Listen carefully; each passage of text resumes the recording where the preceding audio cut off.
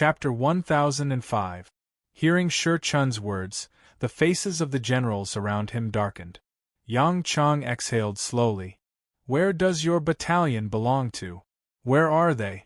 How many are there? Is the main force nearby? I belong to the left vanguard of our main force. They are to the west of us. They have a legion of 30,000 people. The main force you're talking about is Cuckoo's Central Army, right? She's not here. She's in the Yellow Mountain area. Shi Chun's eyes were full of sincerity as he answered without hesitation. Why did you come here?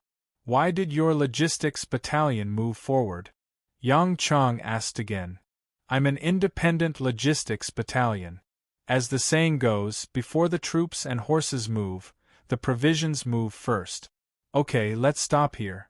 Theoretically speaking, it's time for me to take the poison. I'm the last one to die. I'm going to the central sand table. After Shi Chun finished speaking, he walked away, leaving behind a group of generals staring at each other. He said he's an independent logistics battalion and belongs to the left vanguard. Their vanguard has 30,000 people. If we continue to move forward, we'll meet them soon. What should we do? Li Ji, whose entire 2nd Regiment had been destroyed, said worriedly. He meant that they only had one brigade, and it was already so difficult to defeat a logistics battalion. How could they fight against the enemy's main force? Why did you believe what he said? Logistics battalion? Do you think his battalion looks like a logistics battalion? The logistics camp had brought bows and arrows, broadswords, and shovels to dig holes to come here first? Where are the provisions? Yang Chang didn't believe him at all. But the logistics battalion of Izhou had already rushed to the front. Kong Lu, whose troops had also been destroyed, said softly. This is not Izhou, and the soldiers are not the elites of the few forces. We don't have advanced weapons either. Send this news to the vanguard. Tell them to rest here and wait for the vanguard's orders. Yang Chang was in a bad mood. He had thought that they had encountered a powerful general and had a lot of defenders. However, after a fight, the artillery battalion had used up all their cannonballs. I've suffered a huge loss. If I had known this would happen, I wouldn't have attacked. It turned out that using cannons to bombard a mountain was not very useful in a situation where the enemy had trenches and underground shelters. Guns would not work if they were too close to the enemy. Pistols were still passable, but using a long spear with a reload of bullets would not show any advantage. Even if they were equipped with a bayonet, they would not be able to fight against the enemy's broadswords and spears. At this time, Yang Chang was dejected as he pondered. He concluded that even if he lost, he still had to provide useful information for his troop. At the very least, he had to send back information about the trenches. Shi Chun didn't care what the other party thought. His mission was complete. As he walked towards the center of the sand table, he recalled the battle that had just ended, thinking about what he could have done better. When he entered the center of the sand table, he was greeted by Li Longji's applause. Come, little Shi, come and sit down. You fought well. With a battalion of soldiers, you defended the high ground and calculated every step of the way. You fought until the enemy had 1,700 soldiers and exhausted their ammunition. Tell me, how did you fight? During this period of time, Li Longji did not sleep much. He always closed his eyes for a while, then got up and continued to watch the sand table. When the battle was over, he would wait for Shi Chun to come and look at the sand table. Shi Chun did not dare to be presumptuous. He clearly knew that the emperor had been watching the sand table and should know how to fight, but he still sat on half of the stool and said, "The enemy thought that their weapons were more advanced, so they underestimated the enemy. They should not have sent troops to attack bit by bit and played with the tactic of adding fuel to the enemy. Instead, they should have covered the sand table with artillery and directly launched a general attack from all directions. This way, their losses would have been smaller than mine. Moreover, at the beginning, the artillery should not have stopped after a single push. Instead, it should have formed a hindrance for our command and support, so that our troops at the front could not retreat, and our troops at the back could not rush up. Also, we clearly knew that they were fighting with cold weapons, so we should have prepared in advance. Also, when their troops rushed up, there was no command at the back. I reckon that they will learn to be smarter next time. Good, good, good, well said. They thought too simply of you. It's Cuckoo's fault. Usually, when she teaches them, she doesn't mention trenches. Instead, it's more about the theory of battle and not much about the actual situation. Li Longji did not care whether what Shi Chun said was true or not, but since the other party had won, it was worthy of praise. Thus, he pushed the blame to Wang Wan. They haven't learned for long and haven't come into contact with the real battle. Young lady, you first talk about the theory, and when they've learned enough, you will have us fight on the sand table. At the same time, you will point out the analysis and judgment of the various situations. Shi Chun spoke up for Wang Wan. In truth, Wang Wan had mentioned trenches and various bunkers, but she did not mention that after the trenches were blown up, they should immediately carry out civil engineering work. Wang Wan felt that the great Tang's army would not encounter too much trouble if they bullied others, so she did not emphasize that the artillery plows would be used once, and they would have to see the situation and judge if they needed to fight again. If they really fought, there were still troops in the air to help, responsible for reconnaissance and throwing down explosive. If they were too detailed, it would easily limit the creativity of the generals, making them lose their own uniqueness.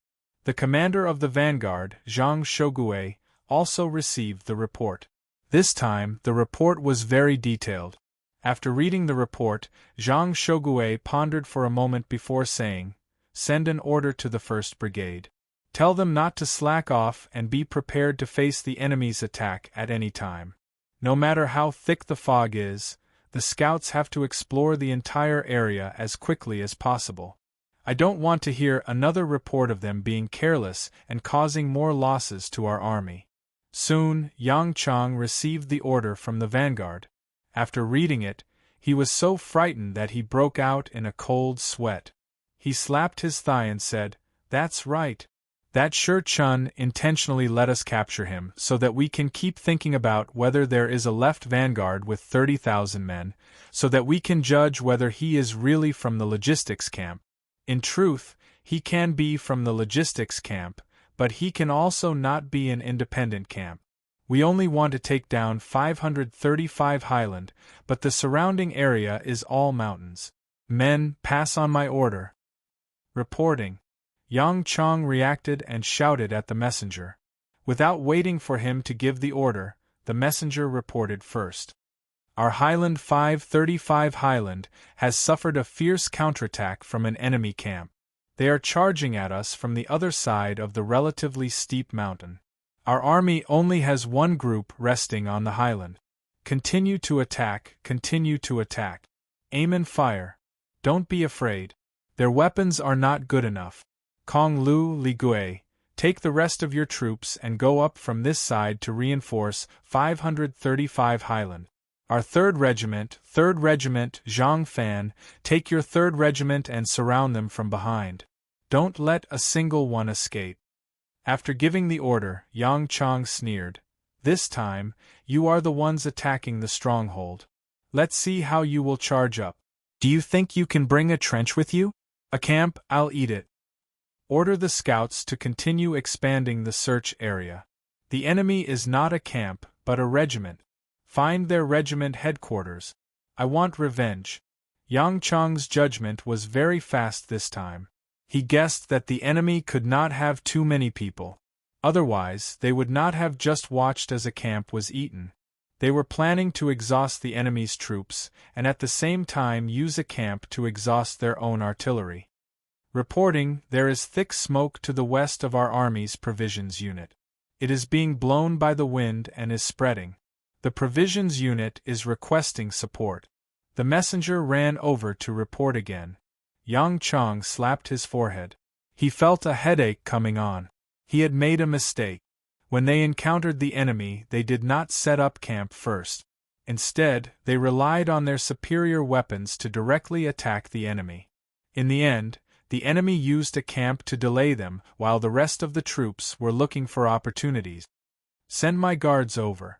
No, I will personally lead them. Think of a way to wet their clothes and block the smoke. Shoot at the smoke. Don't care if there are people inside. Yang Chang was worried that if he sent his guards away, the enemy would rush out and attack his main tent. He could only follow.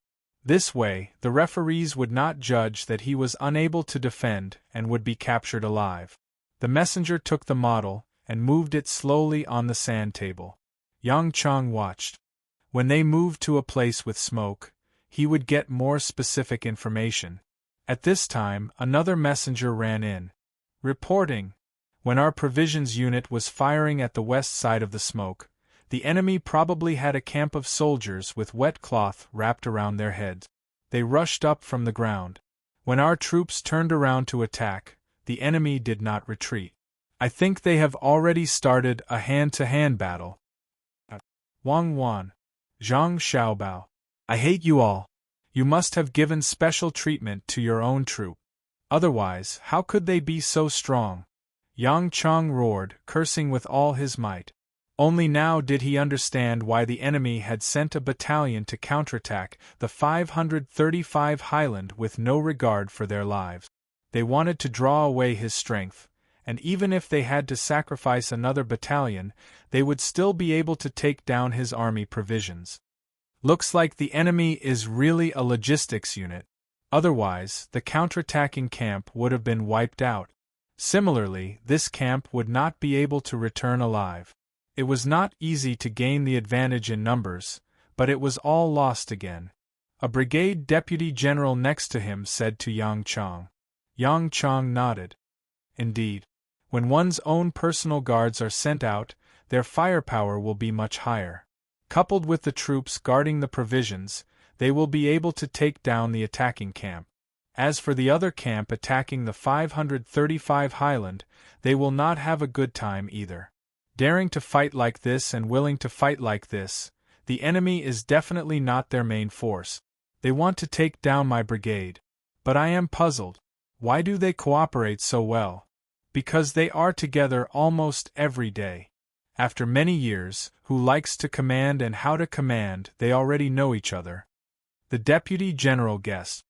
Fight, fight, I also threw caution to the wind. Did they think that my brigade would be finished if they burned the provisions? Yang Chang said unconvinced. The battle continued.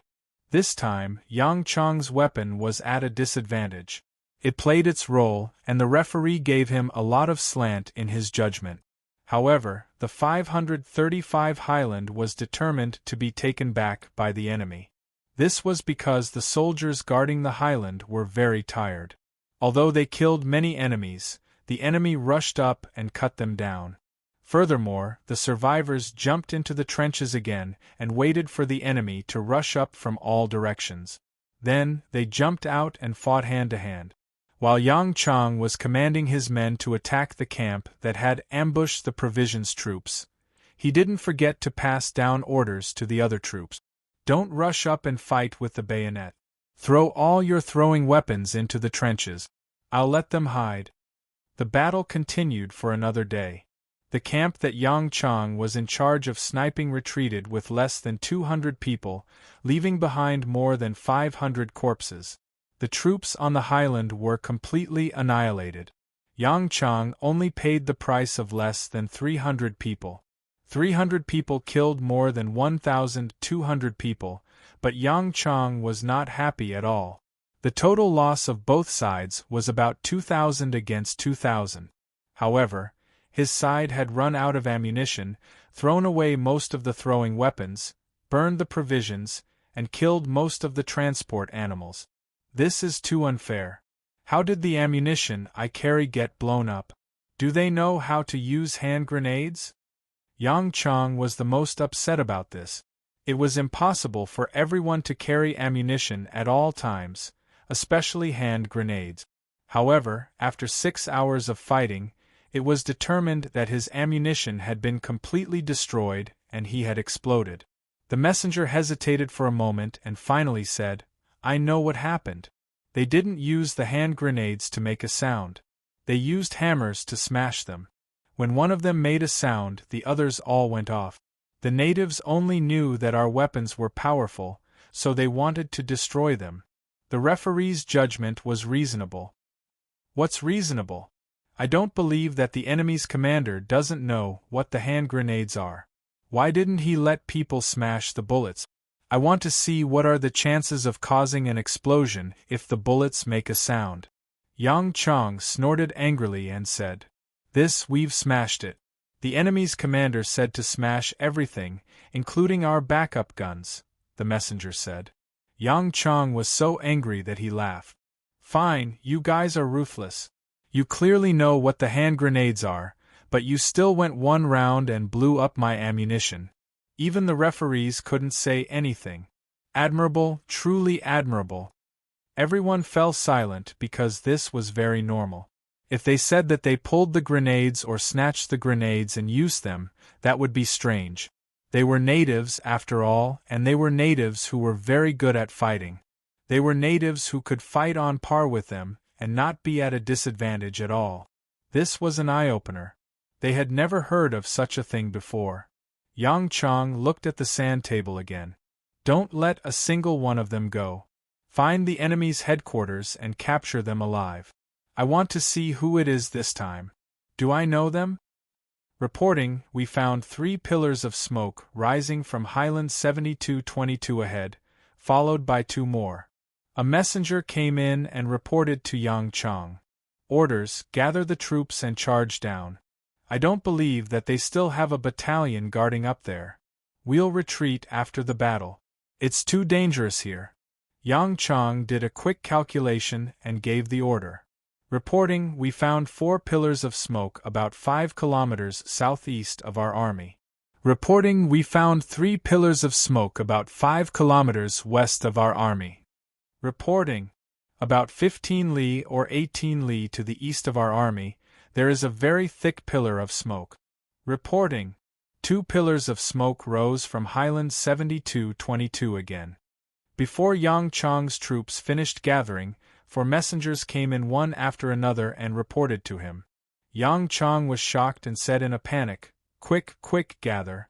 Gather as fast as you can. Don't rest. I know what's going on. The smoke from Highland 5355 at the beginning was a message to the surroundings. We've been fighting for 3 days, and they've already surrounded us. Run? No, we can't run. Find me a mountain. The rest of our army will go up and defend. No, don't go up. Find a place with water and order the troops not to fire and waste bullet. Yang Chang found a scout and finally found a place that was not too far away and could temporarily not fight with the enemy. There was a water source here. There was a small pool that kept the water flowing out of the spring. However, it was in a depression and there were mountains on both sides. Orders, 500 people on both sides of the mountain and guard it. As for the rest, 1,000 people will set up a temporary camp. As for the other 1,000 people, those who are injured will recuperate first. Those who are not injured will be responsible for guarding. Yang Chang finally gave an order that he thought was smart. He did not rush up the mountain to defend. Li Longji, who was at the center of the sand table, nodded. Not bad. He knows to find a place with water. If he really rushed up the mountain, I'll remove him from his position right now. Empress Wang laughed softly. He must know how Ma Su died. Fuyang is full of small mountains. What's the use of him guarding them? Yang Chang still didn't know that his decision had allowed him to avoid a calamity. Standing in front of the sand table, he was constantly wiping his cold sweat. Although he knew that everything was fake, he still couldn't help but feel nervous. It was mainly because of the constant reports from the messengers that made him feel like he was in command on a real battlefield. Send a message to the vanguard. Our army has lost all of its provisions and gunpowder. We are surrounded in the mountains of Fuyang. We don't know how many soldiers the enemy has, nor do we know which division they belong to. Our army can only hold on for 5 days. After 5 days, if there are no reinforcements, our army will break out of the encirclement. If we fail to break out, the vanguard's 1st Brigade will fight to the last man. Brigade Commander Yang Chong will die for the country." Yang Chong's tone was resolute.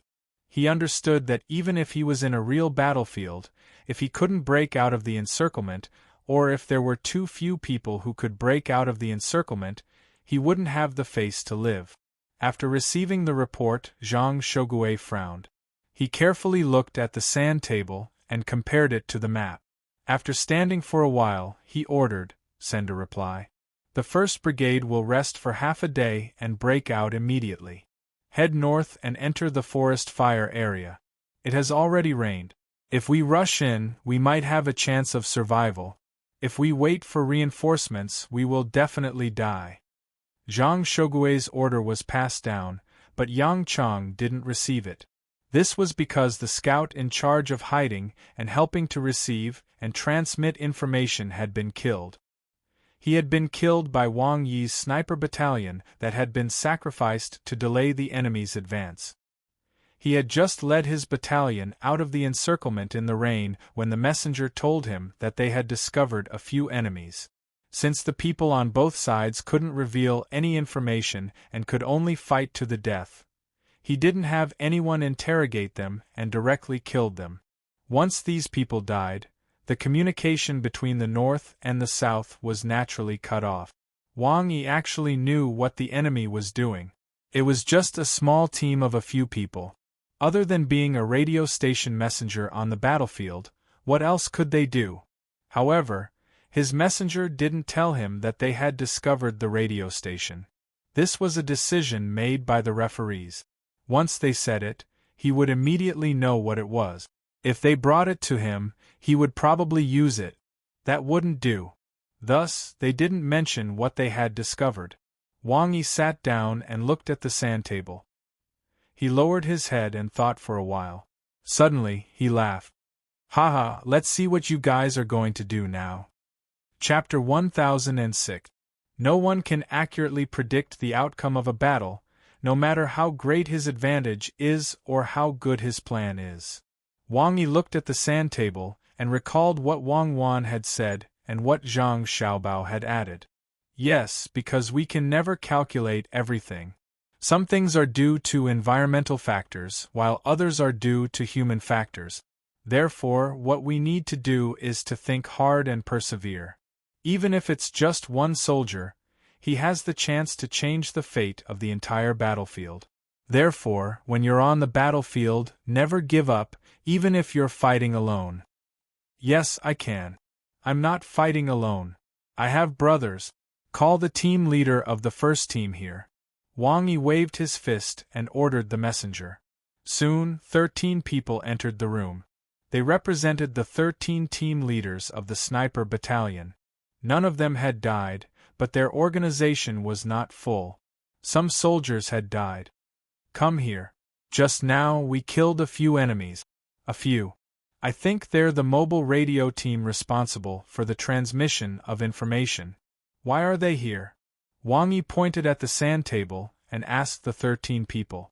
Only 2 of the 13 people had the surname Zhang and Wang. Like Wang Yi, they belonged to the inner courtyard of the Zhang and Wang families. They were all quite young. They looked to be in their early 20s. There was a number 4 on the chest area of their clothes, which meant that they were students of the 4th batch of the family military school. Wang Yi's number was 2. I think that they're here, which is the place where the fire didn't burn, because their vanguard divided into 2 groups. One group went to Wukong and the other group went to Fuyang. They needed to communicate with each other in between. At the same time, they were also responsible for the transmission of information to the troops that came from Hangzhou. A young man with a baby face was the first to speak.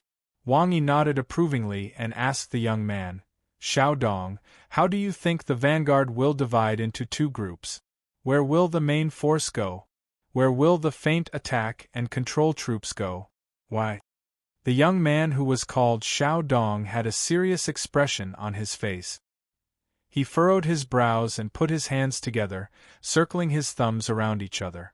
After a long while, he replied, logically speaking, the main force should have taken the Fuyang route.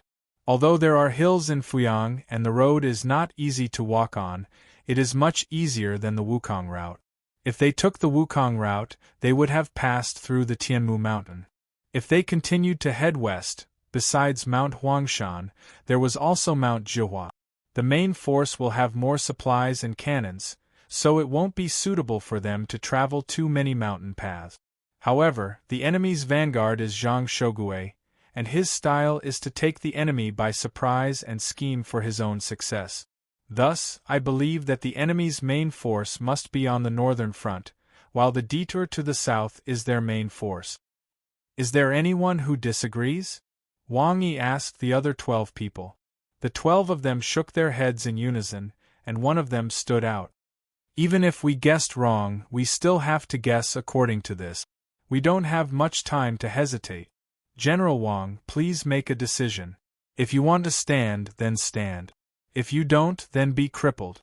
Wang Yi nodded and said, Okay, according to the judgment of the referee group, there are still 541 people in my camp. Each of you will lead 30 people and leave this place. Each of you will fight for yourself. I want you to try your best to find the enemy's radio team and destroy them. None of the 13 people said anything, agreeing with this idea. As for the remaining 151 people, they would naturally be led by Wang Yi. Since there are no objections, when we depart later, you can discuss among yourselves who will follow behind the enemy's main force, who will follow another route, or move in another direction. I want to lead people straight into Hangzhou Harbor. I want you to stay calm no matter what difficulties you encounter. You can't rush into the enemy's gun muzzle when you find yourself surrounded. If there is a way out, take your people and run. Try your best to stay alive. Wang Yi lectured. Because he was a second-year student in the family, his status was higher than the others.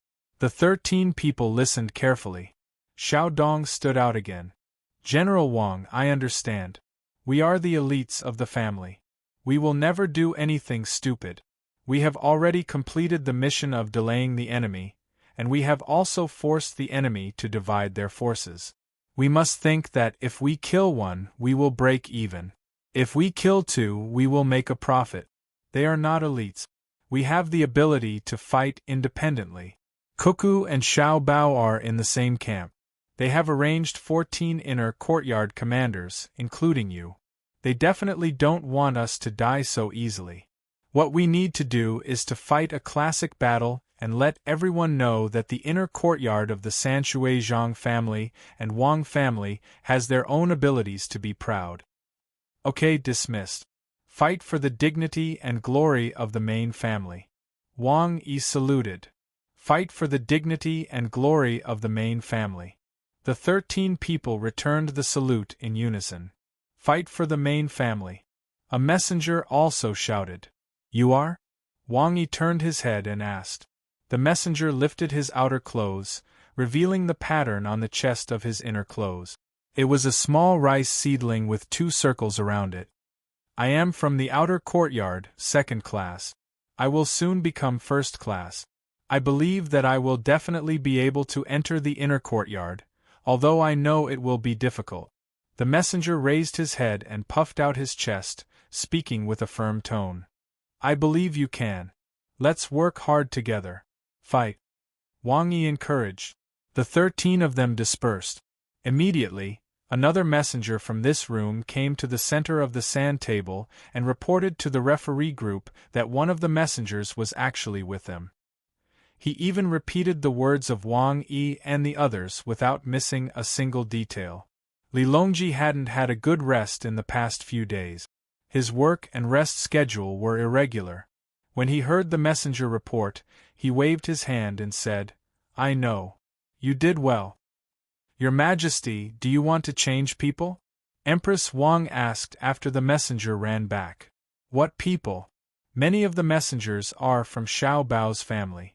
For example, the messengers in Xiao Bao and Cuckoo's room can't be found from other rooms. Otherwise, if I go over, I will be really worried about whether or not someone wants to harm me. But did you see which messenger gave the two of them additional information? They still care about their reputation. What if they are caught cheating? Those outstanding commanders are loyal to the main family. That's good. How can people who don't love their families be patriotic? If it weren't for the fact that I'm afraid of the generals objecting, I would have reformulated the rules so that the commanders of the Zhang family and the Wang family can also use guns and radios when they get their hands on them. After all, they know how to use them and they are very proficient in them. Li Longji expressed his thoughts, which meant that he didn't care at all. He showed absolute trust and generosity. Wu Huifei, who was beside him, opened her mouth but didn't say a word. Empress Wang saw her action and asked, "Sister, what do you want to say?" "I'm afraid that if my words are heard by others, they will misunderstand that I want to frame Xiao Bao and Cuckoo." "It's better not to say it," Wu Huifei said very softly. "It's okay. Sister, just say it. Xiao Bao and Cuckoo are no longer afraid of being framed." Empress Wang insisted. Li Longji was also very curious and looked at Wu Huifei. Seeing this, Wu Huifei could only nod. "Then I will say it.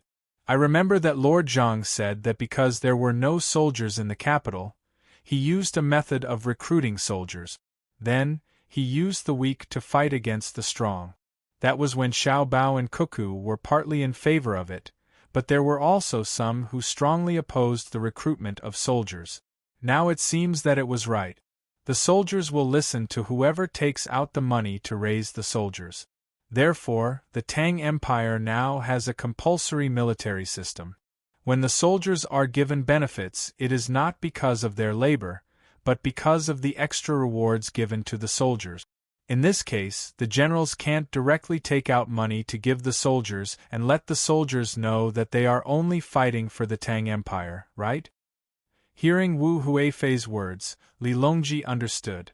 What Wu Huifei meant was that since Xiao Bao and Cuckoo knew about this, why didn't they mention the guards raised by the noble families? Should they follow this idea and make the guards of the noble families in the Tang Empire the compulsory military system? Empress Wang was relatively stupid, but she understood after thinking for a while. She said, "That won't do. Sister Huifei, you should know the power of the noble families in the Tang Empire. If His Majesty really wants to do something to them, he may force them to fight a civil war. Will your family support him?" Empress Wang's last sentence was to ask Wu Huifei if her family could guarantee that they would support His Majesty when he took action. If Wu Huifei said yes, she would start with her family. If she said no, what was her intention? Wu Huifei wasn't afraid. She continued, "My family probably can't support it. What I want to say is that many families don't have the same number of guards as the soldiers on their book. They should be investigated thoroughly. Start with my family. If there are any extra guards, they should be fired. I'm not afraid that the noble families and noble families in the Tang Empire have private soldiers. No matter how powerful they are, can they beat Xiao Bao's protection team? Now that it is so convenient to send messages, they can't rebel even if they want to. Unless it was Xiao Bao and Wan who rebelled, no matter where it was, as soon as there was a sign, it would be extinguished by the two of them. I believe that it would be easy for them to take care of a family. But as we all know, if they had this idea, they would have succeeded long ago. Therefore, what I want to say is that if there are more guards, there will be fewer farmers and workers. It's not good for the development of the Tang Empire." This time, Li Longji and Empress Wang nodded together. Li Longji said, "It's true. Even if the guards are paid and can go out to buy things, when they do nothing at home, it's a waste. It's a waste that belongs to their family. If they go out to do something, it will be helpful to the investment and output of the Tang Empire." Empress Wang said, "Yes, in the past, when the noble families raised soldiers, they would send them to fight when there was a war. But now, the Tang Empire doesn't need to do that. Their guards have no other purpose except to serve as ceremonial guards. It's not like Xiao Bao and Cuckoo's guards. The people who want them dead are the rulers of the countries around the Tang Empire. Many people know that as long as the two of them die, the Tang Empire will be in chaos. Because the Tang Empire is developing too fast, so fast that the officials in the court can't understand it, let alone control it. Only Xiao Bao can handle it with ease. Everything is under the control of him and Cuckoo. In that case, I'll go and ask them. Li Longji felt that the problem was not easy to solve. He got up and walked to Wang Wan's room, followed by a group of people. In Wang Wan's command center, Zhang Xiaobao was busy arranging the expansion of the family's business according to the sand table and map. Wang Wan curled up and slept on the bed. She was sleepy. When Li Longji and the others came in, Zhang Xiaobao was still talking to himself. My family should give up the farming industry in the various regions and give the locals a chance. The logistics of water transportation can't take up too much of a proportion. The best combination is the industry that provides technical guidance and consumes the local resources. In the case of precision processing, we don't need to use the Chongping position. The price of our precision processing industry fluctuates to achieve the goal of suppressing prices and balancing the profits of the people who provide the raw materials. Then, the problem comes. Should I reduce the trade links and reduce the cost, or should I allow the trade industry to flourish, thus increasing the cost and giving some of the trade groups more profits? If I were to reduce costs and reduce the number of links, would there be a situation where the traders would lose their jobs? If I allowed them to exist, would they continue to raise the price with the resource consumers after they gained control of the resources in the resource lands? Would they continue to exploit the local resource producers, thus obtaining more profits in the middle? This matter is troublesome. I can't relax it, nor can I tighten it. Do I have to use the country's protection mechanism? Can't economic matters be economic matters? The hearts of the people in the world. When Li Longji and the others came in, they happened to hear Zhang Xiaobao's words. Li Longji was immediately touched. Xiaobao was such a good person. Look at Xiaobao. Look at how difficult it was for him to develop his family's business. Not only did he have to consider how much money he could earn, but he also had to consider how much space he could leave for others to earn money. He even had to consider who was being squeezed when others were earning money. Zhu Zan was also moved, because he felt that Zhang Xiaobao didn't kill them all back then. He always left a chance for them to live. Otherwise, who knew what kind of impact Tufan would face? Princess Jincheng whispered, just as the E-hexagram shows, even if you seal the 7 gates, only one gate will survive. Unless you don't know how to retreat and walk into a dead end, the heavens will be clear, and killing will not be satisfying. When Zhang Xiaobao heard Princess Jincheng's movements, he turned his head and looked back. He smiled and said, "Do you all have nothing to do? If there's nothing, I'll look for you. Unless I'm hungry and want you to make something to eat, I'll ask you a question, and you answer it properly." When Li Longji came, he was afraid that he would disturb the two of them arranging the battle. However, one of them was sleeping, and the other was thinking about his family's business. It wasn't that they had nothing to do, so he was relieved. Zhang Xiaobao was very dissatisfied and said, "Be quiet, Cuckoo is asleep. If you have something to say it in the corner. Someone arrange a place for us." Everyone's footsteps woke Wang Wan up. She rubbed her eyes and said, "Foster mother is here. Have you eaten dinner?" "Oh, His Majesty and concubine Hui are here too. Princess, you all are here too." Empress Wang loved Wang Wan the most. She quickly walked over and covered her with a quilt. "Cuckoo, go to sleep. It's long past dinner time. It's already 4 o'clock in the evening. You haven't eaten, right? What do you want to eat? Mother will get someone to make it for you. It's 10 o'clock? I'm not sleeping." "Xiao Bao, you're not sleeping yet? Did something happen at home again? Let's put it aside first. We'll talk about it after we win this battle. There's no hurry. Foster mother, don't worry about me. I'm going to sleep. I'll just get up and arrange the defense of Mount Huangshan. I'll take a bath and eat something later. Wang Wan turned over and sat up. It was obvious that she was not in the right state. She greeted everyone and went out to take a bath. Zhang Xiaobao also went out. They could take a bath together. Li Longji was very depressed. He muttered, "What am I doing here? Waking them up to take a bath? It seems that I'm really idle. I'm meddling in more and more things." After a while, Zhang Xiaobao and Wang Wan came back. Zhang Xiaobao was holding dry tofu rolls with spring onions and bean rolls with chili sauce. He was eating happily. Wang Wan was holding a big jiaomo with minced meat in one hand and a bowl of clear soup in the other. Empress Wang pulled Wang Wan to sit beside her. She watched her adopted daughter eat little by little. She felt more comfortable than eating herself, even though she had her own son and daughter. Li Longji was not so polite. He watched Zhang Xiaobao eat the last bit of bean rolls and asked, "Is it delicious?" "It's okay. It's not delicious, but it's not bad either. It has its own flavor after being cooked and fried. It doesn't lose its original color even if it's coarse. When you're hungry, you can eat chaff. When you're full, you can eat honey, but it's not sweet. I used to be afraid of starvation. It has nothing to do with money."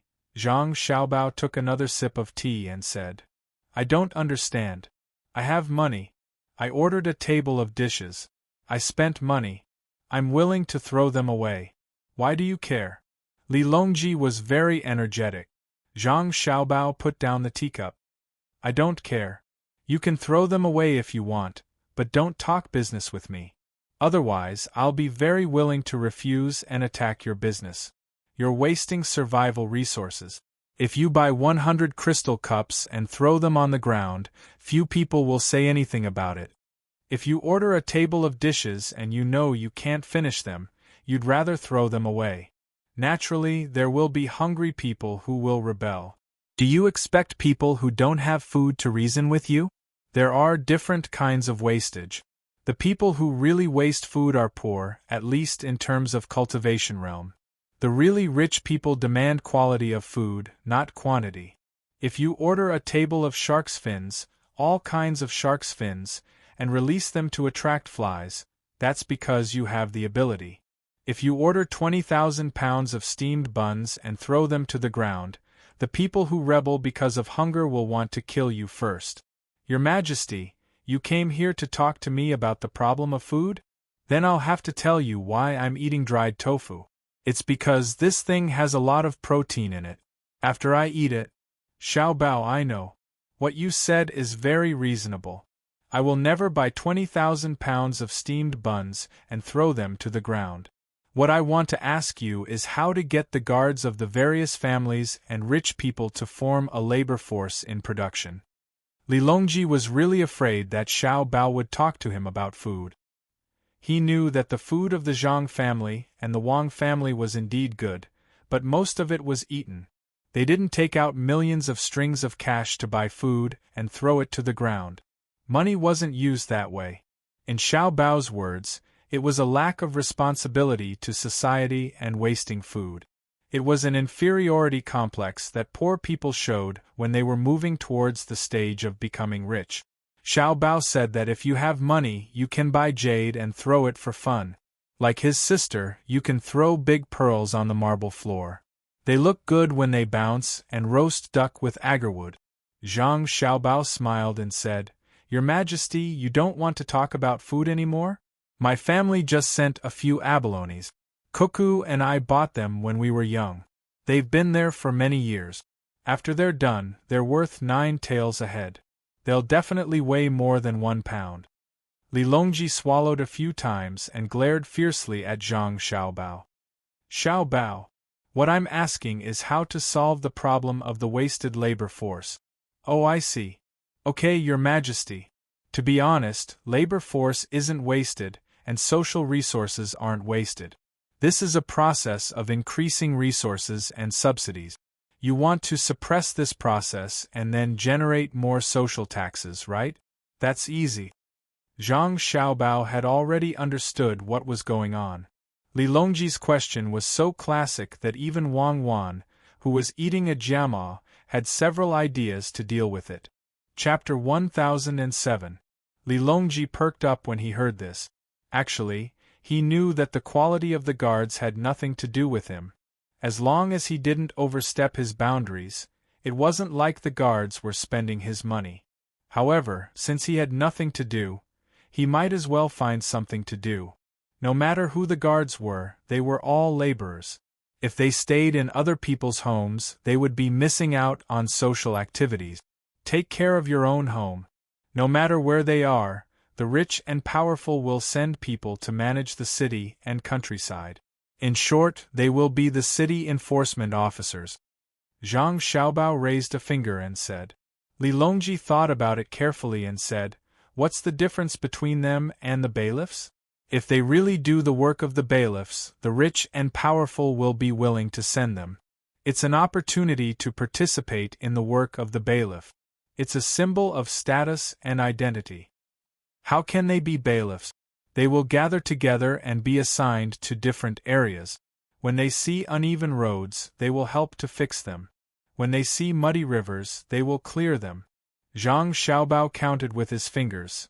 Also, if anyone's fence is falling, they will help to fix it. When they see children and elders falling, they will help them up. Of course, if they see bailiffs arresting people on the streets, they will also stop them. Although it's a small matter, someone has to do it. For example, if it's raining heavily and the rivers are rising, or if there are puddles in the fields, they will organize themselves and help. This way, the imperial court won't have to fork out extra money. Li Longji was very happy when he heard this. He realized that if he followed Xiao Bao's instructions, the atmosphere would be better. The roads would be easier to travel, the transportation would be more convenient, and the flow of goods would be faster. There would be less mud, and the rivers wouldn't be blocked easily. The risk of the dam collapsing would be reduced. If he helped those who were busy with work and didn't have time to fix their houses and fences, it would be safer and would save them a lot of effort. However, Xiao Bao, have you been so busy organizing logistics that you've lost your mind? This is called doing chores, not managing them. The masters of the guards aren't stupid, so why should they work?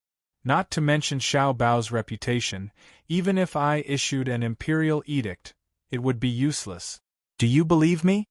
Li Longji woke up from his dream of De Bing and happily told Xiao Bao that he had been angered.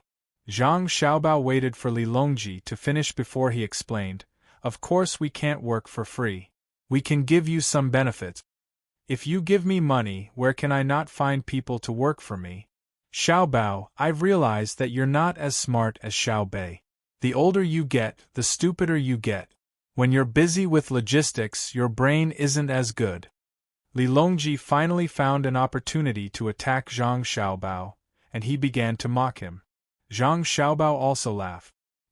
He sympathized with Li Longji. Didn't he just lose a few times in the past? Was there a need to think about revenge all the time? Money? No. Who gives them money? Give them a chance. A chance to participate in the local government's plan every year. For example, the big families have a lot of cows.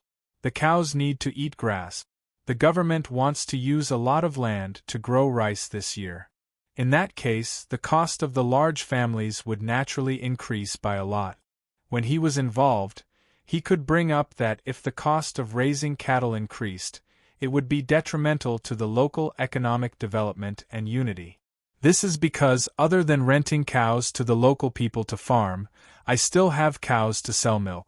If my costs increase, should I pass this cost to the people who rent the cows or put it on the sale of milk? Zhang Xiaobao suggested a new idea and even gave a simple example. Li Longji's eyes lit up. He felt that this idea made sense. After thinking for a while, he slapped his thigh. "All right, I think this idea is feasible. The large families pay high taxes, and we should give them some preferential policies. But, will they be able to control the local government's annual plan?" Li Longji also had his own worries. What if the local government started to give preferential policies to the large families because of this? Who would protect the interests of the ordinary people? There was already a problem. The large families and aristocratic families were very aggressive in acquiring land.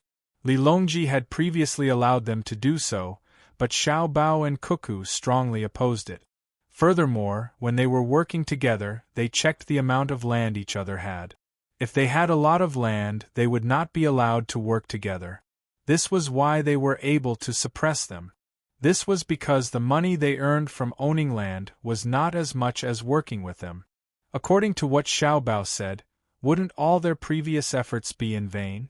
Zhang Xiaobao knew what Li Longji was afraid of, but he wasn't. He smiled and said, "Your Majesty, you don't need to worry. They can only participate in the local government's plans and give their own ideas. They can't help the local government make a decision. The local government will weigh the pros and cons. For example, if the large family with a lot of cows signs a contract with the local government, it means that the local government will give a big discount to the people who rent the cows as long as it doesn't affect their ability to raise cows, or if they don't increase their costs or even reduce their costs.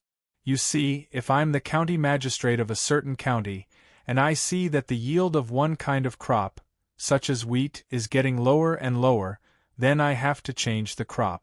If the conditions permit, I will change it to a paddy field and plant rice.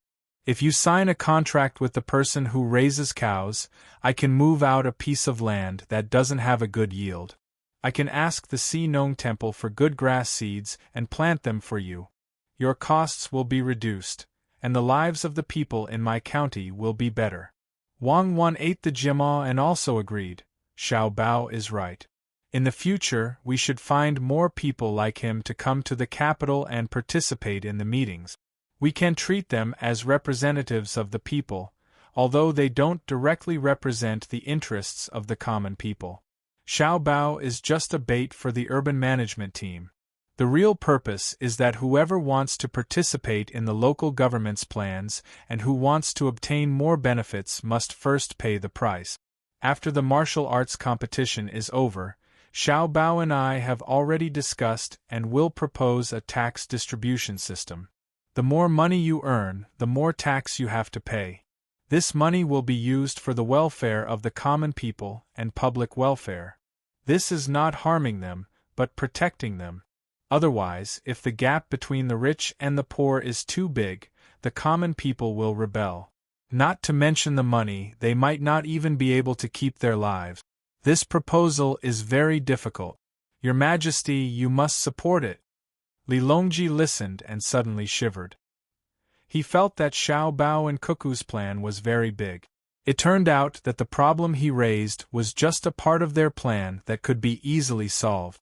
Empress Wang and Wu Huifei also looked at each other. Xiao Bao and Cuckoo wanted to leverage the fundamental interests of a large number of people. The backlash could be imagined. Would the two of them be able to withstand it? Gao Lisher broke out in a cold sweat. He was very clear about how many ministers in history had ended up when they touched the interests of the noble class.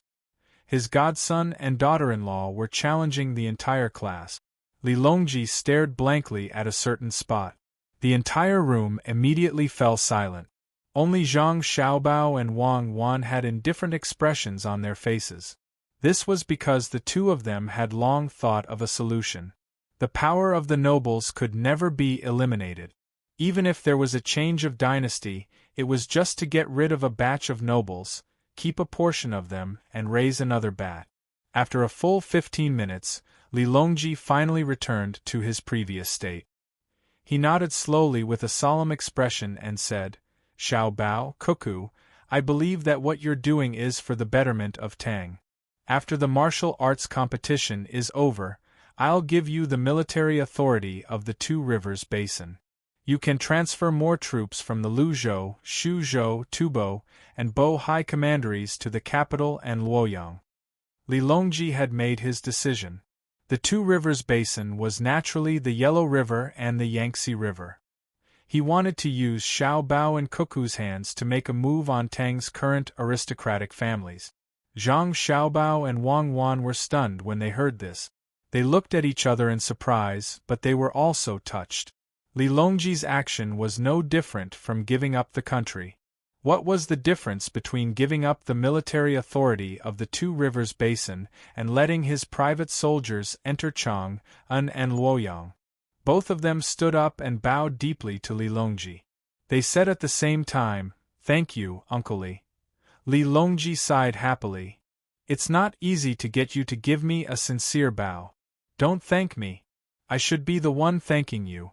Keep the military authority for now. When things settle down and nobody dares to make a move on you, I'll take it back." Zhang Xiaobao and Wang Wan sat back down. Zhang Xiaobao returned to his usual playful self. "Your Majesty, there's no need for you to hold the military authority. We didn't say that we'll make them pay a lot of taxes in one go. Naturally, they won't be willing to take things for free. We can exchange benefits and make them pay more taxes on their own accord." "Oh? No need for you to hold the military authority? Can they take the initiative?" "Xiaobao, what are you going to use in exchange? It can't be the advanced technology of the Ministry of Works, right? If that's the case, I'd rather let you hold the military authority. If they hold the technology, can I still control them? If they take the technology and run outside to develop, how should I deal with them?" Li Longji spoke the truth. He had always been afraid that he wouldn't be able to control the nobles, not the Zhang Xiaobao and Wang Wan families. Over the years, he had already thought it through. Xiaobao and Cuckoo weren't interested in the imperial authority. They just wanted to build up Great Tang. He didn't know why the two of them, or perhaps the two behind them, thought this way. They seemed to treat everything as a game. They wanted to have a good time, but they definitely weren't willing to be the judge. The reason why he wasn't worried about the Zhang Xiaobao and Wang clan was mainly because they had the technology and capability. Even if they wanted to become the emperor, they could just find a place overseas to develop. However, they chose to remain in Great Tang. As such, they were the most reassuring power. If it were any other clan, they would have long rebelled. "Your Majesty, don't worry. Right now, I won't let others have the technology. I'll only be at ease if it's in my hands. Exchanging technology is indeed the best method, even if it's advanced civilian technology. However, I won't give them this either. I'll give them the authority to use the technology in a period of rapid development. I'll use this to exchange for a voluntary increase in the tax rate. Those who aren't willing, I won't force them, but they can forget about getting a chance," Zhang Xiaobao said confidently. Wang Wan was also full of smiles. She knew that Zhang Xiaobao was up to no good again. Li Longji was puzzled. What nonsense was this? "Xiaobao, be more specific. Give me an example that I can understand immediately. I want to see how many people will fall for it." Empress Wang and the others nodded. They loved to see Zhang Xiaobao use schemes. It was so satisfying. Chapter 1008. Zhang Xiaobao sat up straight and greeted everyone with a smile. Then, he coughed softly. "For example, Your Majesty, you are the head of a rich family.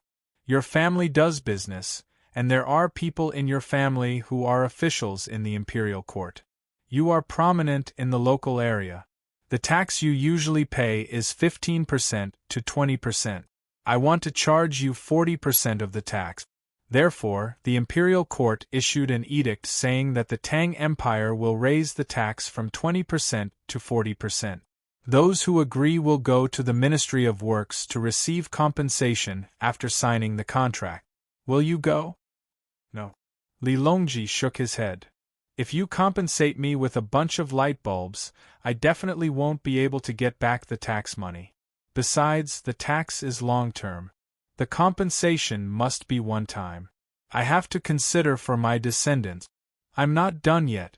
Your family's annual turnover is 1 million strings of coins. Based on the tax your family paid last year, if your family's turnover exceeds 1 million strings of coins, if you agree to pay 20% more tax, you'll get permanent distribution rights to the 4 train carriages of the Jingluo to Luoyang Railway and the Jingluo 002 train. Wait, Xiaobao, you're even giving out the distribution rights of the train carriages? There are only 4 trains in operation now. You're giving out 4 carriages of one train just for 200,000 strings of coins? Even if you're willing, I'm not. With 4 carriages of goods, you can earn more than 600 strings of coins a day, right? A carriage should be able to carry about 20 meals.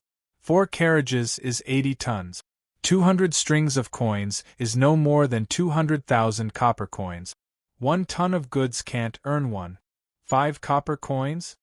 Without waiting for Zhang Xiaobao to finish speaking, Li Longji became anxious. He was only calculating the price difference between the capital and Luoyang. What if he transported more valuable goods? Wang Wan hurriedly persuaded, Your Majesty, what Xiaobao means is the distribution of carriages. It doesn't mean that you don't have to pay the fare. That is to say, there are 4 carriages under your control every day. But whether you use them for yourself or others, you have to pay the fare.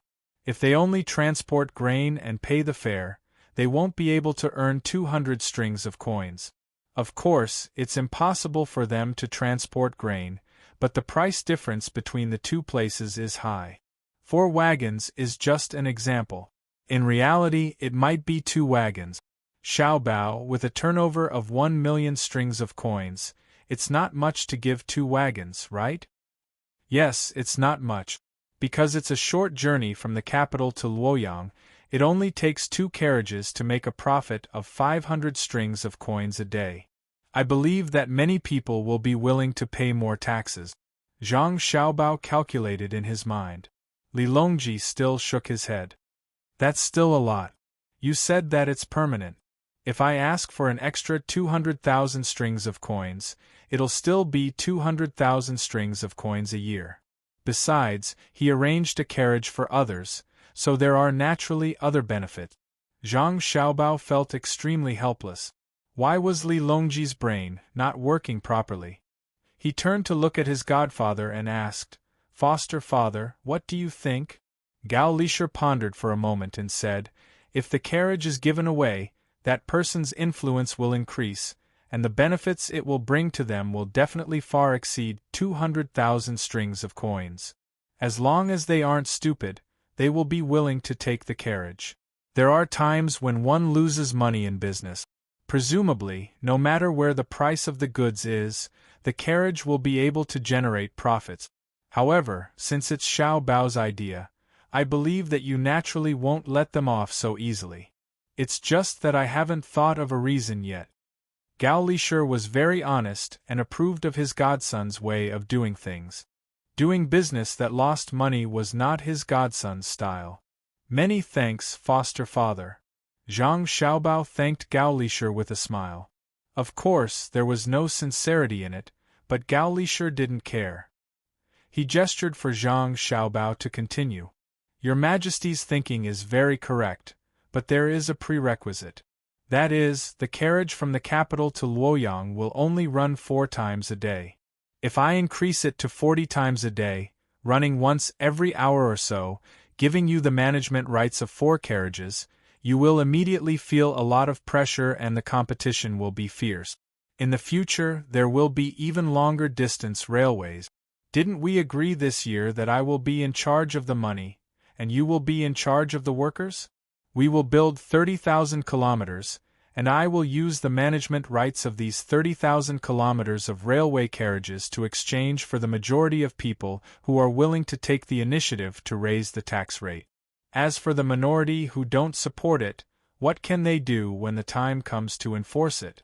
The later they support it, the fewer benefits they will receive when the time comes. We have to think of a way to spread this news as a rumor. As Zhang Xiaobao spoke, he gestured and told everyone what he had envisioned. Wang Wan laughed happily at the side and added, Don't look at how it's powered by the steam engine now. After we increase the number of carriages, we will immediately share the profits of others. The faster the development of technology, the smaller the profits of investments that don't consider the technology in the short term. A year later, they will realize that the profits they take out every year are far less than the figures they once imagined. The extra money will become the tax of our great Tang. When the time comes, there will be more leeway to choose whether to use it for medical treatment or education. We can even subsidize the farmers. Yes, subsidize the farmers. It's not obvious now, but in the future, the land tax will gradually be abolished. This is the law of social development, but in the process of buying and selling food, there is a need to levy taxes. No one can resist this trend, and we can only seek more balance in the rise and fall of the trend. Yes, Zhang Xiaobao continued, in this world, the internal stability of a country will always be based on the proportion of tax and land. With land, the problem of survival will be solved. With tax, the problem of welfare will be solved. As for the carriages, they are all fake. If you have them today, you might lose them tomorrow. If you give away the management rights of all the carriages, I will one day let the Ministry of Works catch up with the development. I will change all the steam engines to diesel engines, and the number of carriages will naturally disappear. Li Longji was frightened by Zhang Xiaobao and Wang Wan's words. He felt a chill down his spine. He felt that Xiaobao and Cuckoo were good people. If they were talking about land, they usually did not occupy it. The Zhang family and the Wang family in Sanshui County, Zhuangzi, were still as big after so many years.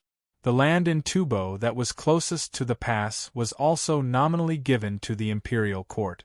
They went to Qinghai Lake to occupy it again. There was also the northern part of Hebei province that was nominally also under the imperial court. They had to pay more rent every year. There was also Luzhou. Although the Zhang family and the Wang family were the absolute rulers there, they still did not claim a piece of land for themselves. They only occupied it outside and would return it to the Tang Empire when the Tang Empire's forces passed. They knew the importance of land. Hence, they did not touch it. Wu Huifei felt the same way as well. She said, Xiaobao Cuckoo, don't worry. I won't tell anyone about what you said today.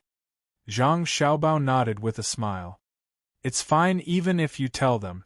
They still have to raise their tax rates voluntarily. I have compensations and backup measures. I'm only asking those who earn more to pay more tax. I'm not going to kill them all. As for the land, I'll slowly take it back from them. I can give them other things in exchange. Land is related to the stability of the country. I won't compromise. I'll force them to make a decision willingly. Wang Wan chimed in, my family is the first to be willing to raise the tax rate. Money is only a burden to a certain extent, not a blessing. Moreover, my family doesn't have to pay 40% tax. It's 60% tax. 60%? What kind of compensation do you want? Li Longji was stunned by Zhang Xiaobao's words. He was shocked by Wang Wan's words. 60% tax? Would there still be profits? Perhaps the restaurant between the clouds and the water could, but wouldn't the other businesses suffer losses? If they ran out of money, their intelligence network wouldn't be able to support them. If the Zhang clan and Wang clan lost their intelligence network, it wouldn't be a good thing for Great Tang. Thinking of this, Li Longji waved his hands. No, 60% is too much. You have your own matters to attend to. You aren't pure merchants, so you have to ensure that you have sufficient guards. Every year, your family takes out a lot of money to do things in the name of the royal court. We can't bully your family anymore. Zhu Zan and Princess Jincheng glanced at one another. The two of them tacitly thought of the same thing. Great Tang had to ensure that the interests of the Zhang clan and Wang clan were guaranteed. Under normal circumstances, the two clans were a power that every ruler feared. However, in Great Tang, not only could they not suppress them, they had to support them. Xiao Bao and Cuckoo's talents had already determined their positions in Great Tang. Wang Wan's smile remained unchanged. Your Majesty, there's no need to worry. This is a matter of 300% of the cost and 500% of the profit. So what if we have to pay 60% tax? If an item that costs 10 copper coins is sold for 40 copper coins, we have to pay a 60% tax of 24 copper coins. I still have a net income of 16 copper coins, and a portion of this 16 copper coins will be used to subsidize other industries. The profits will still be there. What kind of toy can earn so much? Your family's luxury goods? Li Longji thought of glass. Cement used to be a luxury item, but it wasn't now. He just didn't hand over the formula for cement, and he didn't allow others to buy and sell it. However, the price of cement had become very low. Your Majesty, you have forgotten. You promised us that you would let us establish the Great Tang heavy industry. We control the entire industrial system of Great Tang, and the profits will naturally come from the industrial side. Technological products are the most profitable, and luxury goods are just small toys. In the future, I will compensate those who are willing to pay a high tax rate for technological product. I will allow them to earn money, but I won't allow them to touch anything that involves the foundation of Great Tang. This is because money is something that can be lost at a crucial moment in the country. Zhang Xiaobao brought up the words he said on the ship to Jili province. Li Longji suddenly understood. So that's what he was waiting for. Right, it was agreed that the Great Tang heavy industry would be handed over to Xiaobao and Cuckoo. Only by letting them manage it would he be at ease. There were too many crucial technologies in it. Gao Lisher interjected. Xiaobao, in other words, when you make deals with others, you will suppress them every time. When they don't have enough profits, you will compensate them in another way.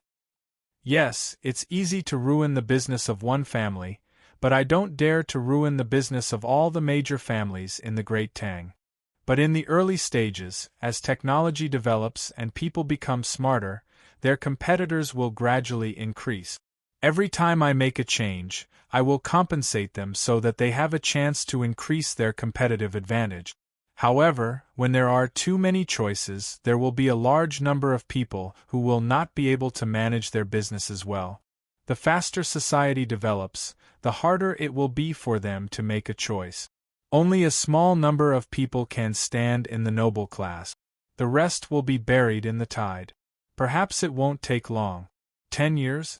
20 years? Today, the families that we use to exchange tax rates will drop by 90% or even more. This is because the development and application of various technologies in Great Tang is too fast. This is a development speed that Cuckoo and I expect and push forward. However, to me and Cuckoo, not only do we not find it abnormal, we find it slow. Zhang Xiaobao said another result, which was that those who agreed to pay more taxes would gradually be squeezed out in the process of technological development. So what if they were a millionaire?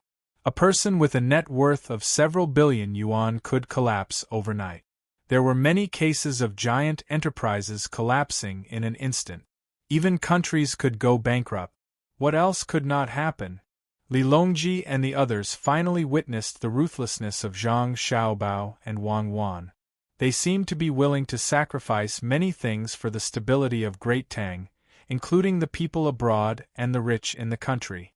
They would kill anyone who stood in their way. Zhu Zan had a deep impression of this. He had personally experienced it. The civil and the martial were working together to achieve the same goal. Just like the snow on a snowy mountain, under the calm surface, there was a power that could turn the world upside down. Revealing even the slightest loophole and giving others a chance would result in an avalanche. This was how Tubo collapsed. They had sent people to cause trouble once, but they suddenly got in the way of Xiaobao and Cuckoo leading the development of Great Tang. Thus, the two of them were forcefully removed, regardless of how many people died in the process. Zuzanchide no longer felt resentment. What he felt was more helplessness. Tubo did not have Xiaobao and Cuckoo. Tubo did not send people to kill them in advance. No, they had already sent people to scout Sanshui County to find people and things worth killing. In the end, they sank by the small river beside Zhuangzi, where the Zhang Xiaobao and Wang family lived. That river, that small bridge, and those two zhuangzi seemed to be filled with mysteries ever since they were born. Other than Xiao Bao and Cuckoo's relatives, the people in the inner court were the ones who understood the situation the most. They could not get any information from them. The only one who could be considered an outsider was Song Jinggong. It was said that he used to be a swindler and was very good at swindling people. He had never failed in his swindling for many years. In the end, when he went to someone else's manor, he failed miserably and even lost his capital. Later on, when people asked him why, he kept it a secret. Every time he got drunk, he would only sigh and not say anything. He was the number one on the list, but he never challenged Zhang Xiaobao, much less left the Zhang Xiaobao and the Wang family. Why was he so afraid? As he thought about it, Zuzhenchide suddenly thought of something and asked, Xiaobao, you said that you feel that your development is too slow? Does that mean that you are not worried about encountering any problems, such as developing too quickly and exceeding your control? Li Longji was also thinking about it. When he heard Zuzhenchide's words, he reacted, that's right. Xiaobao and Cuckoo, you don't seem to be afraid at all. What are we afraid of? Where are we going now? It's just that after a period of time, the use of industrial investment in the people's livelihood will cause a portion of the handicraft workers to lose their jobs. It's not a big deal to find a new job for them, right, Cuckoo? Zhang Xiaobao said indifferently. Wang Wan replied, yes. In theory, it's impossible for people to lose their jobs. The so-called unemployment is not working because they can't find a job with the same income as they want. The contradiction is that how much money you want to earn, what kind of job you can do, and what kind of job you want to do. The faster the development, the more opportunities there are for employment. Careers are always relative. If a country has too many people with careers, it can only mean that there are problems with the country's economic structure and industrial technology. It's definitely the responsibility of the ruler. He or she did not manage to balance the country's income, so he or she has to support the people with careers. What if they don't support them? Li Longji felt very uncomfortable with the responsibility being pushed to him, so he asked in a loud voice. Zhang Xiaobao followed up and said in a loud voice, then they are not loyal to the emperor and are not patriotic. As long as they are given a chance, they are willing to betray the country for more income. Li Longji was at a loss for words. As the emperor, he still cared about the loyalty of the people. He didn't want to need a lot of guards when he went to a construction site like Beijing one day. He didn't want to treat the people who were supposed to protect him with their lives as enemies just because he felt guilty. He felt that as the emperor it was too sad to live like that. If that was the case, he wouldn't be as good as Xiao Bei and the others. At least wherever Xiao Bei and the others went, they would be loved and respected by the people as soon as they revealed their identity. Xiao Bao, you keep saying that there are problems. Do you have any ideas to solve the problem of career? Li Longji asked Zhang Xiaobao angrily after being frightened. What was the use of always finding problems? The main thing was to find a solution. I do. Zhang Xiaobao became serious. Actually, Your Majesty has already done a good job, so there's no need to worry. I'll solve the problem of career. It's not a big problem anyway. I'll use the money you gave me from the bank to set up a long-term training class. Whoever has a career, I'll give them living expenses first before teaching them survival skills. If those who have a career aren't willing to do manual labor, I'll teach them simple mechanical operations. Once they learn how to do it, they'll naturally be needed by other industries. I can teach them simple accounting, and they'll be able to find similar jobs. I can even teach them how to edit words. In the future, Great Tang's industries won't be based on production but entertainment and services. After they learn how to edit words, they can find a small newspaper office to work for. Of course, you'll be the one paying for it. If they can't learn it in the first period, they can continue to learn it in the second period. If they can't learn it all the time, they won't be able to withstand the gazes of others. Our great Tang is a country with dignity and backbone. The same goes for the people.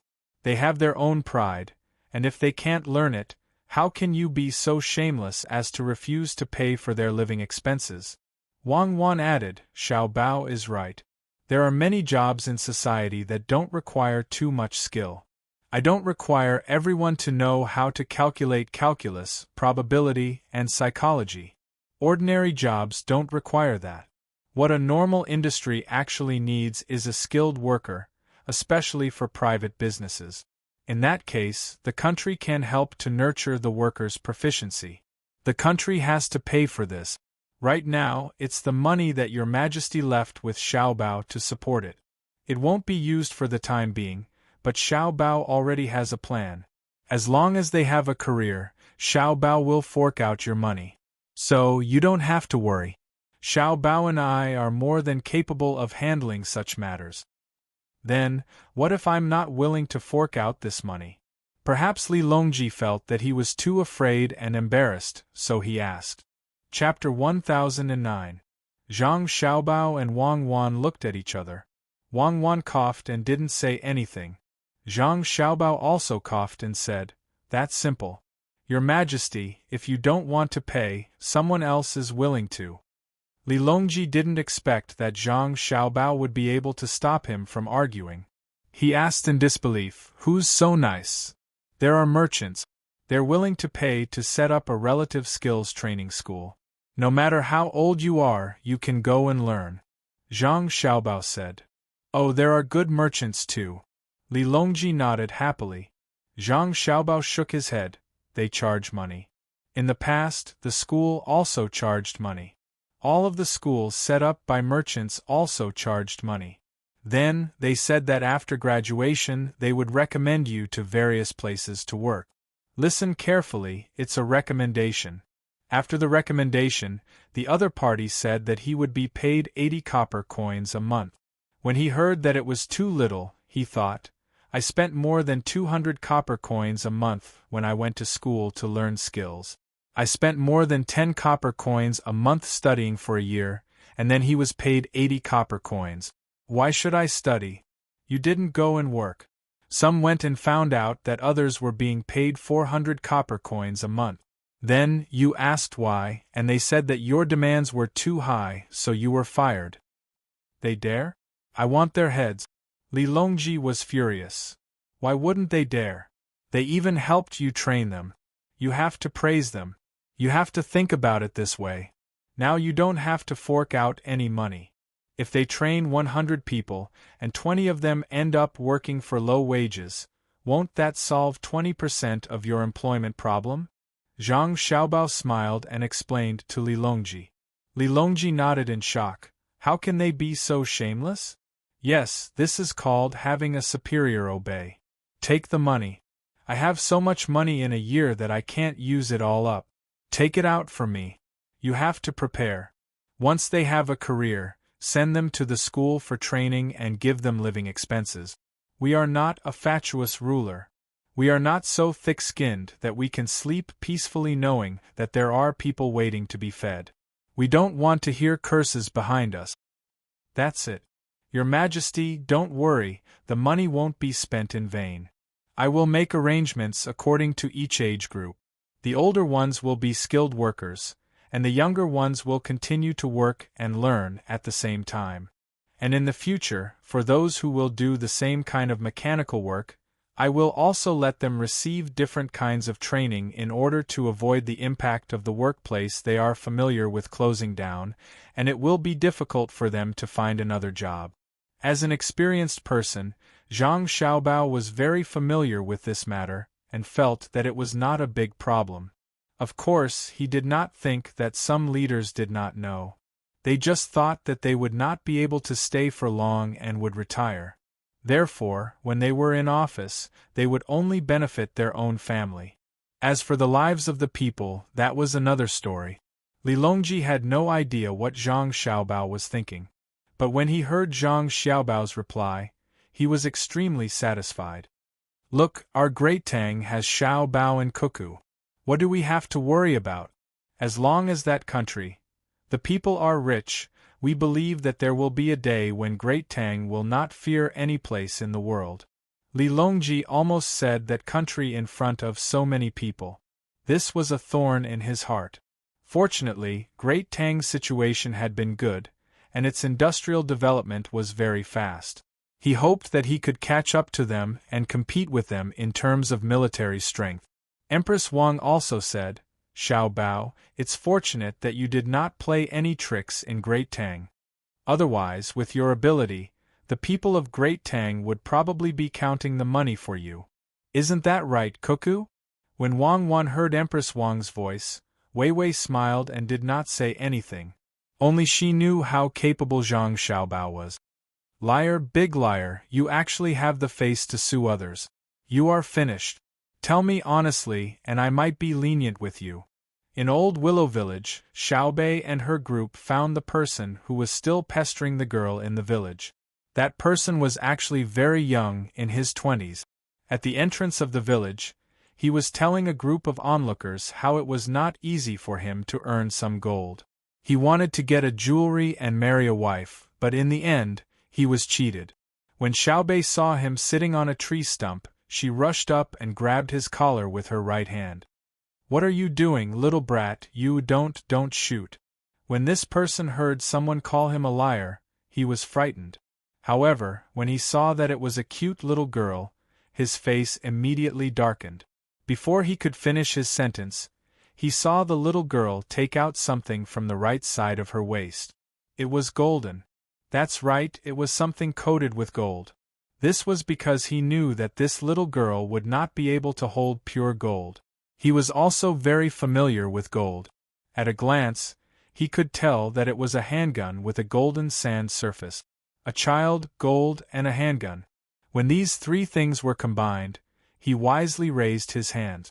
He knew that he had provoked someone he should not have. "You recognize a handgun? You're quite knowledgeable. Take a guess. Is my gun real or fake? Can it kill people? Did you just call me a little brat?" Xiaobei gestured with the gun. She was currently using a wooden gun, and the outside was indeed covered with gold dust. She put the loaded gun on her left side and held it with her right hand to feel comfortable. That was the last thing she had to protect herself when all the guards were down. Normally, she would not take it out. This brat did not know the situation. When he saw that she was holding a gun, he trembled. He was afraid that the child would impulsively shoot, so his hand was still raised.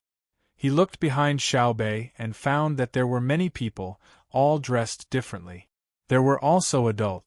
Only then did he breathe a sigh of relief. He said in a trembling voice, "No, I'm not calling you. I'm talking about myself. You're a cute little girl. Hold the gun tight." "Who's your little sister? You liar. You can fool others, but can you fool me? I sent a telegram to my brother, and he told me to come and catch you. I also discussed with them and said that 3 grams of gold is not worth much. Would a businessman who can open a school and provide food and shelter for 70 people for free ruin their reputation for 3 grams of gold? You underestimate the people of the world too much. We calculated that 3 grams of gold is not even enough to pay for a meal for 70 children. Tell me, why did you frame me? Be lenient if you confess, and strict if you resist. Do you know the consequences of the 2 choices?" Xiaobei felt that she represented all the justice in the world at this moment and questioned the other party. This brat did not know who the other party was. His words were scary, but he thought that the other party was right. 3 grams of gold was not enough to pay for a meal for the children in the school. His voice was still trembling as he asked, What consequences? How about confessing?" You finally confessed, right? Confess, yes. Confess, confess. Drag him out and shoot him." Xiaobei continued to scare him. "What about resistance?" The brat asked again. "Resistance? Resistance will be shot on the spot, ha ha ha. Look at how scared you are. Your face is pale. Weren't you very bold when you framed me? A fake gun can scare you like this, ha ha ha." Xiaobei loosened her grip on the brat's hand and threw the gun to the ground. She covered her stomach with both hands and squatted on the ground, laughing. The brat's face turned from white to green, and then from green to red. His eyes were about to burst into flames, but he did not dare to do anything to the little girl in front of him. This was because he saw that the fake gun was indeed fake. The muzzle and the grip were embedded with gems. The muzzle was a cat's eye stone, and the grip was a broken jade. The outside was coated with gold, and there was a very comfortable light fragrance. If he guessed correctly, it was definitely the smell of agarwood. This toy gun represented too many things. If he touched the owner of the gun, he would be doomed eternally.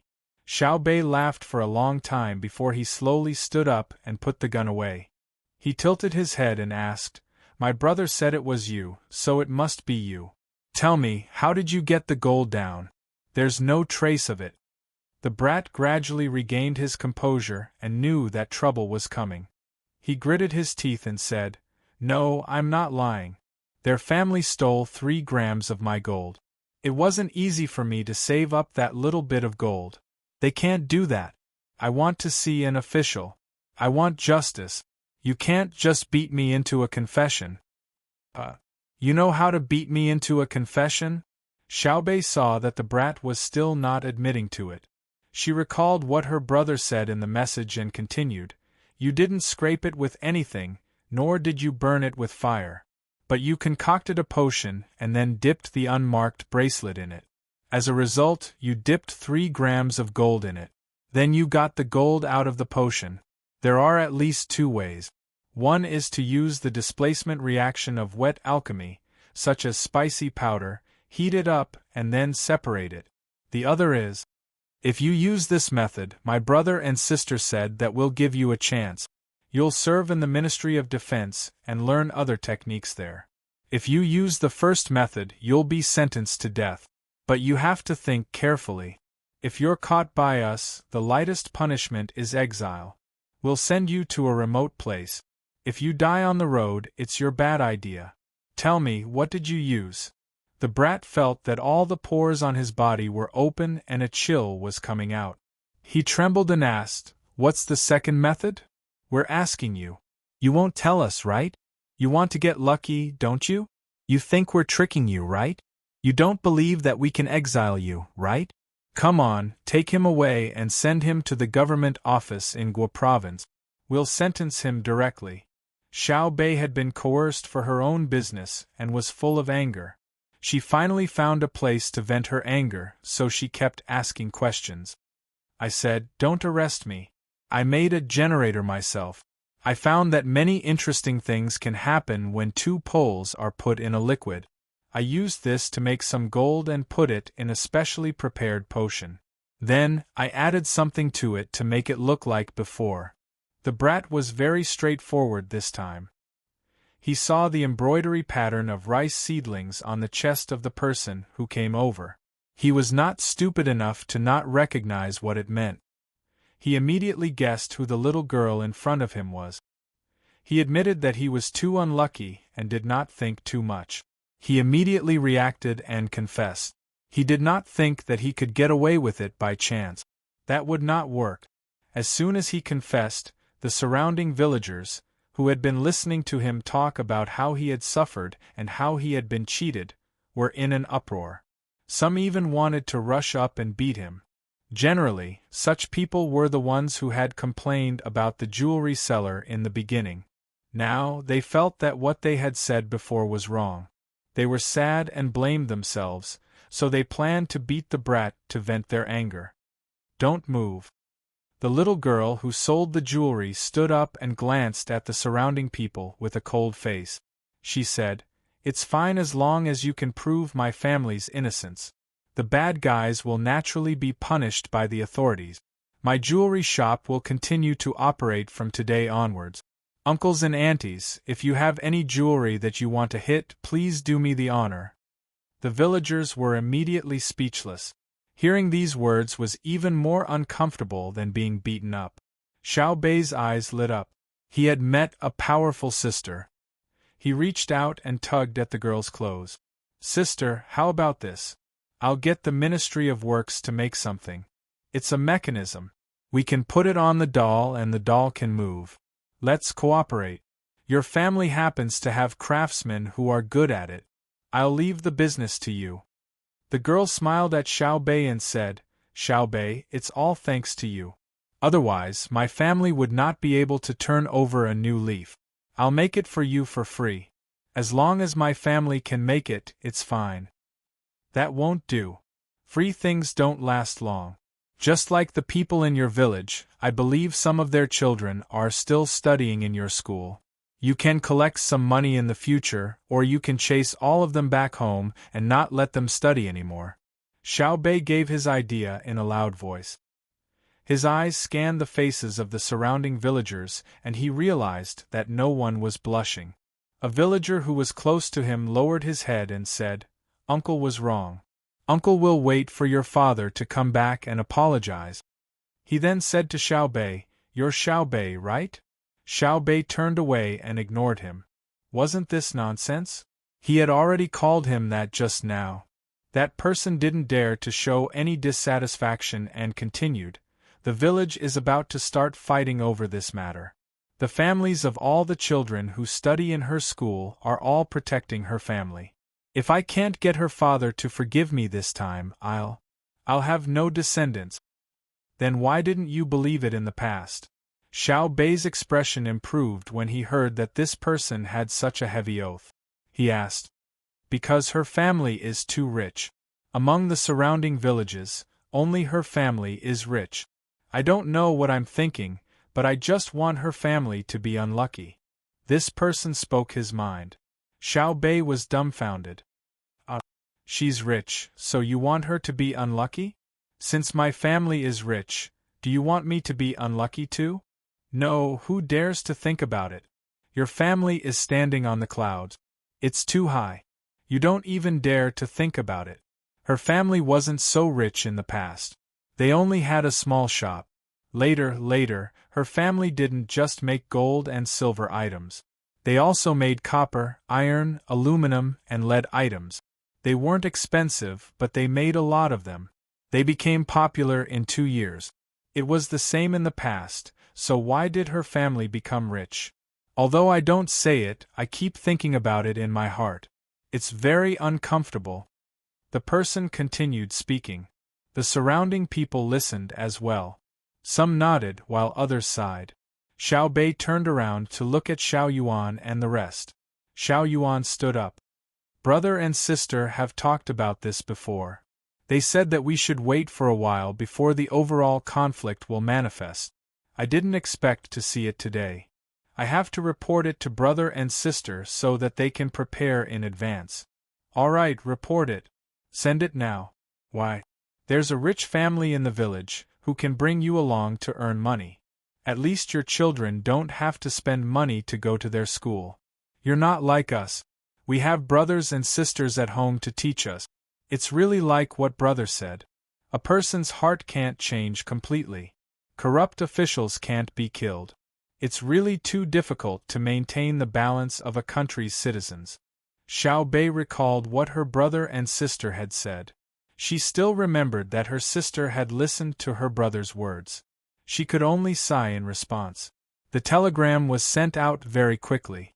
Xiao Bei didn't leave. She wanted to figure out how to solve this problem. When they received the telegram, Zhang Xiaobao and Wang Wan were sleeping. The two of them were fine. They already knew where the enemy's vanguard was and were just waiting for them to arrive. Li Longji and the others hadn't left yet. They also knew that there was still a period of time before the main forces of the two sides would meet. So they found a corner in the headquarters where Wang Wan was. They gathered together, drank tea, and chatted softly. Li Longji and the others were shocked by what Zhang Xiaobao and Wang Wan had just said. They didn't expect that the two of them had actually thought of such a big plan and were implementing it bit by bit. When Xiao Bei's message was sent, Zhang Xiaobao and Wang Wan were already asleep. Li Longji said to the person who came to wake them up, "Did Xiao Bei send news over?"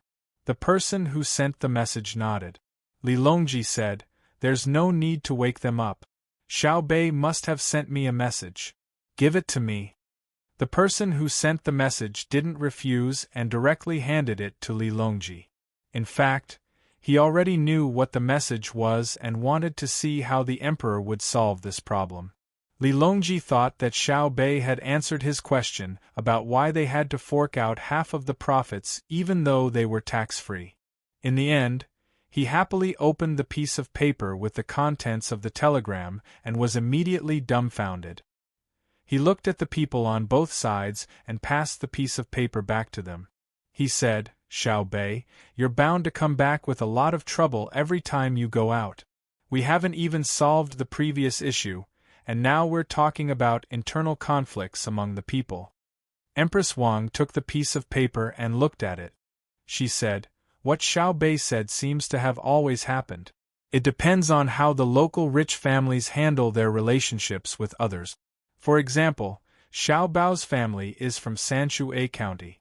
Everyone knows that their family is rich, but no one in the county wishes for their family to encounter any misfortune." Gao Lishur also took the piece of paper and looked at it. He said, "In the past, this problem didn't seem serious because there were very few rich people in a village. Usually, it would be good to meet someone with a little bit of money in a county. However, in the future, many hard-working and smart people will inevitably become wealthier than others.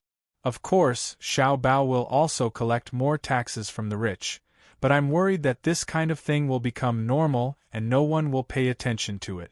That will be the main contradiction in a good society like Xiao Bao. It's better to wake Xiao Bao up." As a result, Zhang Xiaobao and Wang Wan were woken up. Zhang Xiaobao looked around and gestured to Wang Wan to let her continue sleeping. He got up himself, took the piece of paper, and looked at it. After thinking for a while, he said, "It's easy to solve the problem in only one place. We just need to get the family that sells jewelry to another place, and then get the rich people from that place to come here. It's best if they are also jewelry makers. This way, when the local people see that the rich people are not from their village, they will have less of a comparison with their previous lives. Therefore, it will be easier for them to accept the new people. But in the long run, this won't work, so we can only use one method." "What method?" Li Longji and the others asked almost at the same time. "Publicity," Zhang Xiaobao replied seriously. Chapter 10:10. This time, Li Longji didn't need Zhang Xiaobao to give a more specific explanation. He said clearly, "I will let the Ministry of Rights take care of it. You guys should hurry up and make the film for me. Use it for publicity. It's convenient and direct. Then, I'll go back to sleep." Zhang Xiaobao threw down this sentence. Without waiting for Li Longji's permission, he fell back to sleep. Li Longji yawned. He was also sleepy. He took a sip of the tea on the small table and said softly, "Find a place to rest. These past few days have tired me out." Empress Wang also felt tired and got up. Qida and Zhu Zan were still energetic. Gao Lishur didn't show any signs of fatigue.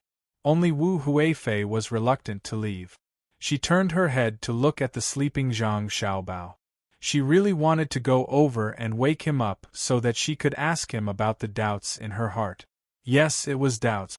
Wu Huifei once had a wish to be empress, but it was later ruined by Wang Wan. Not only did she not do anything to Wang Wan after scheming against her several times, she also caused her own side to suffer great losses. If it wasn't for her status, she would probably have been dealt with by the two of them. No one would be willing to cause trouble again and again. It was with this thought that Wu Huifei came to watch the show. In the end, when she came in contact with Zhang Xiaobao and Wang Wan, she discovered something even more interesting. That was, even if she couldn't be an empress, she could be a powerful economic leader. She also had to be involved in politics. The two aspects of politics and economics actually had such interesting interactions. Moreover, a change in a small aspect could have a huge impact. When one saw through the surface and saw the essence, there was a special sense of achievement. Therefore, Wu Huifei always liked to listen to Zhang Xiaobao give ideas and analyze what he said. Politics and economics are truly mysterious and wonderful. Your Majesty, when you go back, you must find a few books written by Xiao Xiaobao for people who study economics. I want to study them properly," Wu Huifei said to Li Longji as she walked out of the room. Her eyes flickered as if she was yearning for something. Li Longji glanced at Wu Huifei in astonishment. After pondering for a moment, he said, "That's fine. If there's anything you don't understand, you can ask Xiao Bao. Xiao Bao's use of this Tao has already reached perfection. If he uses it for good, the people will be in good health. If he uses it for evil, the people will not be able to make a living. I hope that after you come into contact with them, you won't use harmful means to the people just to earn pocket money for yourself. Learn from Xiao Bao. His family has a lot of money, and he's also willing to invest in public welfare. It's not that he can't earn more money, but he's worried that the impact on the people will be too great, so he's been holding back." Li Longji had money, and he was also willing to spend it on the palace. However, he also knew that Empress Wang and Wu Huifei liked to earn money themselves. Empress Wang's method of earning money was to take the women in the harem to do embroidery in their spare time, and then take it out of the palace for Gaolishire to auction. She didn't earn a lot, but it definitely wasn't a small amount. The auction price of embroidery in the palace wasn't low, but Empress Wang was more willing to play with the palace maids, such as playing badminton and shuttlecock. Now, she was also infatuated with soccer, and wanted to form a women's soccer team. Wu Huifei's power in the palace wasn't as great as Empress Wang's. She cared more about her status, so she rarely got along well with the palace maids. She could only help to organize poetry and other gatherings behind the scenes, and let the merchants advertise for her to earn money. From the looks of it, she wanted to learn more skills. She might even want to invest. Li Longji was afraid that she would earn too much money and disregard whether her actions would cause losses to the people, so he told her in advance. Otherwise, if Xiao Bao found out about the problem, he would take strong measures. Wu Huifei nodded obediently. "Your Majesty, rest assured. Your subject wife knows what Xiao Bao is doing. He has always kept his bottom line. He is doing this for Kong Long's remorse. It's good that Kong Long's remorse is known. Don't be like Zhang Shogui. Even though the news was cut off, he still rushed to Mount Huangshan without a care. Cuckoo is currently setting up a trap at Mount Huangshan, and her sniper camp is also following behind them, waiting for an opportunity to strike. If they really do as they are doing, we can only hope that the natives they meet in the future won't be smart. Otherwise, how many good men of our great Tang will lose their lives?" While they were speaking, Li Longji's group had already returned to the sand table in the center. Sweeping his gaze over the sand table, Li Longji was extremely dissatisfied with Zhang Shogui. He had sent out quite a few scouts, and they had covered a considerable distance of 30 li. However, why didn't they clean up the traces left behind by the cannons? How dangerous was it to be targeted by the enemy's sniper team from afar? Once the sniper team received news of their main force, they would immediately use smoke signals to call the police and expose the enemy's position. At that time, it would be useless even if they killed everyone in the sniper camp. "Your Majesty, who is the commander of the group following behind Zhang Shogui's group?" His goal was very clear. He was not like a normal small team commander who would lose focus and panic when they were fighting alone. From the way they are leading the group, it feels like they know what's going on in the center of the sand table. Their sense of the big picture is too strong. Zuzan Chide also leaned over to take a look, looking at the sand table and the various orders given by the referee. He couldn't help but praise. Li Longji also wanted to know who that unhurried and confident commander who had been tailing Zhang Shogui's army this entire time was. He glanced at the referee. Someone from the referees immediately reported, "Your Majesty, the current commander leading the 30-man group is a fourth-generation cadet from Wang Wan's family. Similarly, there are also the commanders of the 12 other groups in Wang Yi's camp." No wonder. The fourth-generation cadets are all nurtured and competed against one another in the inner court. How could they be easy to avoid elimination? Oh, we understand now. Cuckoo was afraid that the enemy would be too close and wouldn't have time to make arrangements, so she sent out a group of elite commanders to delay the advance of the enemy's vanguard, even if it meant sending them to their deaths. But in the end, man proposes but the heavens disposes. That day, when there was no wind, Wang Yi saw the enemy hot air balloon team, so he ignited the entire mountain fire ahead of time and brought down Zhang Shogui's air vanguard. Formidable, Wang Yi. Well done. When Li Longji heard this, he immediately understood the strength of the sniper battalion's commander. The sniper battalion was usually used for sniping and sneak attacks, and was considered a special force. In order to complete the strategic deployment, Cuckoo had reluctantly thrown them out. But elites were elite. If they were given the slightest chance, they would cause endless trouble. Once the enemy's air force was eliminated, Wang Yi would have completed his mission. Without the scouting team, he wouldn't be able to find anyone, so he would naturally hesitate, giving the Central Army more time to prepare. Your Majesty, how should we train them? Back then, this subject rejoiced. At this moment, Zuzan understood how important an outstanding commander was. Wang Yi of the sniper camp had used his actions to show everyone what it meant to disregard the orders of the emperor. In a situation where there was no communication, he could fight on his own and even form a faint pattern of cooperation with his allies. If Xiao Bao and Cuckoo had led the logistics team to Tibet back then, they probably wouldn't have needed Xiao Bao to follow the economic strategy closely. This kind of commander who was a chess piece but still had the big picture in mind was too rare. Li Longji wasn't sleepy anymore. Thinking about how Xiao Bao and Cuckoo were sleeping, he suggested, "Let's go and take a look at Wang Yi and the others." The group of people excitedly strolled to other places. "Everyone, follow me. Wait at a concave area in front of the cliff. Prepare the crossbows and shoot at the enemy's small group at any time." When Li Longji and the others arrived at the door of the person called Little Dong, they first heard the voice coming from inside. Usually, such a small group wouldn't be given a room.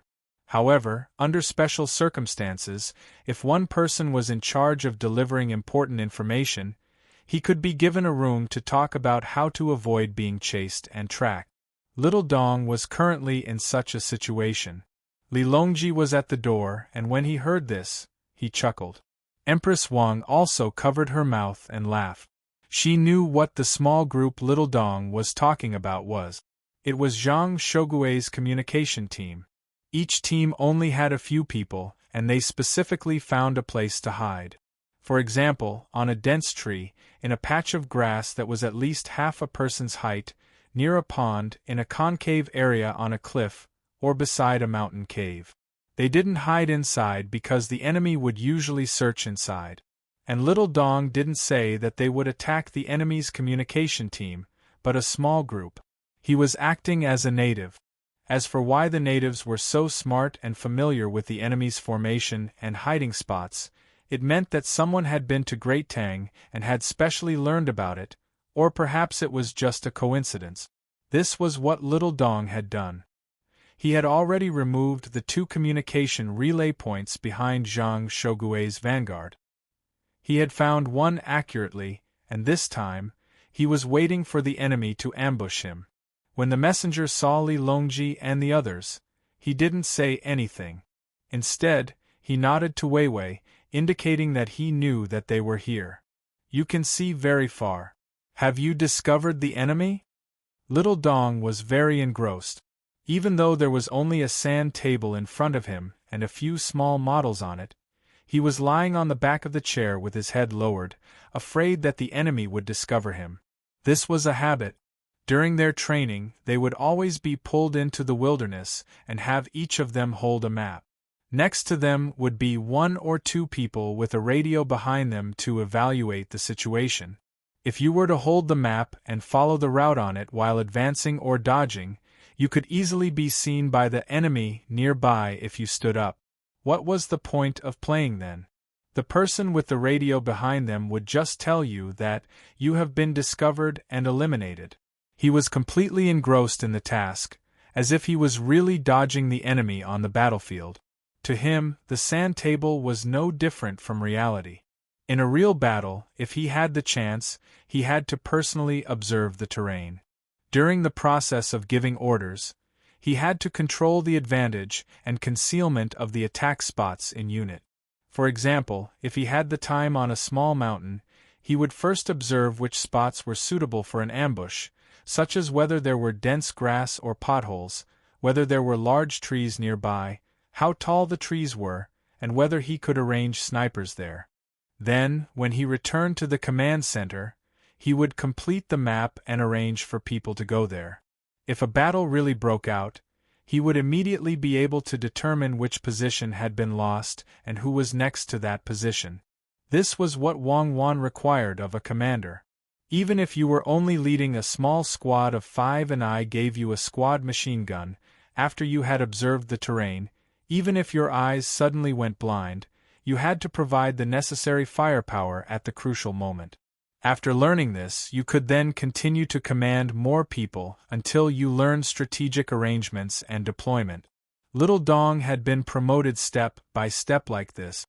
He was already qualified to command a battalion, but because there were too many talents in the inner courtyard military academy, he could only command a small squad in this military test. Right now, because of Wang Yi, Little Dong could only command a small squad. Otherwise, in the Middle Army, he could command a large squad. The Middle Army's sniper battalion was the best, and a second-year student was the battalion commander. It was a fact that this battalion was elite. Everyone, hide well. I'll ask again. Have you discovered any members of the enemy squad? Little Dong asked again. His hands formed a circle in front of his eyes, representing the binoculars. The messenger took a pair of binoculars to Little Dong and said, "For now, we haven't found any traces of the enemy. We're still observing. Captain, do you want to hide a little?" The messenger was very dedicated at this time. On one hand, he was responsible for sending messages to and from the central sand table, but on the other hand, he had to play the role of the scout for Little Dong's squad. Li Longji was excited. This Little Dong was really too fun to play with. He snatched the binoculars of others and even insisted that they were things that could see very far. Yes, in theory, the radio natives shouldn't know how to use it, but if they snatched the binoculars, they could use them.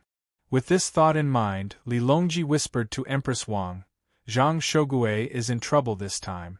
Based on Little Dong's command, the referee panel will judge that Little Dong led his team to easily break through the scouting net set up by Zhang Shogui's scout. Then, with the binoculars in hand, the referee panel will have to show him the situation of Zhang Shogui's army within the range of the binoculars. At the crucial moment, he will think of a way to send the news to Cuckoo. What do you think Cuckoo will think? I think Cuckoo will be very sad. She knows that when she sees this news, a group of soldiers will be sacrificed. Just like what Cuckoo said to Xiao Bao when the Bureau of Military Personnel went over during the imperial examinations, a shooting star will shine. Empress Wang suddenly felt that soldiers were so respectable, that war was so heartless, that soldiers were so insignificant, yet they were like shooting stars that illuminated the night sky. Wu Huifei looked at Little Dong lying on the ground, an indescribable feeling rising in her heart. Even though she knew that everything was fake, she was attracted by the devotion and perseverance of the commanders of the inner court Zhang Shogui and Wang family. She whispered to Li Longji, "Our great Tang needs to prepare more air forces and artillery shells. We can't let the good men of our great Tang die so easily." Just as Cuckoo said, for the sake of a single soldier's safety, we would rather throw down tens of thousands of artillery shells. Money can be earned back, steel can be mined and refined, and shrapnel can be picked up from the battlefield. Explosives don't matter, but when one of the men of our great Tang dies, this subject wife's heart will ache with it. In the past, whether it was Wu Huifei, Empress Wang, Li Longji, or even Zhu Zan, his wife, and Gao Lishur, none of them had ever been so close to a battle that wasn't actually a battle. They had seen many dead people, but this was the first time they had felt the spirit of the great Tang army assaulting them in the face on such a heroic sand table. This was because the commanders of the Wang Wan family were too engrossed in the battle, making it impossible to tell that it was fake. If I had known this would happen, I would have just surrendered in the past. There would have been no need for Cuckoo and Xiao Bao to bring people to kill each other, Zhu Zan lamented. Zhu Zan said with emotion. He felt that only the great Tang was worthy of having such a commander and army. As for whether he would have surrendered before the Tufan army lost their resistance, that was another story. Anyway, it was impossible for him to go back. He was not Xiao Bao and Cuckoo. Reporting to the captain, we have discovered the enemy. There are a total of 5 of them, and they are heading towards the ambush location of our team. The messenger was very professional. He listened to the emperor and the others, but he didn't get distracted. The moment the sand table in the center gave a judgment, he immediately reported to Xiaodong. Lower your head and don't observe. Don't think about killing people. Think about the rake in front of you. We are just doing what we do during normal training. Pay attention to your breathing and relax. Lil Dong's order to the messenger was actually to give his team of 30 people. However, it was impossible to assign 30 people to each one of them. He was the smallest combat unit at the moment, so he could only let the referees decide through the order. The reason why he gave this order was because Wang Wan and Zhang Xiaobao had said that although many people had always denied the sixth sense, it would always be there at crucial moments. Anyone who had survived the battlefield understood the importance of a sixth sense. In the moment of life and death, one would find that time passed very slowly. One could even have a process of judgment, but because one's physical condition did not meet the requirements, one could not avoid it. Because in their era, the surveillance system was already very well developed. People discovered a problem. When a person fell from a building, no matter what their initial speed was, the normal 9.8 meters per second would cause their speed to reach nearly 20 meters per second after 2 seconds. However, the surveillance system had recorded many such situations. Some of the falling people's pupils would become lax, and some of them would suddenly shrink and reach out. In other words, when the falling people were so fast, they would feel that time was passing very slowly. They could see the protrusions around them and wanted to reach out to grab them. At close range, moving at a speed of more than 20 meters per second was impossible for normal people to distinguish, but sometimes humans could do it. This was the sixth sense's time domain. Of course, some people also had this feeling when they were sleeping. It could be that time passed very quickly or very slowly, or it could be when they were doing something. Most of the cases happened to animals. It could be explained by the vibrations underground that affected the magnetic field. Then, the animals reacted first, while the humans deteriorated. This was also the case on the battlefield, especially for snipers. They could even feel the instant when the other party aimed and pulled the trigger, and then make a judgment. The purpose of Little Dong's order was to prevent the enemy from sensing their hostility when they approached, so that they could take precautions in advance. At this moment, the messenger played the role of a soldier. Understood. The enemy is within 10 meters of us, the messenger reported to Lil Dong after he ran back. Kill! Lil Dong jumped up from the back of the chair and shouted. Annihilate all the enemies. The messenger hastily hugged Lil Dong, who had thrown himself into the battle, and said to him, Oh, what's my team's losses? No losses. Oh, collect the enemy's thing that can see very far. I have to think of a way to send it to Miss Cuckoo and young Master Xiao Bao. This thing is very useful. It's 5 times. It feels like it's 5 times closer. No, it's 1/5 of the same thing. Lil Dong was very happy. He chuckled and turned his head. Suddenly, he saw a few people standing at the door. He was stunned for a moment before he reacted. Your Majesty, Empress, Concubine Hui, Princess, Lord Gao, Lord Qida, why are you all here? Li Longji was stunned. You know us? When I went out to pick up Lord Qida a while ago, I was with the guards. Why are you all here? I wonder how young Master and Miss are doing.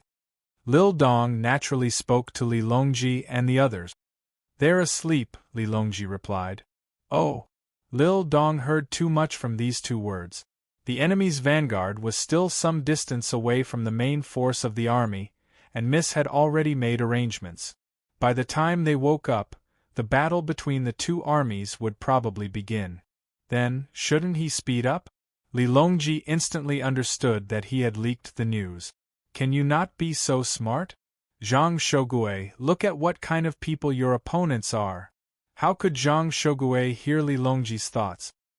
He was still estimating the distance when he said to the messenger, Inform the Central Army that my vanguard will arrive at Mount Huangshan in 3 days. Chapter 10:11. When Zhang Shogue said that they would arrive in 3 days, he didn't mean that all of the remaining 15,000 soldiers of the vanguard would be there. The supply troops couldn't travel that quickly. Instead, he was referring to another brigade that had been mentioned as the vanguard. Just like Yang Chang's brigade, they had 5,000 soldiers. They would first arrive at Mount Huangshan and set up defensive fortifications there. After passing down the order, Zhang Shogue began to wait for the reply from the Central Army so that they could work together. This wait lasted for 15 minutes. An hour had passed on the sand table, exactly 4 quarters. Zhang Shogue paced back and forth around the sand table. Sensing the passage of time, he suddenly stopped and asked, You still haven't received any news? Reporting, we haven't received a reply from the Central Army, the messenger replied. What happened to the vanguard brigade that was surrounded in Fuyang? Zhang Shogue began to worry. He felt like something was wrong. Reporting, we haven't received a reply from our vanguard brigade in Fuyang. The messenger said something that Zhang Shogue didn't want to hear. Zhang Shogue stood there and thought for a while. Then, he ordered, the person in charge of the radio station send out a reply. This time it was done very quickly. After the messenger left, he returned and reported, I am a relay station of the radio stations. The most recent reply came from the 4th radio station, which is located 160 li from here. It started from the 5th radio station and was interrupted. Sweat began to seep out of Zhang Shogue's forehead. He definitely didn't think that the people of the 5th radio station had been eaten by wild beasts, nor did he think that the radio station was broken. This was because a 5th radio station was equipped with 2 radios. If one was broken, the other would send a message. The only explanation was that it had been destroyed by the enemy. That's right. They also use the radio station, so they naturally know where the relay station should be, so they found the location and destroyed it. This is too unfair. How could they do this? Zhang Shogue muttered to himself. He finally realized where the problem was. After complaining about the unfairness, he suddenly shivered. Not good. The enemy has troops behind our army. Scouts, investigate. Find the last position of the 5th radio station. Be careful not to be ambushed by the enemy. Zhang Shogue hurriedly ordered. Unable to stand any longer, he walked over to the chair and plopped his butt down. Leaning his head back, he raised his head and sighed. The generals in the room also realized how serious the consequences were. They stood there in a daze, guessing how the enemy had circled around to the back of their troop. Zhang Shogue lay down for a while, then clenched his teeth and sat up. Looking at the others in the room, he said, Let's begin the meeting. Based on what you've said, Yang Chang's brigade can't be saved. He must have encountered many enemies, at least after being surrounded. What should we do next? The other generals looked at each other. They also wanted to know what was going on, especially the troops that Yang Chang had encountered. It was just like what he had said when he had last sent back the news. They were even the main forces of the enemy. If it was the former, Then where was the enemy's main force? If it was the latter, how could our vanguard lead the enemy's main force to Mount Huangshan? He believed that Wang Wan was not a fool and was not easy to fool. Everyone was silent for a while. Then a general said, "Lord Zhang, I guess that Yang Chang encountered the enemy's main force. If it was the enemy's main force, they wouldn't have sent their main force to first contact Yang Chang's brigade at Fuyang. They wouldn't have allowed Yang Chang to fight so smoothly and successfully switch between offense and defense. They wouldn't have given him the time to do so. But looking at his last call, he should have had the time to complete the defensive step. What kind of smooth? We killed more than 2,000 of the enemy's people, and more than 2,000 of our own people died. We ran out of cannonballs, and we also ran out of provisions. That's how it went smoothly? Our army is already fighting so smoothly, so it's better to surrender early. Wasting time in the hibiscus garden is not as comfortable as returning home. We'll also delay the people coming to play." Zhang Shogui was disgusted by the behavior of not admitting defeat even though they had clearly lost. What he wanted was not to find countless excuses, but to muster up the courage to take responsibility. Because this kind of excuse was useless to the emperor. The emperor was not stupid. Why would he go to the grave and burn newspapers? Who was he trying to fool? Thus, his words were very impolite, causing the general who had spoken earlier to lower his head. Another person stood up. "Lord Zhang, I estimate that Yang Chang encountered the enemy's main force. Perhaps the enemy's main force has already arrived at Shanin County.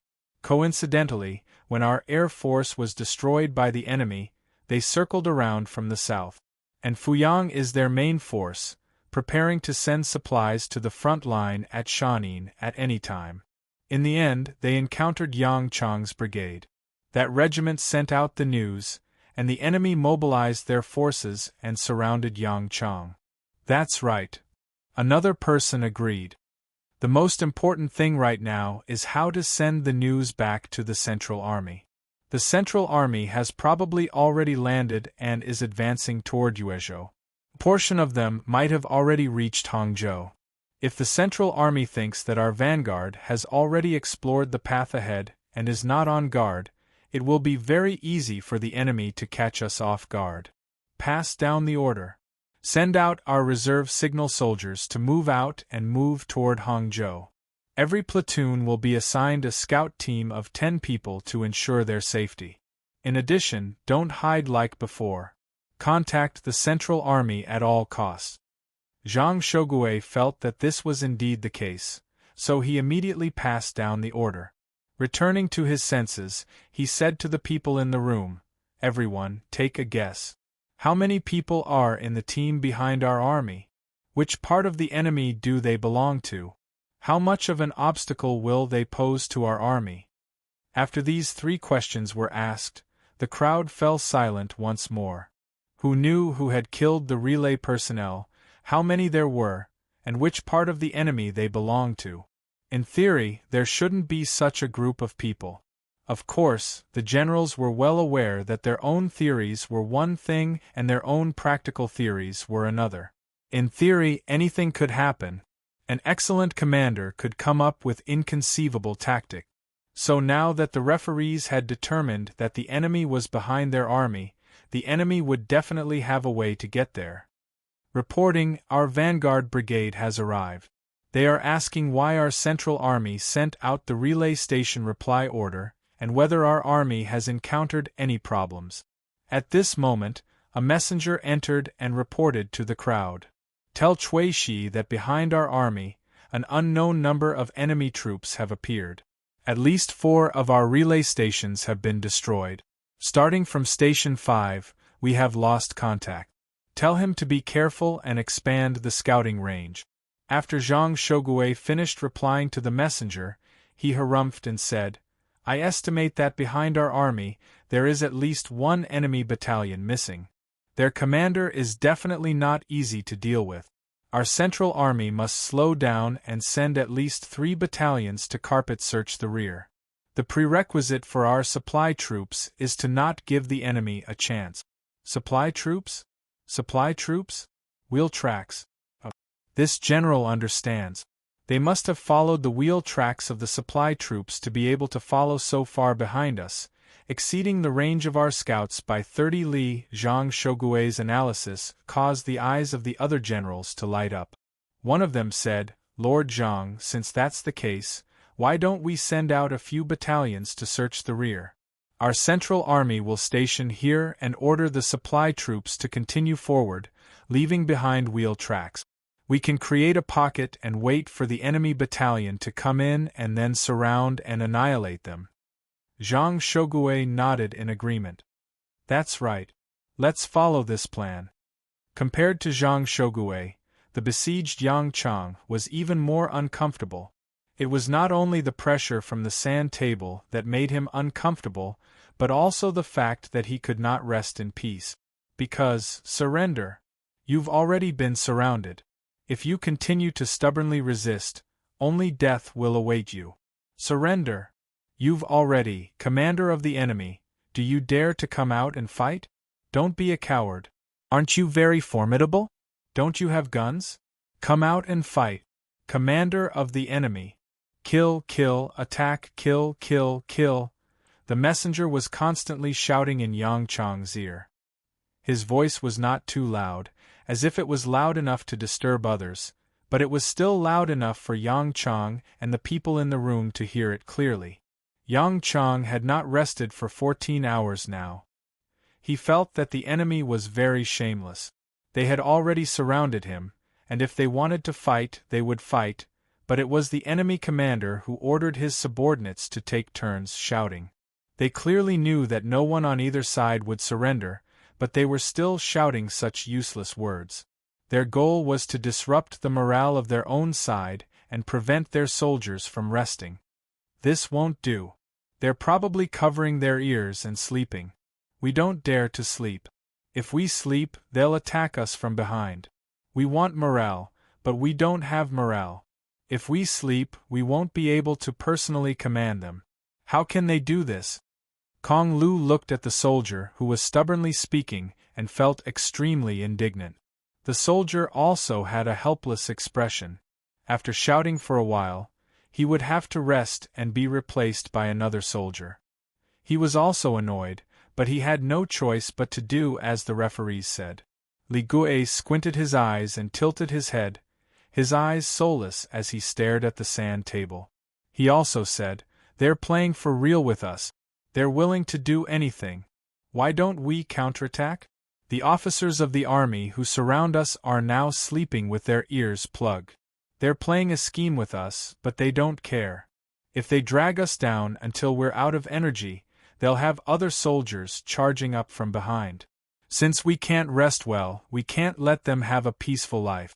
Let's organize our men and harass them a few times. I hate them."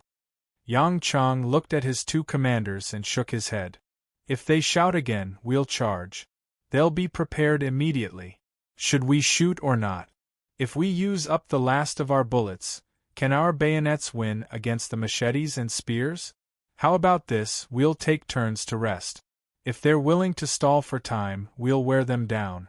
At the very least, we'll be able to hold them back, even if they outnumber us by more than 10 times. Yang Chang's words received the approval of the others. They gathered together and assigned who would sleep first. Just as they were done, a messenger came in, reporting, "The enemy has released smoke from the wind in the west. The smoke is floating towards us." "What? That's too much. The referees won't judge that their actions are valid and want to smoke us in our houses, right? That'll kill people. I don't believe that the fire they lit earlier will also cause the people they command to burn in the forest fire." Yang Chang was shocked. His ears could not calm down. Did they want to light the smoke? "No, Sir Yang, don't be nervous. We don't mean that. Even if you're willing to let people light the smoke, the referees won't do it. We're just informing you of the situation. Your lookout found out that the smoke is floating over from the wind. You can do as you see fit." The messenger smiled and explained to Yang Chang. Yang Chang was stunned. He slapped his forehead. "Right, I almost forgot. My head hurts from their noise. They're used to using smoke. Then, their troops will attack in the smoke. Quick, get people to prepare wet cloths to cover our mouths and prepare for the enemy's attack at any time. After the messenger left, Yang Chang could not sleep again. The main reason was that he did not dare to sleep. He was afraid that the enemy would use the smoke as a cover to organize a large-scale attack. Kong Lu got up and wet a towel by the side of the basin. He wiped his face and said with a sigh, "They're also ruthless to their own people. Even if they use wet cloths to cover their mouths and noses in advance, they'll still feel uncomfortable in the smoke. If it's a little longer, they'll faint. They have no choice but to use smoke to attack. Once the smoke is released, both sides' vision will be affected. By releasing smoke, they'll make the battle environment of both sides the same. In this way, our advantage will be gone. In fact, we'll even be at a disadvantage in hand-to-hand combat." Yang Chang was very impressed with the enemy's commanders. They were actually able to think of such a method. As long as the terrain was suitable and the wind was suitable, they could use it. Once they used it, they would not be able to aim and could only shoot blindly into the smoke. If the enemy crawled forward, not only would it reduce the damage to their bodies from the smoke, they could also avoid the bullet. When the distance was close, it would become a hand-to-hand combat. How did they end up like this? It was too inconceivable. If they all did this, the advantage of firearms would be gone. Unless they had enough artillery shells, they could use them to block the enemy's charge. Thinking of this, Yang Chang became even more worried. He said to the others, "The enemy's strategy is very powerful. We have to think of a way to pass this information to our vanguard or middle troop. Tell them to be careful of the enemy's smoke hand-to-hand combat. When they're in formation, don't be too concentrated. It's best to split up a few parts. This way, when the enemy uses smoke to cover their attacks, they can have room to retreat. Otherwise, in a fight, it's easy to not only not gain an advantage, but also suffer a lot of losses." Everyone nodded. They admitted that Yang Chang's words made sense. In a situation where they were prepared in advance, it was very easy to break through the smoke attack. They were just afraid that their vanguard and middle troops would not think of this problem. In a crucial battle, they would be hit by an asymmetrical strategy and suffer heavy losses. "How can we pass this information out? I think our transit troops have been dealt with by the enemy," Kong Lu asked worriedly. "Since you asked, then this mission will be handed over to you. We'll cover you. You take people and rush in the direction of the first fire. With the rest of our people and ammunition, it's still very easy to break through, especially in that direction. As long as you go, all of our sacrifices will be worth it." Yang Chang looked at Kong Lu and said solemnly. Kong Lu took a deep breath. "Really fight? Then you guys? It's our turn to be heroes. Is she the only one in the limelight as Wang Wan's military academy commander?" Li Ji said loudly from the side. Chapter 10-12. While countless people were scheming against each other in the hibiscus garden, Xiaobei and his group became leisurely. First, they signed a contract with the jewelry makers and sellers, and asked them to make all kinds of handicraft. Then, they got the girl's father out. The county magistrate of the Yamen was newly appointed, and his surname was also Yen. He personally sent the girl to Old Willow Village. On the way, he kept apologizing to the girl's father, hoping that he could put in a good word for him. "Brother Xinqing, no one did anything to you when you were in the servants' room, right?" Sitting in the carriage, County Magistrate Yen whispered to Qin Xianqing, who had not uttered a single word since they had left the carriage. Qin Xian glanced at him, and still did not say anything. He was angry. "Before you figured out the situation, you asked me to explain when I was being sued. How could I explain it? Then, you put me in the servants' room?" His daughter was better than his son. His son could only be anxious and wanted to spend money to bribe people. But he did not think about it. Who in Hongnong County would dare to accept money? The more he wanted to bribe people, the more suspicious he would be. His daughter was good. She went directly to Xiao Bei. She was very smart. Otherwise, how could she be so clear about right and wrong? Brother Xinqing, yes, I didn't make a good decision this time. But I didn't put you in prison, right? I just put you in prison. The case hasn't been decided yet, so I don't dare to make a decision. How can you blame me for everything? Your son was so busy, but he still gave me money. Who wouldn't think about it first? If they had a clear conscience, why would they give me money? I didn't take it, right? You have to admit it, right? County Magistrate Yen continued. He felt that he was wronged. He had just been in office for a few months and he was already involved in this kind of thing. Who could he reason with? Why did he let Xiao Bei and the rest meet him? There was no place to cry. Did he get caught? Innocent +5. Oh my God, damn liar. He tricked me. Qin Xian still did not say anything. He looked outside through the car window. No one knew what he was thinking. County Magistrate Yen took a deep breath and said as if he had accepted his fate, "Okay, you can complain to Xiao Bei. I don't need you to say good words for me. At most, I will be exiled. I, Yen Fei, have been in Hongnong for 4 months and 6 days. What I have done is worthy of the heavens above, the earth below, and my conscience." Qin turned his head to look at County Magistrate Yen, who was Yen Fei, and finally spoke. "What do you want me to say in front of Xiao Bei? Praise you? Praising you is harming you. You locked me up, and as soon as I came out, I immediately praised you from head to toe. Do you think that Xiao Bei and the others are idiots? Do they believe me as soon as I praise you?" Huh! Yen Fei was stunned. He blinked and nodded. "Oh right. I caught you and brought you to Old Willow Village. You praised me. That's not normal, right? People will think that I'm threatening you. Based on that, you have to tell me the truth. What about me? I have to tell them the truth too. Yes, to tell them the truth, Xiao Bei and the others are not stupid children. They will reason with me. I didn't do anything wrong. I just don't know how the gold disappeared. I put you in jail first. According to the procedures, I have to report to the government. Then what am I afraid of? But I'm afraid that the 9 of them have different identities. If I'm really caught, the economic construction projects that I thought of for Hongnong 4 months ago will not be carried out. What a pity. Yen Fei's voice became softer and softer. He seemed to be very disappointed. He thought about a lot of things.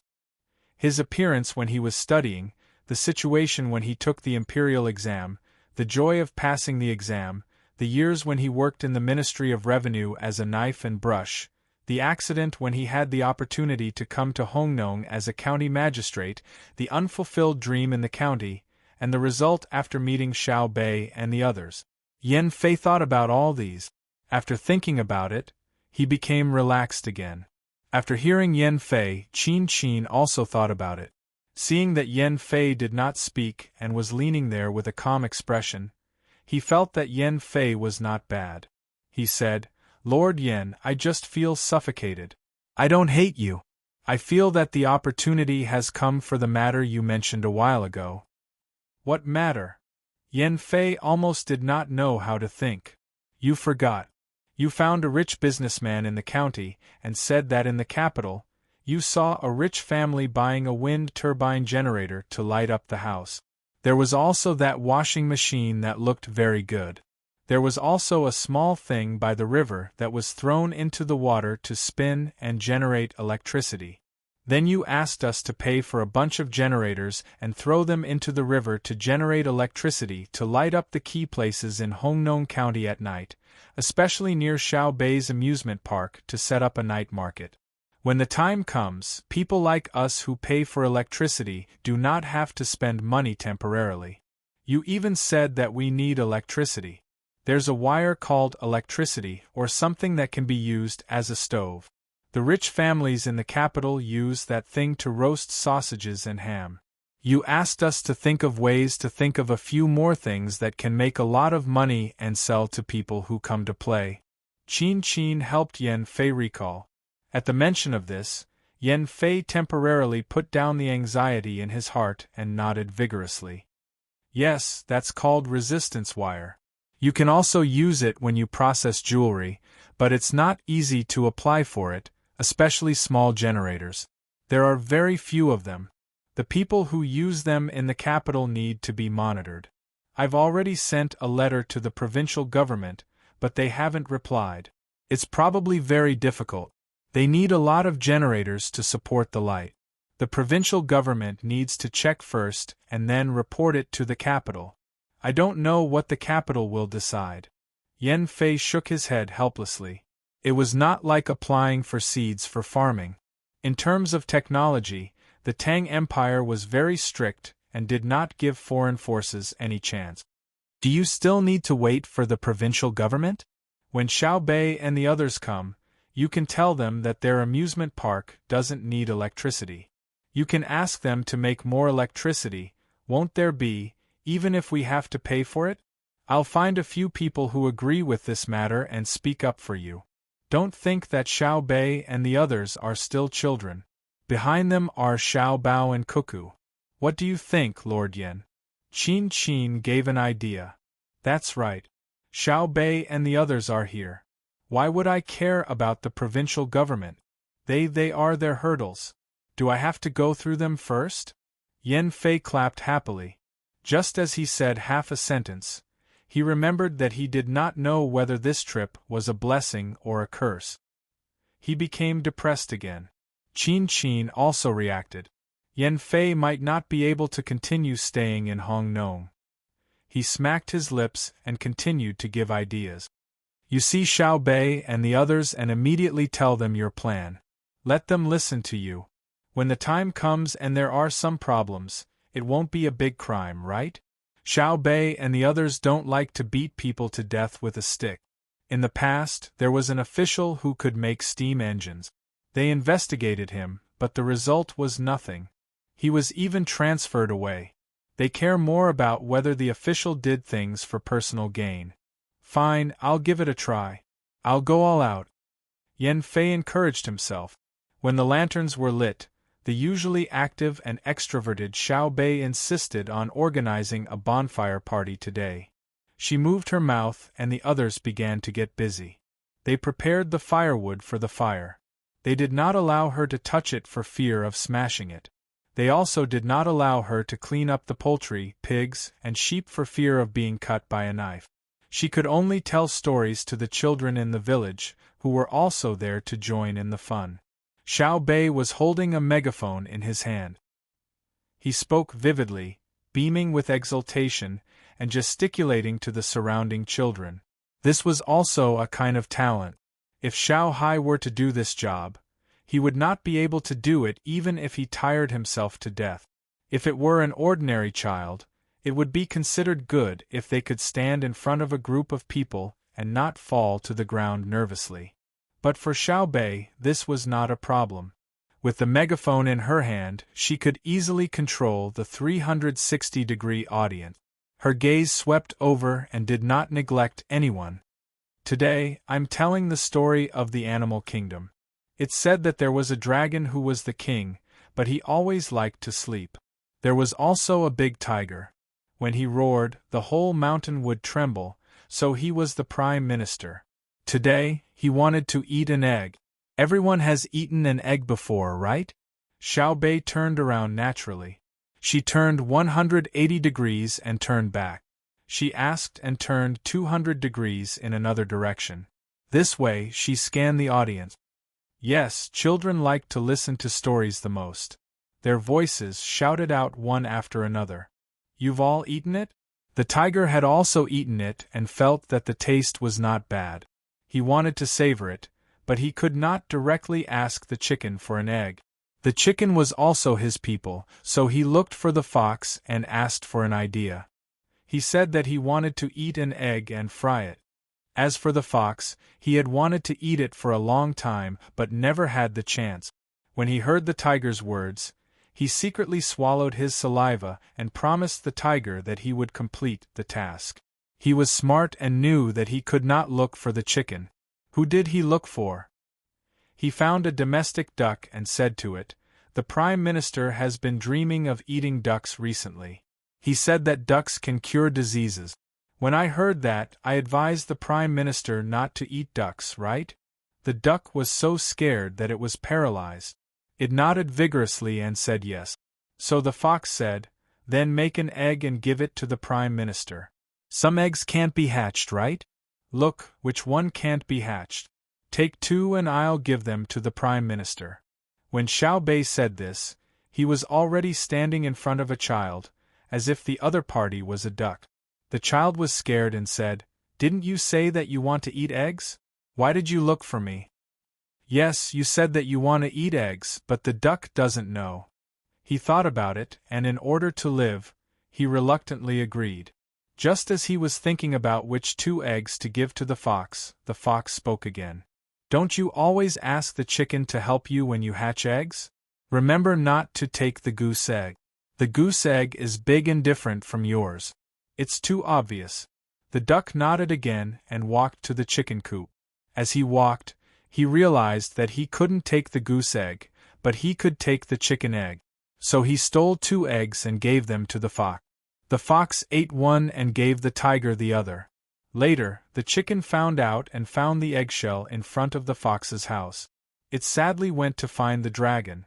The dragon was very angry and asked the tiger to deal with it strictly. The tiger was even angrier. The fox actually ate one himself, so he asked the fox. The fox said, I tested the poison for you first, so you should do this. The tiger was very happy when he heard this, so he asked someone to catch the duck. In front of the chicken, the duck was punished for not being responsible for helping the chicken keep the eggs. The duck was sentenced to pay the chicken 2 eggs and clean the chicken coop for a month. Then, the fox supervised the duck. If the duck wanted to pay, so be it. Anyway, the chicken didn't eat the duck. It was better than eating the duck himself, so the duck confessed. The dragon went back to sleep and passed the country to his son in his dream. He was worried that something would happen to the animal kingdom one day, so he considered letting his son become a human and go to a human country to live. Anyway, he could just take food from his own country. If the animal kingdom disappeared one day, his son could still live well. Since then, the chicken lost eggs at least once a month. Every time the duck was punished. Every time the fox ate an egg, there would be a meeting to blame. Every time the tiger ate a fried egg, he would think that the country was so harmonious. Whether it was the supervision department, the executive department, or the production department, all kinds of functions were available. The research department found that if the chicken ate some eggshell, it was very good for the eggs it laid. So, as a welfare for the chicken, it let the chicken experience the warmth of the country. Do you think this country is good? Xiao Bei finished the story and asked the children around him. It's not good. The children were not stupid. They knew who was at a disadvantage. Lu Feifei said loudly, the dragon shouldn't be a king. He sits in that position and doesn't do anything serious. My Tang Empire is better.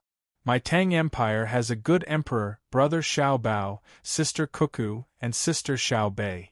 Who dares to harm the chicken, sister Xiao Bei will teach him a lesson. Then it's my Tang Empire. Xiao Bei nodded.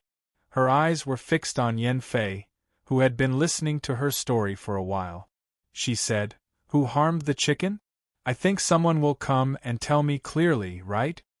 Yan Fei was listening to Xiao Bei's story and found it very ironic. He was thinking about praising Xiao Bei, but he didn't expect that Xiao Bei would directly point the finger at him. When they were in the car, the method that he discussed with Qin Xin was suddenly useless. I'm innocent. Since I took office, I haven't done anything wrong. When I arrested Qin Xin, I'm still reporting to the state government. He hasn't been convicted. When Yan Fei was in the car, he was thinking of going all out. But now he found that he couldn't. Xiao Bei waved her hand and didn't let Yan Fei continue to explain. She said, I asked you who harmed the chicken. What do you mean by you are innocent? I didn't do it. Yan Fei was about to cry. I'm asking you who it is. Xiao Bei emphasized. Who is it? It's the dragon? No, I don't know about the dragon. Is it the tiger? The tiger only wanted to eat once, and the tiger eats meat. Is it the fox? The fox is following orders. Is it the duck? The duck was also forced. Is it the chicken? The chicken is the victim. Who is it? Yan Fei was confused by Xiao Bei. You're so stupid. This animal kingdom shouldn't be so harmonious. How can animals of different species live in harmony? But animals of the same species shouldn't exist in the animal kingdom. Every person in a position should guard their position well. You've done a good job. At least for more than 4 months you haven't done anything wrong. Just as you said just now. Also, make your water and electricity plan more detailed. Let me remind you, you can produce bigger generators. I was just joking with you. Why are you so nervous? Remember, never be like the animals in the animal kingdom. Otherwise, you will realize that dragons don't have sleeping sons. Tigers don't have that much power. Whoever harmed the chicken, I can catch him in an instant. Xiao Bei said to Yan Fei with a smile. Yes, yes. No one dares to harm the chicken. Then, what do I do now? Yan Fei's forehead was covered in sweat. He finally felt that Xiao Bei was different from other children. Now, wash your hands and prepare for the bonfire party. I'll roast that harmed chicken for you.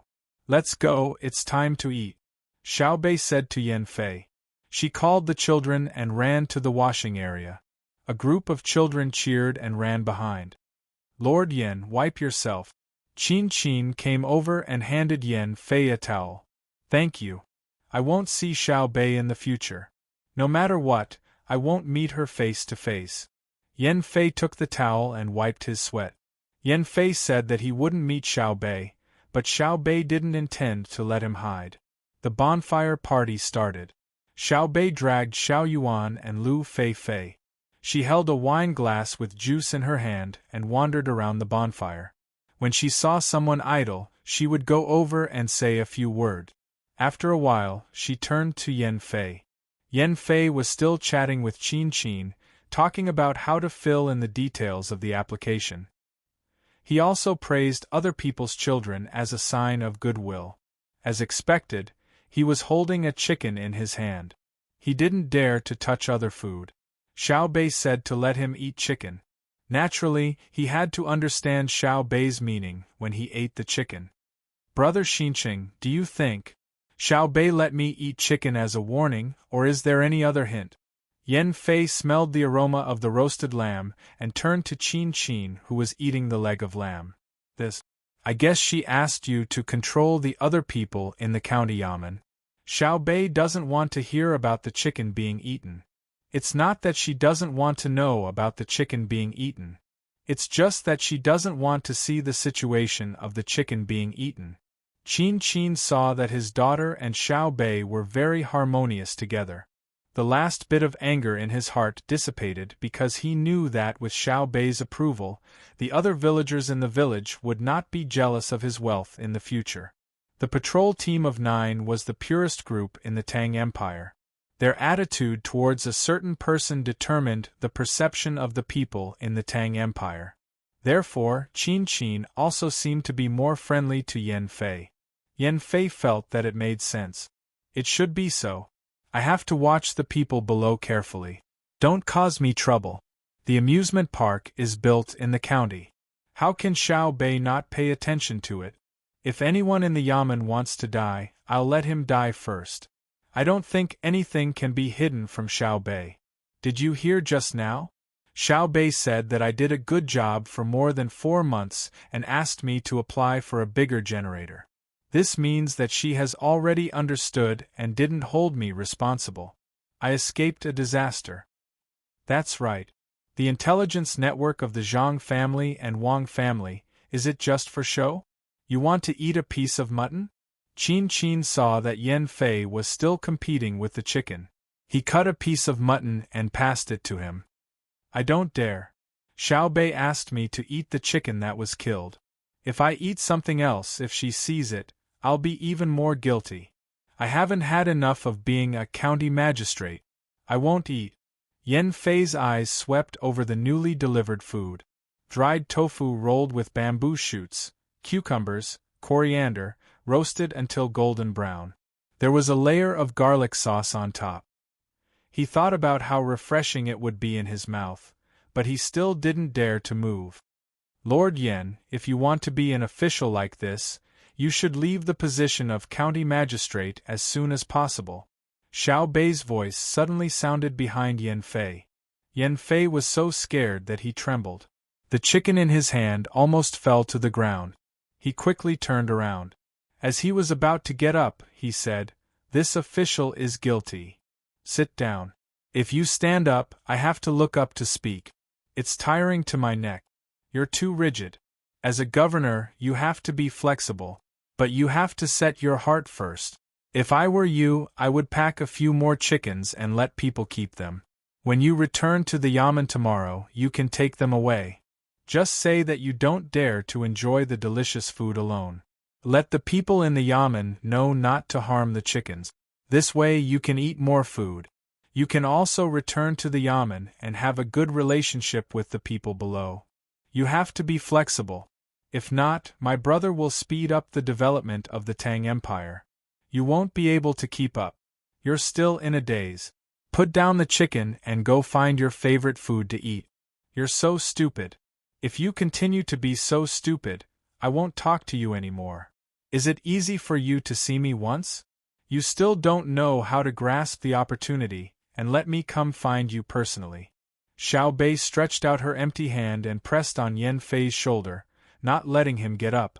She unhappily said a bunch of things. She then muttered to Xiao Yuan, "My family's inner court is like him. I've long been angered to death. How do I put it? It's like smelling something and knowing something. I'm about to be angered to death by you.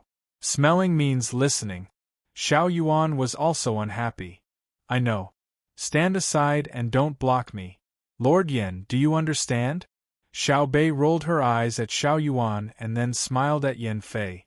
Yen Fei did not dare to get up. He could only turn his head and agree. I understand. Bring a few chickens back. I'll eat something else. It seems that you still don't understand. I'm talking about chickens? Forget it, I'll continue to spin. You eat your food." Xiao Bei turned and was about to leave in disappointment. Qin Xian nudged Yen Fei hard. Yen Fei suddenly reacted and hurriedly shouted to Xiao Bei, I understand. I have to be flexible. Patrol Inspector Zhang, what instructions do you have?" "That's more like it. Find a bowl and drink. Let's discuss while drinking. Lord Yen, I'll introduce you to a 7th rank official. Secondary 7th rank official. My sister Feifei is her." Xiao Bei turned back and pulled Lu Feifei to introduce her to Yen Fei. Yen Fei did not stand up at this time. Instead, he sat on the ground. His eyes were wide open as he stared at Lu Feifei. No matter how he looked at her, she looked like a child. "Don't move around. Sit properly. My sister Feifei is Station Supervisor Lu. She's under the jurisdiction of the capital's agriculture temple. She's in charge of everything related to willow trees. It's not because her surname is Lu that she's called Station Supervisor Lu. Her surname is also Station Supervisor Lu. She's in charge of willow trees. Of course, if you don't call her in detail and just call her by her position, then she's a station supervisor. Her surname is Lu, so she's called Station Supervisor Lu. If her surname is Yang, she's called Station Supervisor Yang. Sister Feifei, this is our county's Yen Fei, Lord Yen. Let's get to know each other." Xiao Bei introduced Lu Feifei as if she was saying a tongue twister. Lu Feifei hurriedly saluted. "Greetings, County Magistrate Yen." Yen Fei reflexively saluted. "Greetings, Station Supervisor Lu." After returning the salute, Yen Fei did not care about honorifics anymore. He directly asked Xiao Bei, she's still a child. How did she become a 7th rank official? She's also a station supervisor with real power. I asked for it. I asked Uncle Emperor for it. Sister Feifei has her own ideas. I thought it was good, but I was worried that the county would not support it. So I asked for an official position for Sister Feifei. Can't I? Xiao Bei had a natural look on his face. Yes, Yan Fei said with certainty. It's too good. Although he said that, Yan Fei had mixed feelings in his heart. He had worked so hard to learn, but now he was only a 6th-rank official. She was just a child, but because Xiao Bei wanted it, she became a 7th-rank official. Yan Fei wanted to scold the heavens for being unfair, but he did not have the courage to do so. This was because he knew how he became the county magistrate of Hongnong. Zhang Xiaobao and Wang Wan had checked the official's register, and then conducted an interview. You said that the heavens were unfair. His position was confirmed by Zhang Xiaobao. You still remember what he said at that time. It's a pity that this person is a knife and pen in the Ministry of Revenue. Give him a chance to go to Hongnong. He really thought that it was not good. He should resign now. If he thought it was good, how could Lu Feifei's official position not be approved by Zhang Xiaobao? Didn't he care about his sister? Approved meant approve. Was it fair or unfair? Lu Feifei and Yan Fei knew each other now. The main reason was that Yan Fei had to remember Lu Feifei. He knew that in his territory there was an official who could not be touched. She was not under his control. In the future, if there was an emergency, he might have to ask Lu Feifei for help. It should be easy to get more seeds. She was directly under the Sinong Temple, and had a lot of power. Xiao Bei asked someone to bring wine to Yan Fei. It's late. You can't go back. Drink. Yan Fei relaxed and drank the wine. Fortunately, it was rice wine. If it was white wine, he would have fallen. Let's talk about business. Lord Yan, I asked Uncle Emperor for the tax exemption policy of the amusement park. In the future, the amusement park will not pay tax. Xiao Bei said to Yan Fei. The first thing that Yan Fei thought of was that the amusement park should be deducted from the revenue of Hongnong County. He said, well, you have already taken out a lot of money. It should be exempted. Truth? Don't think that we are taking advantage of Hongnong. I will not pay tax. I will take out half of the net profit and invest it in Hongnong's children. When this money is spent, no matter what you buy, there will be tax. I will buy it locally and your county will make up for it. Xiao Bei added. He even told them about the situation that would occur when the currency was circulated. Yan Fei was stunned. There was such a good thing? Half of the profit was definitely not small. It was more advantageous than directly collecting tax. The tax collected directly had to be paid to the capital and deposited in the bank first. In this way, it would drive the consumption of local goods. The tax would also be generated, but it would drive the local development more. What did Xiao Bei want? More tax than profit? Then you can still make money? Of course we can make more. We came up with the idea together. If we don't make money, we will just pay. Not only will we make money, but we will also make more money than before. In addition to our benefits, you will also benefit from this place. Xiao Bei had a look of, I am helping you. In that case, this official thanks you. Can you tell me in detail how you can make more money and how I can benefit from it? I will cooperate. Yan Fei did not think of the problem and asked curiously. Xiao Bei smiled proudly. It's simple. I can let a lot of people who sell things join my amusement park. They will be exempted from tax with me. Don't you think there are benefits? No. Yan Fei shook his head like a rattledrum. I think the county is losing a lot. You misunderstood. I haven't finished yet. Xiao Yuan, tell Lord Yan about our plan. Xiao Bei pretended to be profound and moved aside, pulling Xiao Yuan to the front. Chapter 10:13. It's me again. I used to be a very introverted person. Little Bei, you can't do this. Your actions have already affected my personality. Do you understand? Little Yuan didn't like to show his face. It wasn't just him. The others weren't interested either. Only Little Bei stood in front, forming a team of 1 spokesperson and 8 think tank. What they liked to do the most was to listen to their brother and sister's lectures, then follow them and continue to listen to their discussions. At first, it was because of attachment. Then, they thought it was normal.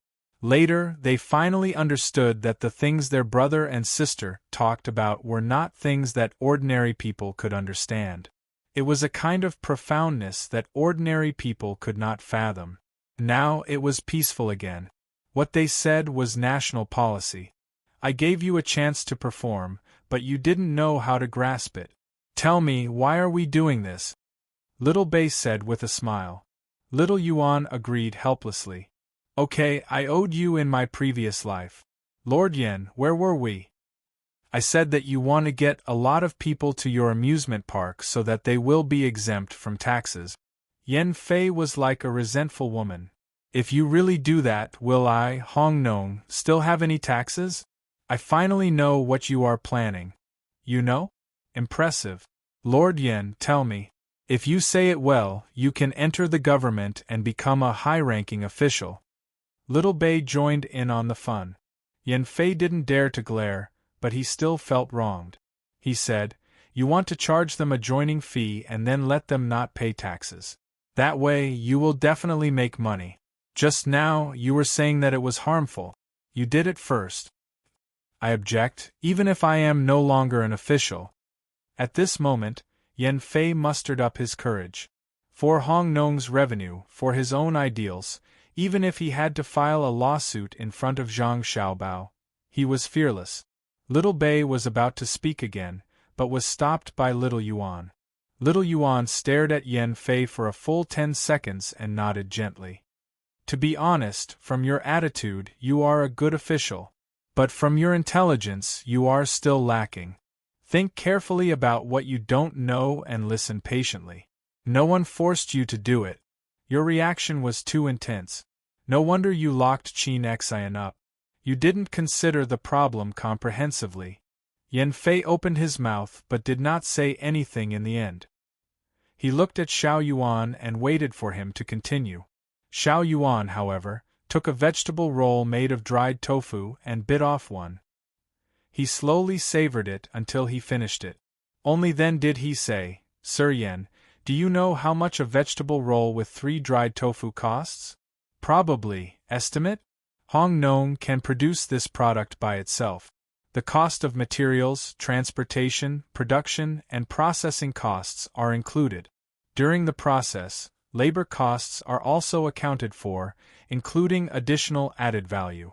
I can tell you how much this thing costs at Hong Nong's barbecue stall. 1 copper coin for 2 skewers. If you sell 6 skewers, you can make a profit of 1 copper coin. That's a 33% profit after deducting taxes. If you don't believe me, you can ask around. Don't take the price of the big restaurants into account. Those are 2 different things. Xiao Yuan opened his mouth and stated the price of the food he ate. Yes. Is it related to what you're talking about? Yen Fei panicked. They were talking about the specific data, but he did not answer. If it was a small matter, it was careless. If it was a big matter, it was a dereliction of duty. Xiao Yuan ate another one. Of course. When you're free, go to the market, especially the big markets. Ask each item. When the 9 of us are free, what we're most willing to do is to go to the market, bargain, and buy it. It's not that we lack things. We also eat the barbecue and soup pancakes sold outside. If we can't finish them, or if they don't taste good, we'll take them back and let people throw them to feed the pigs. It's not that we can't find anything to eat. In our house, there are restaurants everywhere. How can we not eat good things? We just want to understand the people's livelihood. Now, I'll tell you how the profits of dried tofu rolls affect the people. When Yen Fei heard that he was going to talk about something important, he sat up straight. Very naturally, he took out a small book and a fountain pen, intending to record it. Xiao Yuan was shocked. Wow, you're quite prepared. A fountain pen? Your sister gave it to me before I took office. She said, I'm giving you a pen. I hope you remember it. Incorruptibility covers the sky, benevolence paints the earth. Where are the people, where are their hearts? The temptations of the mortal world cannot be stirred up. Yan Fei gently stroked the fountain pen. After saying this, he whispered to Xiao Yuan, "Your brother also said that when I'm the county magistrate I have to be clean. If the yamen and my family lack daily necessities, the local business will give them to me. Don't worry about others taking it by force. When I'm done, give me a large sum of money when I leave office. The better the people in the county, the higher the degree of education, and the more prosperous the economy, the more money I'll get." "Oh, I understand. So you're not greedy." Xiao Yuan approved of his brother's method. Sanshui County had always been like this. When an official was in office, they focused on doing things. Daily necessities would be provided. When they were done and were about to leave, they would receive a gift from a local fund specially used to reward officials. Yes, I don't dare to cross the line drawn by your brother and sister. I'm an official they chose. If there's a problem, they won't be able to let it go. They'll punish me to death. Yan Fei's answer was very simple. Okay, let's not talk about this first. Let's talk about dry tofu rolls. Xiao Yuan brought the topic back. Yan Fei picked up the pen with a proper attitude. I've already talked about the composition of the cost, just now. In the process of making bean rolls, materials and logistics are very important. Of course, the process is also one aspect. As for the improvement of the process, let's not talk about it for now. Let's just talk about materials and logistics. As Xiao Yuan spoke, his speed was not fast. After finishing a sentence, he deliberately paused and did not make a sound. Yan Fei scribbled on the notebook. After he finished writing, he stopped to think. After thinking about it, he nodded. Suddenly, he reacted and said, "Xiao Yuan, are you waiting for me?" "Waiting. My brother and sister will always stop when they tell us stories and give us time to think. I'm used to it." Xiao Yuan did not think that he was doing very well. Everything he did was imitating his brother and sister. Next, let's talk about the materials. The main component of bean rolls is dry tofu. The things inside the rolls can be changed. If the outside is changed, it won't be a bean roll anymore. When small workshops are making, everyone is fighting for themselves. A lot of wastage is caused, which causes the cost to rise and the quality to be inconsistent. After a set of processes, a lot of manpower is wasted. Do you admit it? Yes. Yan Fei wrote again. After he finished, he replied. Dry tofu is made from soybeans. If it's bought in small batches, the price is high. If it's bought in large batches, it's cheaper. When it's made in batches, the fixed loss is reduced. The things produced have to be transported away, which involves logistics. You might say that if it's all made in your own small workshop, there's no need for logistics. Or if the transportation distance is very close, the logistics distance is so short that it doesn't matter. Xiao Yuan said as he recalled. The idea was not thought of by him alone. It was the wisdom of 9 people. When the 9 people discussed, they argued and supplemented. When they encountered a difficult problem, they stopped and thought about what their brother and sister would do when they encountered such a problem. Only then did they come to a final conclusion. Yan Fei also knew this point. After all, the 9 children usually followed powerful people. The children of butchers naturally knew how to cut meat. The children of officials also understood problems differently from ordinary people. There was no need to doubt the Zhang family and the Wang family. The 9 children, other than learning from their brother and sister, were influenced greatly even if they were usually with the maids in the inner courtyard. This is the importance of the environment. Yan Fei thought in his heart and said, "That's right. Every village has a tofu workshop. Why transport it from the county? This has to calculate the cost of the two and the cost of logistics. For example, the tofu workshop in the county is big enough. It's so big that the price of buying soybeans in batches is 4/5 of the price of an ordinary family's unit, saving 20% of the cost. By concentrating on the work, the fixed consumption is saved by 10%. The overall saving is 30%. Using a few carts, one village after another, but according to the regional distribution, the cost of delivering is 10% of the cost of making the tofu products. If the small workshop's profit can't reach 20%, why not let the county deliver it? For example, the usual cost can be reduced by 5%. Why tire yourself? The time saved can be used to sleep more so that the body won't be so tired. Communicate more with the children so that the children won't feel left out. Let the children teach more words and learn from the children's textbooks to improve their own skills. Isn't that right? When Xiao Yuan gave an example, he listed out the general data comparison and waited for Yan Fei to think again. Yan Fei quickly noted it down. This time, he didn't have much time to think about it. He said, however, it looks like a total of 5% of the cost savings. In fact, according to what you said, that's a 25% increase in profit after the small workshop doesn't produce by itself. And there's more free time. No matter how the time saved is used, it's far more cost-effective than wasting it on the production process. At the same time, it also increases employment opportunities, such as logistics and carriage drivers, or the number of people who need to work in the large workshop. Xiao Yuan, Xiao Bei, let me ask you. Do you usually learn this? You're still children. Yan Fei was indeed shocked. What little Yuan said was something that children should come into contact with.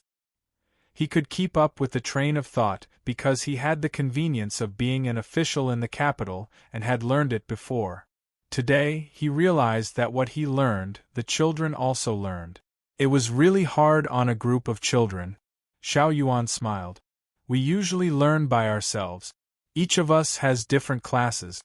Brother said that when we were young, he was tired. When we grow up, he won't be tired. In the future, he won't have to worry about the family not being able to handle urgent matters when he and his sister are too busy. That's right, that's right. Xiao Bei chimed in from the side. What we're talking about now, there's no need to deliberately learn it. Anyone in the family will have a different view of it. After listening to it every day and watching it every day, of course they'll remember it. All right. When I was young, I didn't have brothers and sisters like you, and I didn't have an inner court team that could take over government and military affairs at any time. But I have a question. Yan Fei envied Xiao Bei and the rest. This was the advantage of a family. Children from ordinary families also had talents, but the effort they put in far exceeded that of children from aristocratic families. How could a child from a butcher's family be compared to Xiao Bei and the rest at the age of 20? How much of a genius did one have to be? Fortunately, there was the support of Operation Chaoyang. Otherwise, it would be a fool's dream to catch up. Sighing to himself, Yan Fei asked again, I agree. If we do as you say, the cost of the small workshop will be reduced, the profits will be increased, and the labor intensity will be reduced. However, what if the large workshop in the county uses this to control the entire county's bean products industry? That's a problem with the perfection of the business laws and the functions of the government. You can't use the possible disadvantages to deny the benefits of the current actions. If it's easy to choke when drinking water, then you won't drink water? If you're thirsty, you naturally need to drink water. As for choking, then solve the choking problem. This isn't called treating a headache or treating a foot when it hurt. This is called the division of functions. Ants have a division of labor, not to mention humans. How can there be a perfect thing in the world? If that's the case, then my brothers and sisters won't have to suffer. Xiao Yuan also had his own views on this. Yan Fei was used to discussing political and economic issues with children. All right, I agree. To build a large bean products processing workshop in the county, I have to first calculate the profit ratio of the small handicraft workshop and the price ratio when buying the finished products from the large workshop. I already know that bean rolls have a lot to do with the people's livelihood. I also understand the principle of drawing inferences from one example. Tell me about the issue of tax exemption. To be honest, you're not Xiao Bao and Cuckoo. Although you're so smart that I'm scared, you're far worse than your brothers and sisters. At the same age, they're 100 times better than you. If you can't persuade me, I'll never agree. I'm an official of the imperial court, not the inner courtyard of your Zhang family and Wang family. My first consideration will always be the people under my rule. Listening to Yan Fei's words, Xiao Yuan and Xiao Bei were not angry at all. They admitted that their brothers and sisters were powerful. Until now, they had not found a problem that their brothers and sisters couldn't solve. Xiao Yuan, continue. Xiao Bei threw a sentence to Xiao Yuan and pulled Lu Feifei to explain the things that Lu Feifei didn't understand in the conversation between Xiao Yuan and Yan Fei. Lu Feifei was very modest. For the first time, she knew how big the gap between her and a real official was. She thought that an official had nothing to do and had free time all day. She didn't expect that an official had a universe in his heart. Of course, this referred to a capable official. Xiao Yuan said, "We want to build a big industrial group park near the amusement park. Then we'll buy things from them and sell them in the amusement park, tax-free. Lord Yen, you may want to say that it will have an impact on the financial income of Hong Nong. Indeed, it will, but it will definitely not be a negative impact. You also said that we're smart. How can we do stupid things? Who will join us tax-free?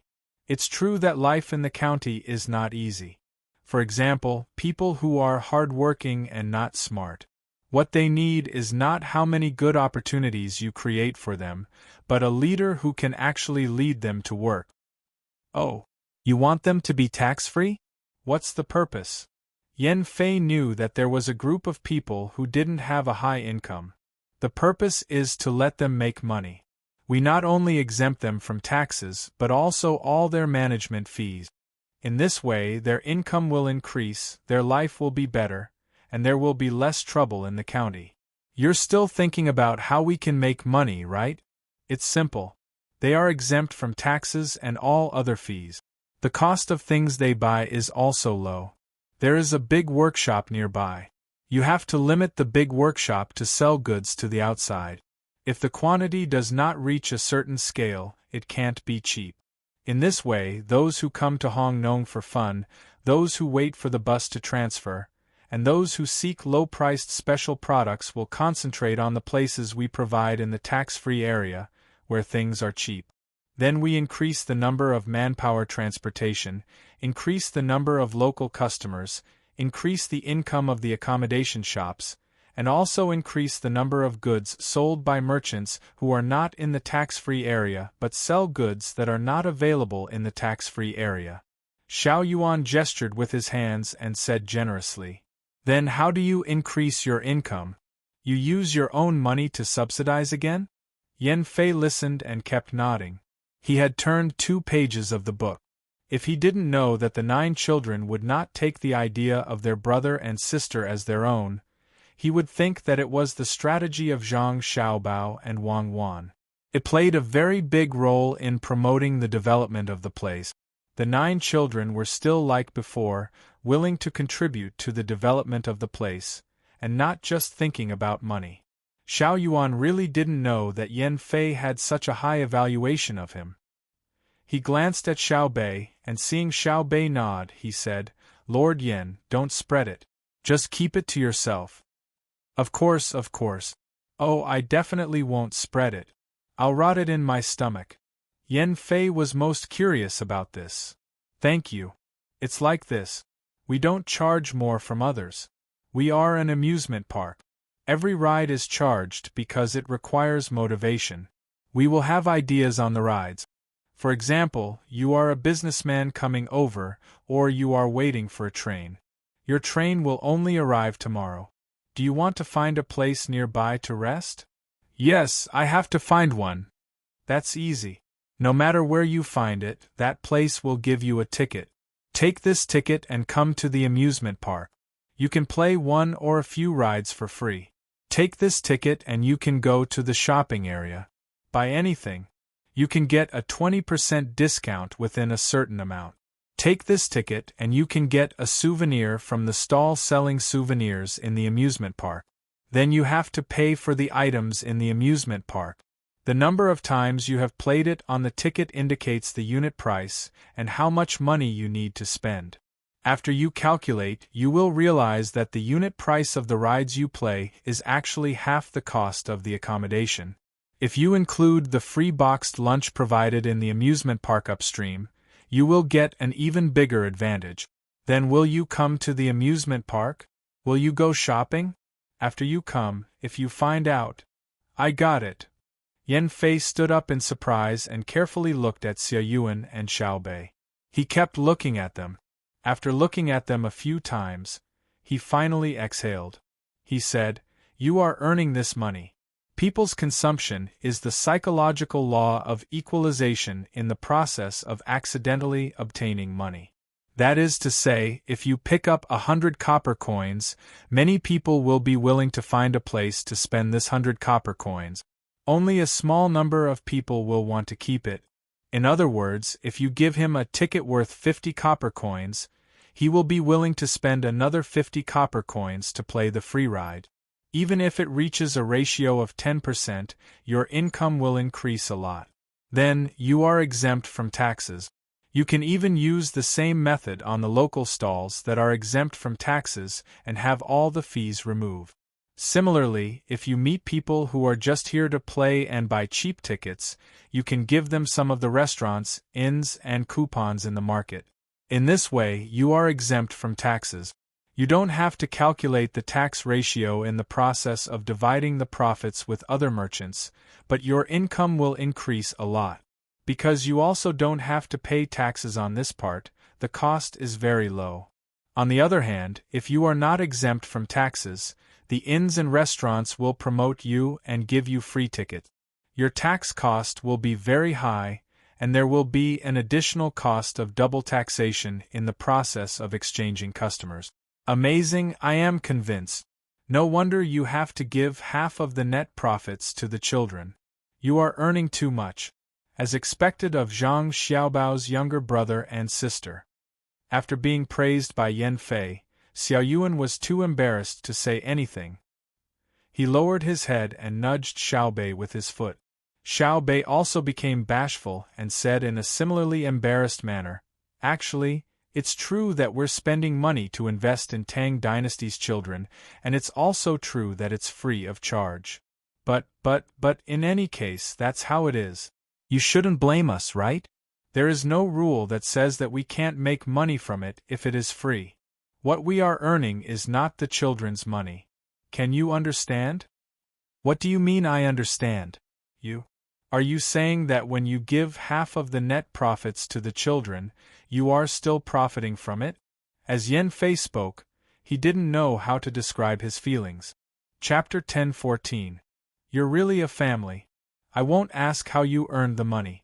I believe what you said must be true. I want to know who came up with this idea. For the first time, Yan Fei looked at Xiao Bei and the other 9 people seriously. In the past, Yan Fei was afraid of their status and brothers and sisters. But now, he was treating the other party like an adult, because the other party had the qualifications. Xiao Bei smiled and said, "Even if you ask, we won't tell you. We thought about this idea for many days before we came up with it and perfected it. Sister told brother to open a few more candy houses, but we don't want to continue to rely on brother and sister. We want to plan it ourselves. From then on, when we have time, we get together and think hard about how to get other matching things for the candy house. Just the candy house is fine. But that's not in line with the style of our Zhang family and Wang family." Uncle Emperor praised brother, saying that he doesn't come up with a plan easily, but if he does, he will definitely be successful. We can't ruin brother's reputation, right? As Xiao Bei spoke, Yan Fei kept nodding. Looking at Xiao Bei and Xiao Yuan's serious and persistent appearance, he wished he could carry the 2 children over and kiss them on the left and right. They were really cute and sensible. They also knew how to do things in their family.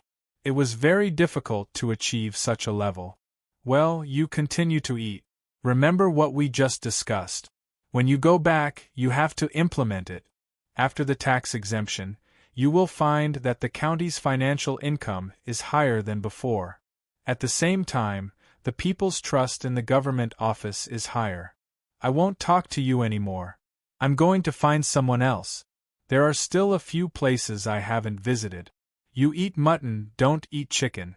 Choose some things and pack them up. Tomorrow you can bring them back to the government office as a gift. Xiao Bei finished speaking to Yan Fei and waved his hand. He pulled Lu Feifei and Xiao Yuan and ran to another place. Yan Fei was stunned and did not move for a long time. He was also frightened. Qin Xian, who recovered faster, reminded him.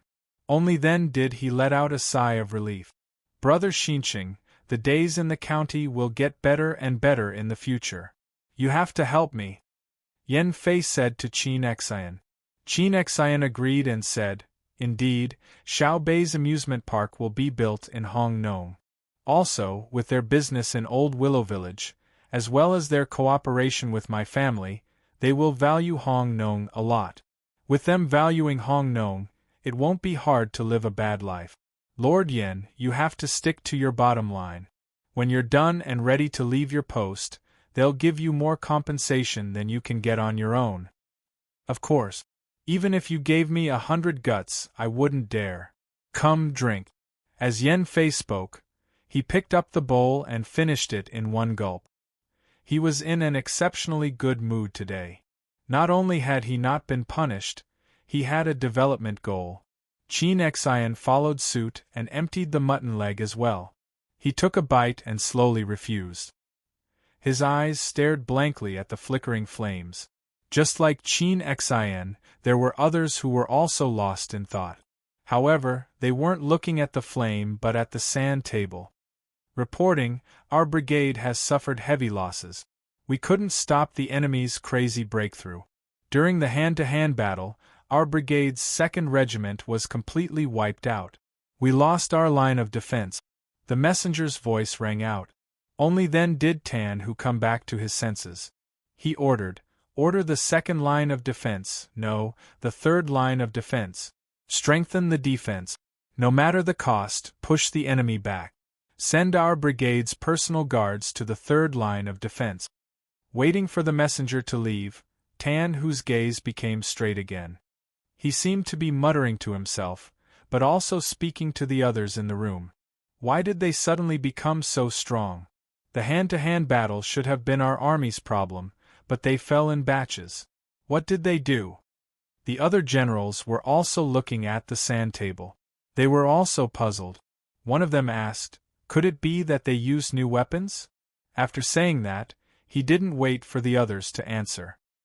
He denied it himself, impossible. This point is not within the scope of the military selection. We can only fight and wait for the support of the nearby logistical forces. No matter what, we have to keep this brigade. Otherwise, once they break through, they will get more supplies. With artillery, they will be a greater threat to our main forces. I request permission to take the remaining brigade members and personally stop them. Reporting, our 2nd line of defense has been broken through by the enemy. The enemy is continuing to advance and will soon come into contact with the 3rd line of defense. The 3rd line of defense's long-range troops are attacking. Another messenger came in and reported to Tan Hu. The expressions of Tan Hu and the others became more and more serious.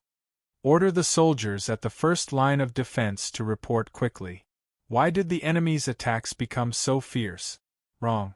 Order the soldiers at the 2nd line of defense to report that the 1st line of defense has been completely wiped out.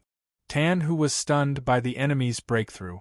For a moment, he forgot about the tragedy at the 1st line of defense and that his brigade was down by a regiment. Reporting, the 2nd line of defense has sent people to check on the survivors. Reporting, our 3rd line of defense has been broken through. Our allies from the surrounding areas are chasing after them. Reporting, our pursuers have encountered stubborn resistance from the enemy. A small portion of the enemy has left the battlefield and is continuing the pursuit. The messenger reported again and again. Every time, Tan Hu's breathing quickened. The generals in the room also frowned. After a while, Tan Hu said, "We underestimated the enemy this time. It's not that the enemy isn't strong enough. They just thought that they were strong at the beginning, so they were tricked. Now they've set their mentality and are treating us as strong enemies, but we're still immersed in our previous victory.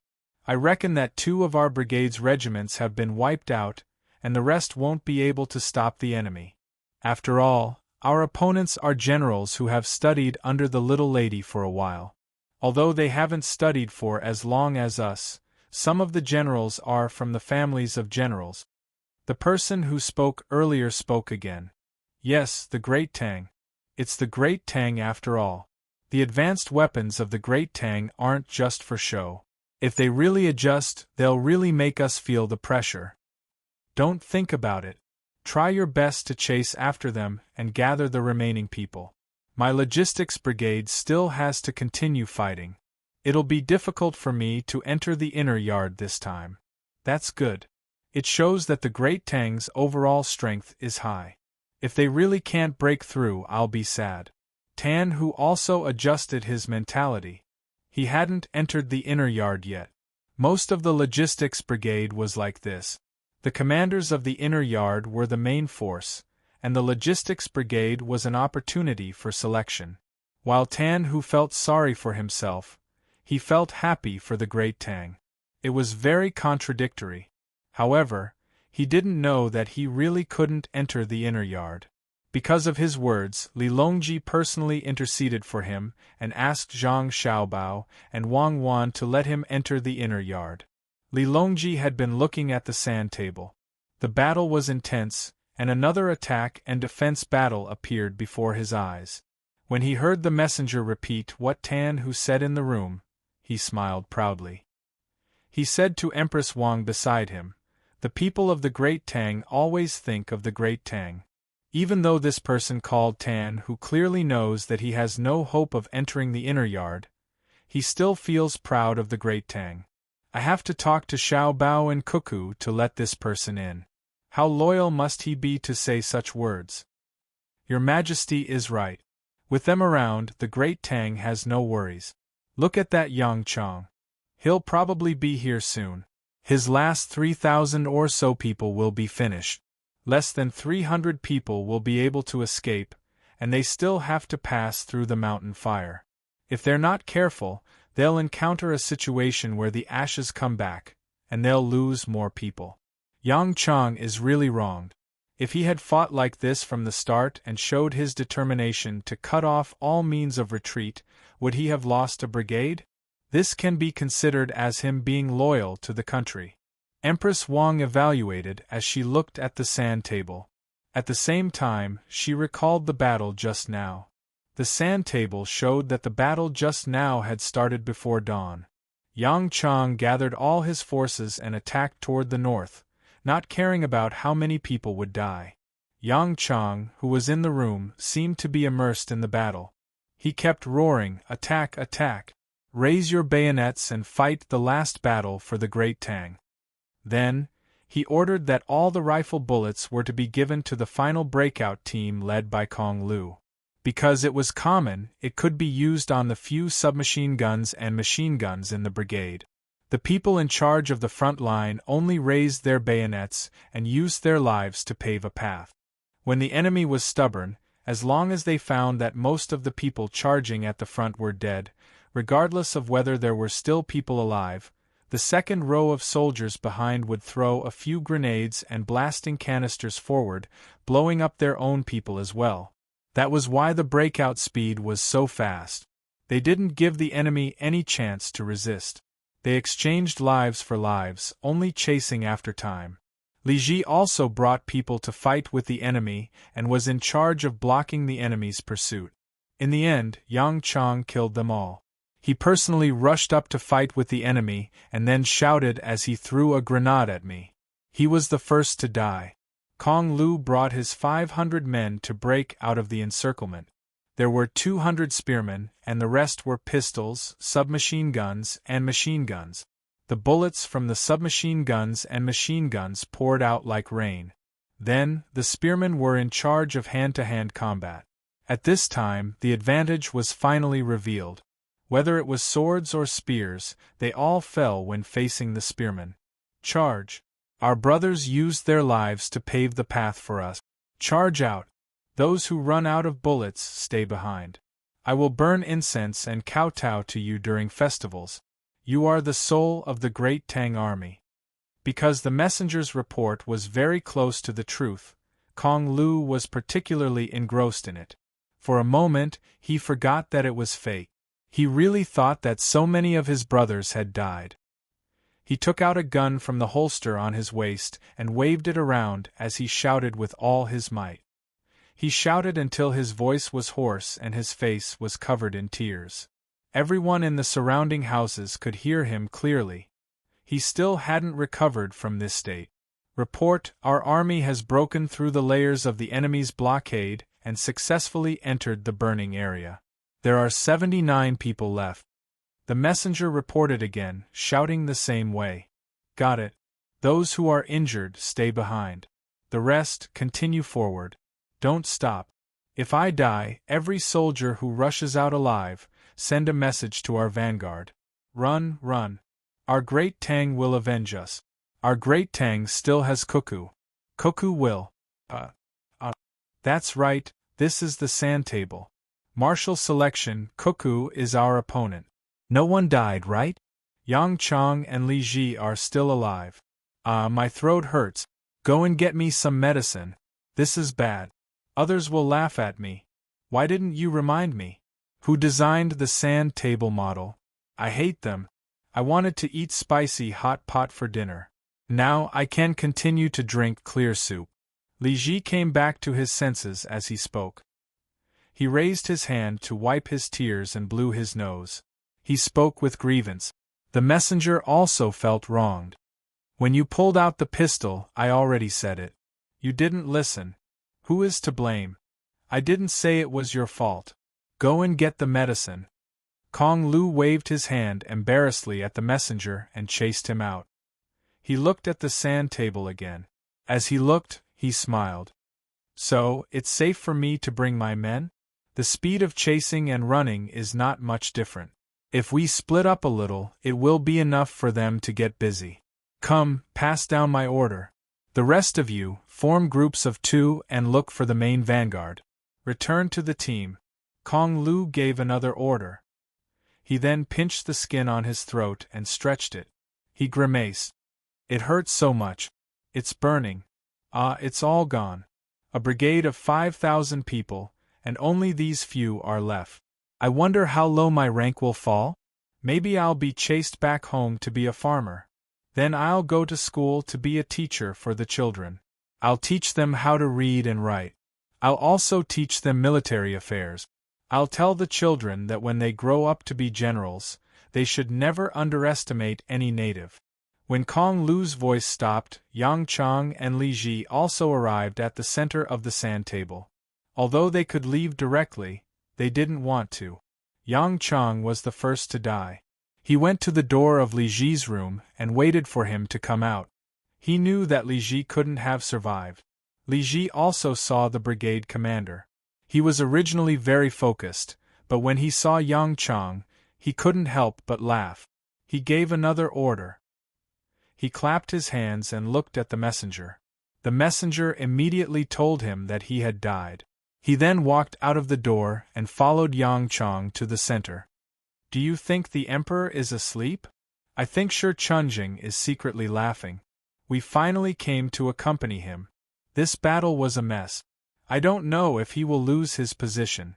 You, the brigade commander, and I, the regiment commander, are both not qualified. Li Ji, who gave up the idea of fighting, was much more relaxed. As for the future, he didn't care about it. He smiled and said to Yang Chong. Yang Chong smacked his lips and patted his forehead with his hand. He said, Wang Wan's people are really powerful. I can't help but admire them. My brigade is probably completely wiped out. I just don't know if Kong Lu ran out with his people.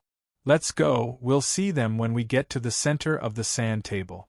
If he ran out, our responsibility will be less. If he waited for us there, I think the Emperor will treat us to an unforgettable meal. It's almost time for dinner. Actually, I want to eat seafood. I also want to eat the seafood of the Blue Sea Silver Sand restaurant. But if I lose my position, I won't be able to find a place to eat for free once a month. When I see the Emperor later, I'll ask for seafood. The kind that is dry and made. Li Ji laughed at himself and walked into the center with Yang Chong. He looked up. Sure enough, the Emperor was also waiting for dinner and hadn't rested yet. Li Longji's seat was very high. He had deliberately made it so that it would look good. The chair was the one that was moved from Xingqing Palace yesterday. It was the one that he always sat on. It was very big. Usually, when Xiaobei and the others ate or chatted with him at Xingqing Palace, they would always squeeze together with him. Li Longji hadn't seen Xiaobei and the other 9 children for a few days. He missed them, so he asked someone to bring chairs. At the same time, he decided that if Xiaobei and the others found out that the Yamen officials in Jiangzhou were biased, they would be severely punished. Without a group of children, the entire Xingqing Palace became cold and cheerless. It was not fun at all. Otherwise, why would they want to stay in the hibiscus garden? It was still a little cold in early spring. It was not as comfortable as the palace. Li Longji was thinking about how Xiaobei and the other children looked when they were playing happily. He happened to see Yang Chong and Li Ji come in. He looked down at them and asked flatly, "You two have worked hard." Yang Chong and Li Ji didn't dare to answer. They stood obediently at the door like children who had made a mistake. They lowered their heads. "What did you do earlier? Didn't the assault team organize very well? The moment you were surrounded, you directly led the team to the north. How could the crippled regiment in the north stop you? Other than the regiment headquarters and a few personal guards, they didn't have anyone else. They insisted on setting up camp and being surrounded, didn't they? The other side's logistics team almost wiped out all of you. Even I feel embarrassed for you." Li Longji continued to scold the two of them. Yang Chong and Li Ji kept their heads down, but they were cursing in their hearts. Who knew what the situation was at that time? We didn't see the sand table in the center, and the hot air balloon team fell first. Who dared to say that he could tell? As if he could guess what the two were thinking, Li Longji said, "Don't find excuses for yourself. Back then, under what circumstances did Cuckoo and Xiao Bao enter Tubo? How did Cuckoo fight? She dared to run in circles on the mountain with an enemy force that was several times her size. She ran and fought while organizing her team. Why else do you think I value her so much? There were many people who could win a battle, but how many people could achieve the same effect as Cuckoo in the past? Steady, steady, you just want to be steady because your weapons are more advanced and your communication speed is faster. If it was Cuckoo leading the great Tang army and using advanced weapons to attack you natives, you would have been finished long ago. Cuckoo can beat you until you cry, do you believe it?" Yang Chong and Li Ji were very unwilling to admit it, but they had no choice. This was because many of the tactics they learned were taught by Wang Wan. For example, this breakout was a choice in the most helpless situation that Wang Wan had said at that time. It was the last method to protect an important person or pass on important information. Gathering all the superior firepower, ignoring the casualties on their side, and staining the road forward with blood, the prerequisite was that all the soldiers had to be loyal enough. Now that they didn't see Kong Lu, they probably succeeded. It was really useful.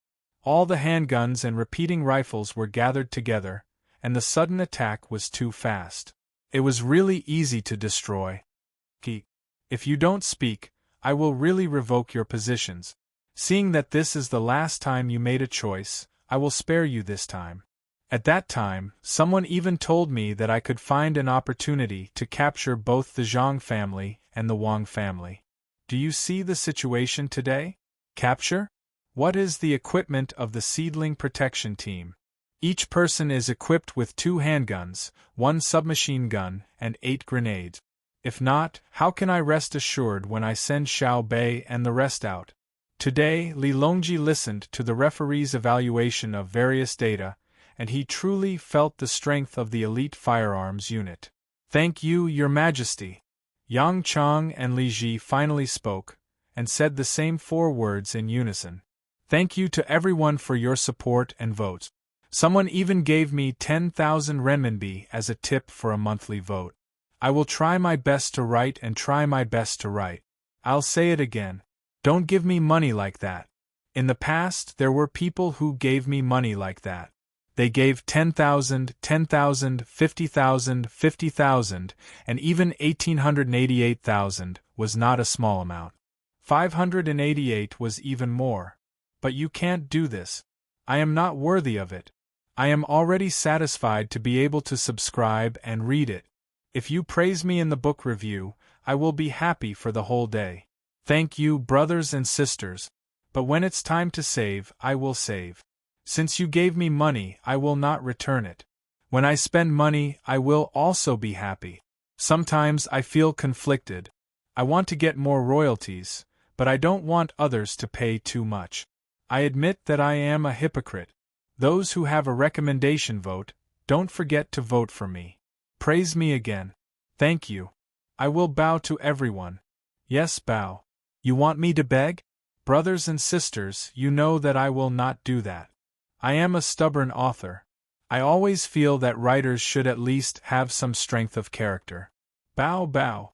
Chapter 10-15. Go. Li Longji waved his sleeves. He knew that Yang Chang and Li Gui didn't want to stay in front of him any longer.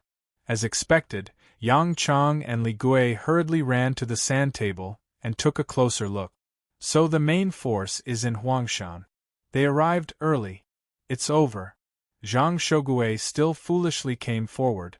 He shouldn't have sent out all the hot air balloons back then. Yang Chang looked at the sand table and understood everything. Wang Wan's main force wasn't in Yuezhou as he had expected. Instead, they had run to Huangshan to look at the model on the sand table. They were in the midst of civil engineering. Li Gui paid attention to a very small model. Kong Lu has run out. Hurry up. Tell the vanguard that the enemy's smoke is asymmetrical. What unit is this? Central Sniper Battalion? How did they get there? No wonder the radio station couldn't send any news. They were all shot down. It's the unit that shot down your hot air balloons. The 1st Battalion has more than 700 people. From top to bottom, there are 14 commanders. They are all from the inner yard. The earliest commander is Wang Yi, a second-year student. The rest are fourth-year students. Every fourth-year student can lead a battalion. This unit is only in charge of a small unit. There is a detailed summary of the battle on the table. Go take a look. Shi Chun's voice came from beside Li Gui. Li Gui had a deep impression of Shi Chun. He was captured alive, mocked his own people, and gave out a lot of information that was both true and false. Hearing his words, Li Gui said with an ugly expression, "Then I have to congratulate you for entering the inner yard. Why didn't the sniper battalion burn you to death? Is it because they are from the inner yard? Invulnerable to fire and water? Thank you. Congratulations to you too. While you were covering the rear, your commands were pretty good. They were much stronger than you when it came to attacking. Just look at the information and you'll know what the sniper camp has done. You'll also be able to understand how elite their personnel are. I admire Wang Yi. As expected of a second-year student. If it were me, I wouldn't be able to do as well as him. I would probably have died long ago, not to mention being able to lead troop."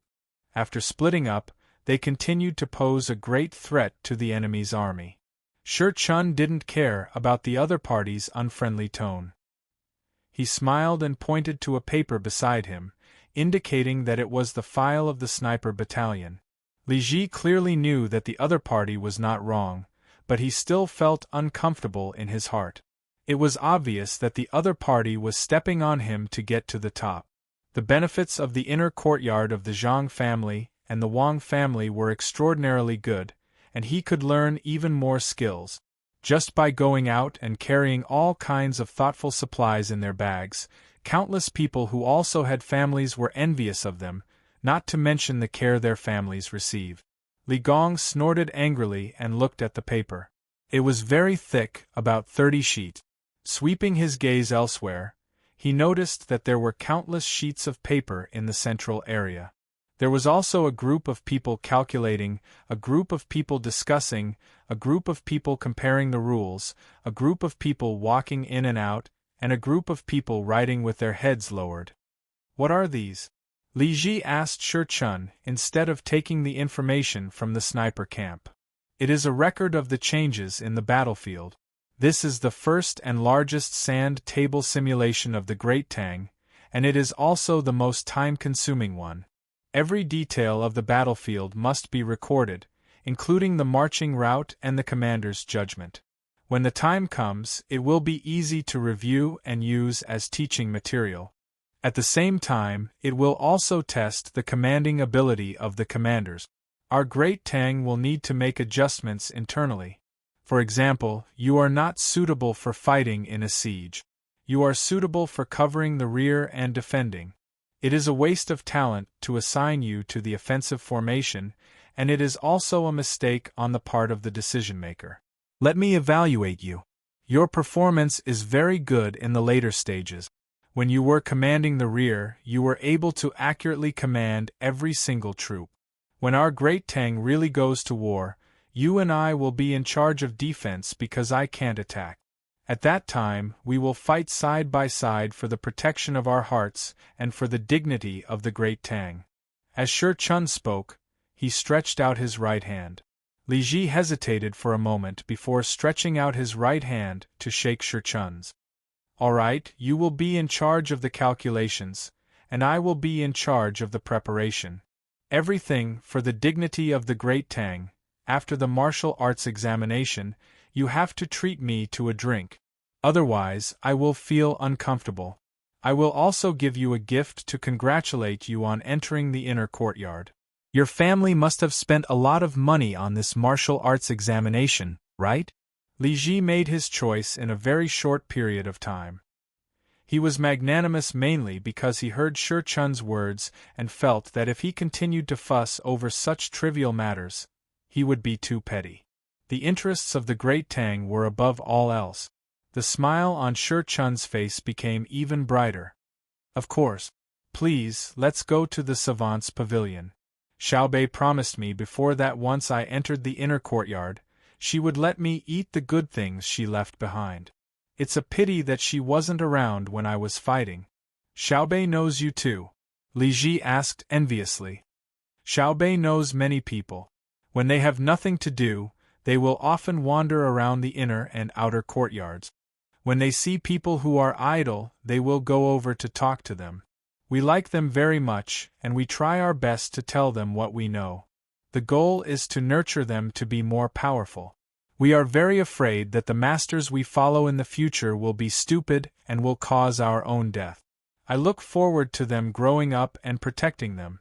When speaking of Xiaobei and the others, a gratified and caring expression appeared on Shi Chun's face. Then, he said, my family spent a lot of money this time. Wait for me, I will ask. Shi Chun threw down these words and ran out to find someone to ask. Li Ji's gaze followed Shi Chun's back as he said to Yang Chang, perhaps one doesn't have to become an official to bring glory to one's ancestors. It is enough to be part of the inner courtyards of the Zhang clan and Wang clan. I have always felt that the inner courtyards of the Zhang clan and Wang clan are another set of personnel that can replace the civil and military officials of the Great Tang at any time. They can go out and establish a new country at any time, but they still stay in the Great Tang. What is their purpose? Yang Chang immediately became nervous. He placed his index finger in front of his mouth and shushed him. Don't shush, it's not like you are peeing on a child. We will tell you why. Li Longji's voice suddenly sounded behind Li Ji, giving Li Ji a fright. The reason why Xiao Bao and Cuckoo's inner courtyards are nurtured this way is so that they can be prepared to kill at any time. If a problem appears in the military and political system of a certain province, they can go over and kill them all. Then, they can immediately replace them with the inner courtyards to ensure that the local government operates normally. If any regional governor thinks that without him, there will be a gap in the military and administration of our great Tang, Cuckoo and Xiao Bao will let him know that it doesn't matter whether he is there or not. No matter how capable the local officials are or how much power they have, they must always remember that they are not allowed to challenge the royal court. We will pass down the order in the capital that they are not allowed to play any tricks and use the stability of a region to threaten us. Otherwise, we will send Xiaobei and the others out first. If the local officials dare to resist, Cuckoo and Xiao Bao will bring people over to kill them. After killing 1,000 people from the military and political system, we will send another 1,000 people over. Li Longji spoke in a dictatorial manner. He wasn't afraid that his words would spread out and cause the local officials to be displeased. Yang Chang and Li Gong swallowed their saliva and nodded their heads. Li Gong was the first to reply, "Yes, yes, Your Majesty. Your will is our code of conduct. Wherever your sword points to, we will fight to the death. We definitely won't dare to go against the orders of the royal court." Yang Chang added, "Yes, we understand. The royal court isn't afraid of us becoming arrogant. As generals, we also don't dare to raise bandits. We will always remember that there are people who can replace us at any time." Li Longji, who had achieved his goal, nodded his head to Weiwei. "We have always believed in you. Actually, Cuckoo and Xiao Bao's inner courtyards aren't used to replace the officials of Great Tang. Instead, when they are expanding their territory, they won't lack administrative and military personnel. I know how much money you have spent." Shi Chun ran over. "Your Majesty, you are here too?" "I have always been here. How much money did your family spend?" Li Longji glared at Shi Chun. His meaning was, "I was far away just now. Can you pretend you didn't see me?" "Yes, I have always been here. I was careless. According to Your Majesty's estimation, based on a month's time, we have spent a total of 600,000 strings of cash. If we can't finish it in a month, we will have to invest more." Shi Chun drew a 6 with his hand. "So much?" Li Longji didn't expect the military examination to cost 600,000 strings of cash. When he said that the royal court would pay for it, it was Xiao Bao and Cuckoo who took the initiative to bear the cost. 600,000 strings of cash was indeed a lot. Although it didn't matter to the Zhang family and Wang family, it was calculated based on their wealth. In reality, 600,000 strings of cash could do a lot of things. A dough of millet was only worth 9 copper coins in the capital. If one were to look at it from a higher perspective, it would be 10 copper coins for a dough. 600,000 strings of cash was equivalent to 60 million dough. Li Longji also understood that money couldn't always be calculated as grain. There were also luxury goods and other daily necessities. There were many people with hundreds of thousands of strings of cash, but no one dared to use all of it to buy grain. Otherwise, Xiao Bao would immediately deal with them. He would never allow anyone to hoard such a large amount of daily necessities. Li Ji and Li Ji were also shocked by this number. The two of them didn't understand how the money was spent, but they didn't doubt Shi Chun's words. This was because Zhang Xiaobao and Wang Wan couldn't get any benefits from the royal court even if they spent 6 million strings of cash, let alone 600,000 strings of cash. There was no need to lie. No one would reimburse them. Shi Chun also knew what they were thinking.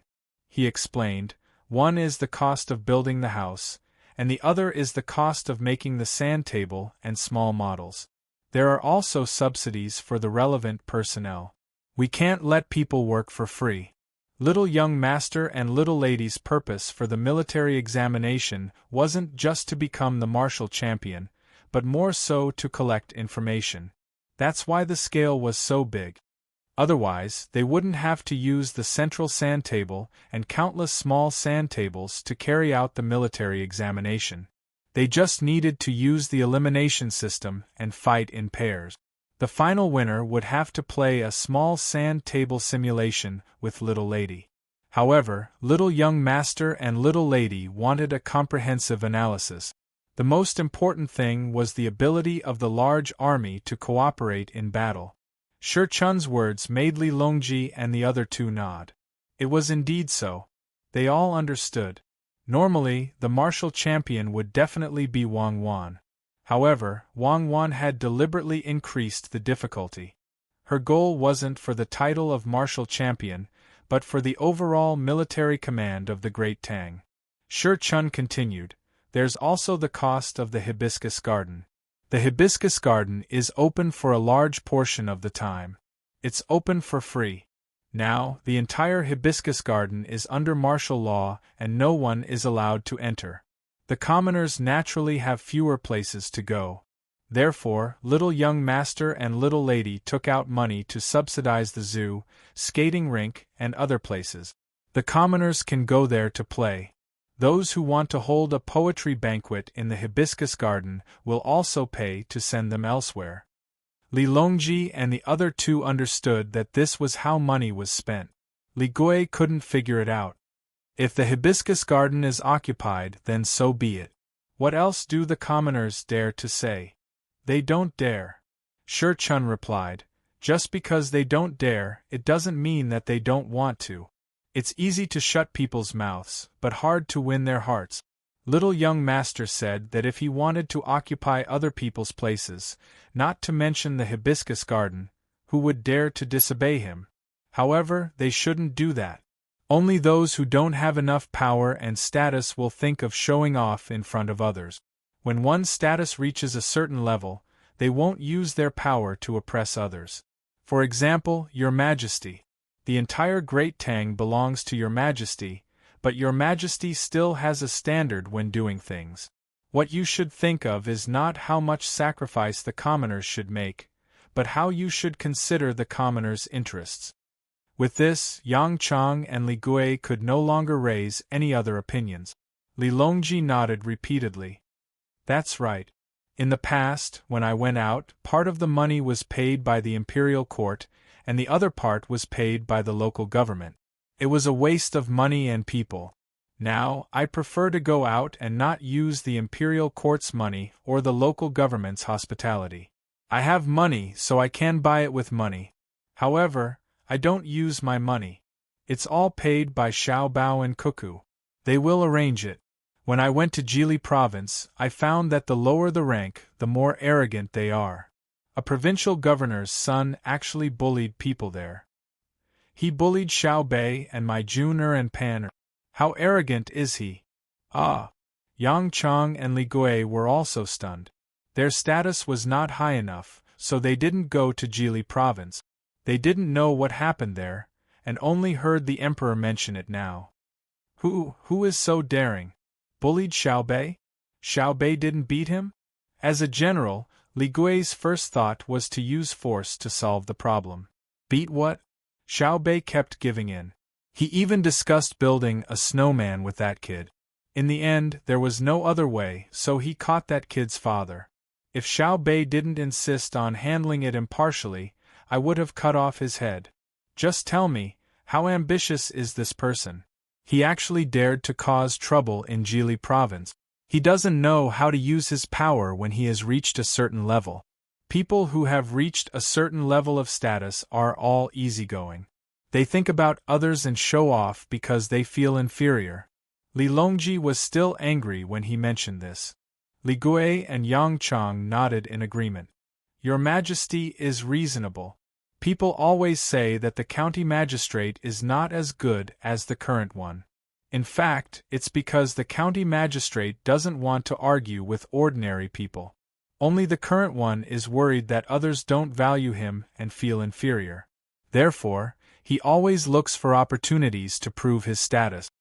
Therefore, the military selection has been going on for a month.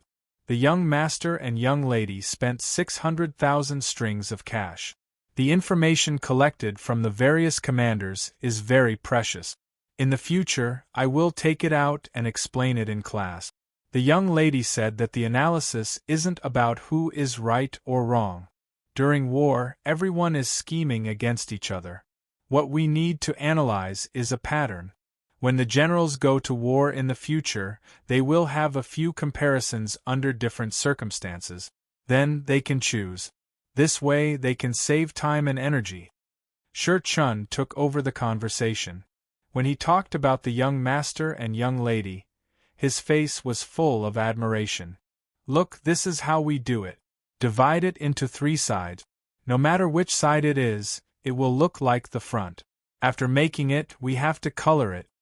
It was already noon in Old Willow Village. The market outside was still lively. However, Xiao Bei didn't want to cross the bridge and went out for a stroll. It was not fun to be surrounded by a group of people. They hid in the village and waited for the boat. When the boat sent by the family arrived, they could take the boat along the canal and then change to the Yangtze River to Jiangzhou. There were still 2 days of free time. Originally, there were boats on the Yellow River that could directly enter Hongnong to carry people. However, due to the decision of Xiao Bei and the others, they changed. They changed to a fleet with more boats that had just been sent out from the capital. Xiao Bei and the others planned to transport a batch of dolls to Jiangzhou, as well as the local specialties of Hongnong and the specialties of the places along the Yellow River to the east. When the fleet arrived, they would buy and load the goods. When they stopped in Jiangzhou, they would sell the goods. Not only would they be able to earn back the cost of the journey, but they would also have some savings. Normally, they would be able to earn a lot more. However, there were many people in the fleet. There were more than 1,500 people, so the cost had to be included. The 9 children had already discussed it. After dealing with the matters in Jiangzhou, they would transport a batch of goods back and sell them in the capital. This way they wouldn't need to pay extra for their family, and their pocket money would also increase. The dolls to be sold were all prepared. Now, Xiao Bei had a new request. He asked people to make the dolls according to 3 sides. Each side would be the front, and it would be a very, very big doll. It would be more than 10 feet tall and 3 meters tall. Xiaozhu was in charge of the design, and Xiaohai was in charge of the calculations. The people of Old Willow Village helped to make the dolls. They didn't care why Xiao Bei wanted to make such dolls, nor did they remind him that they didn't look good.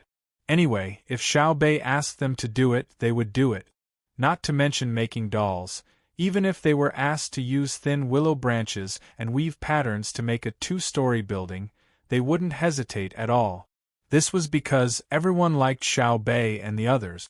When the 9 children stood together, they didn't need to mention how powerful they were or how much money they had. Just by relying on their cute looks and sensible characters, they made people have an idea that they couldn't refuse their requests. Lu Feifei, who had become an official, was very busy last night. She went to worship the ancestors. Old Willow walked at the front, and she followed closely behind. She even wrote an oration, burned incense, and kowtowed. From then on, her family's branch was listed as the main branch in the clan. She was busy until the wee hours of the morning before she went to sleep. Just as she woke up and washed up, she saw the strange big doll as soon as she went out. She approached Xiao Bei and asked, "Xiao Bei, it doesn't look good. It's the front on all 3 sides. What does it look like from the side? There's a big horn that's facing people. It's not for people to play with. Put it at the intersection, the triangular intersection. I'll make an advertisement. Look at the map, I'll find it for you." Xiao Bei ran out and came back with a roll. He unfolded it and showed it to Lu Feifei. It was the military map of Jiangzhou. The scale of the map and the actual area was not big, but it could be seen clearly. On a road in Jiangzhou, there was a triangular intersection. Lu Feifei looked and pondered. Then she said, "Should we put a doll with 4 sides at the intersection of Hongnong? It happens to be at the amusement park and the south platform that connects to the train. We should also make a big doll. It'd be best if it could help promote Old Willow Village." "Yes, it has to be placed. It has to be woven beautifully so that people can feel how exquisite Old Willow Village's craftsmanship is. Xiao Bei had a look of, I have such a plan. Lu Feifei looked at the map and then looked at the big doll that was still in the process of being made. She suggested, why don't a few people from our village go with you? When you arrive in Jiangzhou, you can find willow twigs and weave them. You don't have to occupy the space of a big doll on the way, so you can put more goods. Sister Feifei, we don't need that little space. I just want to take the big doll there. As soon as we arrive, we'll put the doll at the intersection and tell the officials of Jiangzhou that we're here. That's how it should be, Xiao Bei said firmly. Chapter 10:16. When the fleet arrived, Xiao Bei's dolls were finally finished by the craftsmen of Old Willow Village. They were transported along the Hongnong River to the Yellow River. Xiao Bei's team of 9 once again treated the villagers to a big meal of pure seafood. Then they bid farewell. The villagers once again sent them off with tears in their eyes, all the way to the shore of the Honglu River. The farewell team grew bigger and bigger. Xiao Bei's team put away the flags that represented their identity, but the people of Hongnong County helped them raise the rice seedlings flag. They knew who had paid for the reconstruction of Hongnong County and the compensation. The patrol team of 9 was in the limelight for a while. When the boat entered the Yellow River, there were people on the shore sending them off. Some were drivers, some were on horseback, and some were on donkeys. When Xiao Bei's boat entered the Yellow River and met up with the waiting fleet, those who could not keep up with the speed stopped and waved from afar. Xiao Yuan, tell me, why is every departure so sad? Xiao Bei wiped his tears and asked Xiao Yuan, who had been standing at the stern of the boat with him. Because the time spent together is too short and too careless, only the moment of separation will you feel that happiness is far away. It is a kind of habit and also a kind of feeling, so you have to cherish what you have by your side. Don't neglect the things around you because you are always dependent on each other. Xiao Yuan also wiped his tears. He also could not bear to leave the people of Hongnong County. Xiao Yuan, you are so nice. I know. I have to cherish Ahua, even if it is a cat. I will go and feed it fish. You just stand there, Xiao Bei looked at Xiao Yuan gratefully and ran to the cabin. There should be a stray cat that he had picked up on the way there. Xiao Yuan looked at Xiao Bei's running figure and was stunned for a while. Ahua? That shriveled-up cat? That's not what I meant. Your comprehension is too poor. Is the cat more important than me? Well, there's actually another explanation for sadness. That is, when you give, you don't get anything in return, not even a little bit. Of course, when you give, you're happy. Then, Ahua, you give. I'll drink cat soup tonight, and I believe you're happy too. Xiao Yuan left the bow in a huff. He was ready to ask Brother Xiao Hai about the formula of killing a cat, or find his sister Xiao Zhu to draw a big dog or something to scare Ahua into jumping into the Yellow River. At that time, he would definitely stop Xiao Bei and tell her that the moment of life was the moment of glory. Let's see who would dare to go down and save her.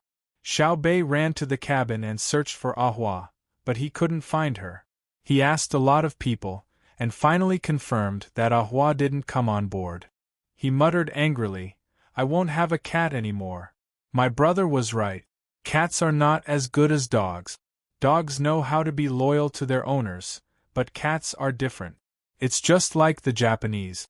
No matter how good you are to them, it's useless. No wonder the Japanese can't beat the great Tang. It's like a cat can't beat a dog. They have no class and don't recognize their own status. Where did little Yuan go? Little Yuan is still the best, always protecting me. Uncle Emperor is also protecting me. He seems to have asked me why I have to pay half of the profits tax-free. I haven't answered yet. Uncle Emperor can't wait too long, right? Thinking of this, Xiao Bei shouted, Someone, send a report to the capital and find Uncle Emperor. Tell him about the tax exemption. Don't forget to tell Uncle Emperor that I'll bring him delicious food when I come back. Don't be angry. Li Longji truly was worried, not because of Xiao Bei and the others, but because of Zhang Shogui. On the sand table, Zhang Shogui's 15,000 vanguard had stopped at the crucial moment and was slowly inching toward Mount Huangshan. Their goal was to eliminate the battalion that was following behind them. But even now they had still not discovered the enemy. At the same time, Cuckoo had gathered 60,000 soldiers and was preparing for a major battle on Mount Huangshan. Everything that needed to be arranged was more or less done. All that was left was the final detail and the speed of the enemy's main force. Li Longji was worried about Zhang Shogui. They were about to break into the inescapable net and wait to eliminate the battalion behind them. There was no battalion behind them, only a small squad of 30 people.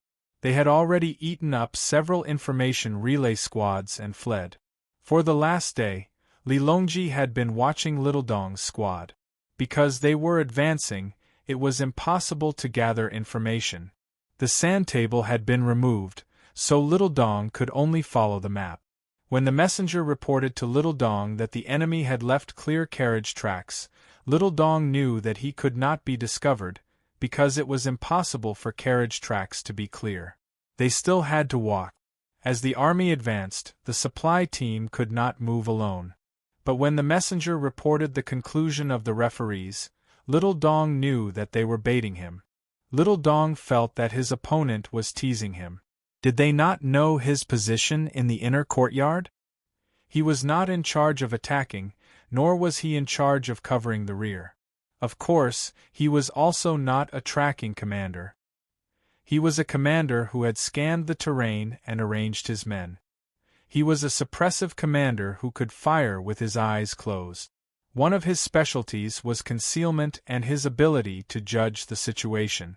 Even if he saw the enemy pass by his range of attack, he was not allowed to fire without orders or if the battle was not in a stalemate. Firing would only expose him. His role was to be used at the crucial moment. For example, when the enemy was about to take the high ground, he would spit out a tongue of fire from an unexpected place, causing the enemy to nurse a grievance on the spot.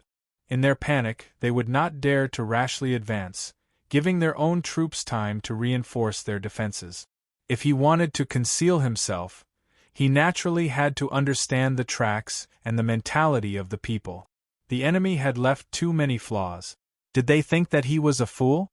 Divide into 5 people and advance as a suicide squad. Travel in a straight line for an hour. If they do not return after an hour, we will judge them to be dead. When Little Dong was faced with the situation of the tracks, he cautiously chose to send people to their deaths. When he gave the order to the messenger, his face was as cold as ice. Adhering to Wang Wan's fighting style, he gave the order with a heart of steel. The messenger replied quickly. After an hour, no one returned. Little Dong was clear about everything. The 5 people were killed without even having the time to light a fire or send a message. This meant that the enemy had sent out their elite. Little Dong glanced at the map and began to calculate. Where was the main force? Lady Cuckoo's fighting style was that she had no style and was too casual. But Little Young Master had his own style. Little Young Master was unpredictable in terms of economy. When it came to organizing logistics, he always had his own style. That was strict. He could allow his troops to receive supplies very comfortably.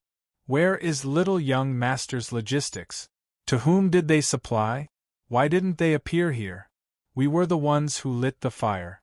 No logistics appeared in the north of the fire. We didn't even find a trace. In other words, the main force was not in the north. But if the main force was not there, there must be scouts flying in the sky. Now, there was not even an eagle. Little Young Master had taught him how to not give the enemy any hints and opportunities to discover. One is to retreat, one is a pocket, and the other is to hide and cross. Little Young Master Cuckoo's army can't cross and hide. There are too many people. Retreat? We have already scattered the enemy's forces. Why should we retreat? The enemy's information relay was responsible for the communication between the north and south of the fire area. It was accidentally destroyed by our battalion. Will little young master let go of this opportunity? Little Dong looked at the map and analyzed. He wanted to know where the main force was and then send a message. He also knew that this was a habit he had developed over the years. Little young master always emphasized that information was information. Whoever had the information would have the initiative. I'll bet that little young master has arranged the army at the front line of Mount Huangshan. Leave 20 people and spread out. Light the smoke for me. The smoke must be thick. The remaining 5 people protect me. Go north for 50 li and advance in an arc. Little Dong gave the order and moved forward with the other 5 people. In the end, the referees determined that the soldiers who lit the smoke were all dead. Little Dong was determined to be protected and saved energy for him. For example, he was carried on his back. When they were about to reach Mount Huangshan, the other 5 people were too tired to keep up. Then he threw everything away and ran. Because the messenger told him that there was a familiar geometric code on the trees nearby. It was not only one, but it kept appearing. This code was not something the students of the 5th period could learn. They were stuck in the 4th period. For the first time, Little Dong felt that knowledge was so important. The main force was right in front of him. The geometric code was definitely drawn by the scouts. It was the family's geometric code. Hence, Lil Dong ran with all his might until someone stopped him. Lil Dong, who was in the room, was already covered in mud. He was so engrossed in hiding that he would flip over and rub his face in the mud. Captain Zhang, you've been received by our army. Please enter the main tent, the messenger said as he patted the mud off Little Dong. Where are they? Little Dong was still thinking about his sacrificed brother. They're in another room. Little young lady, come here.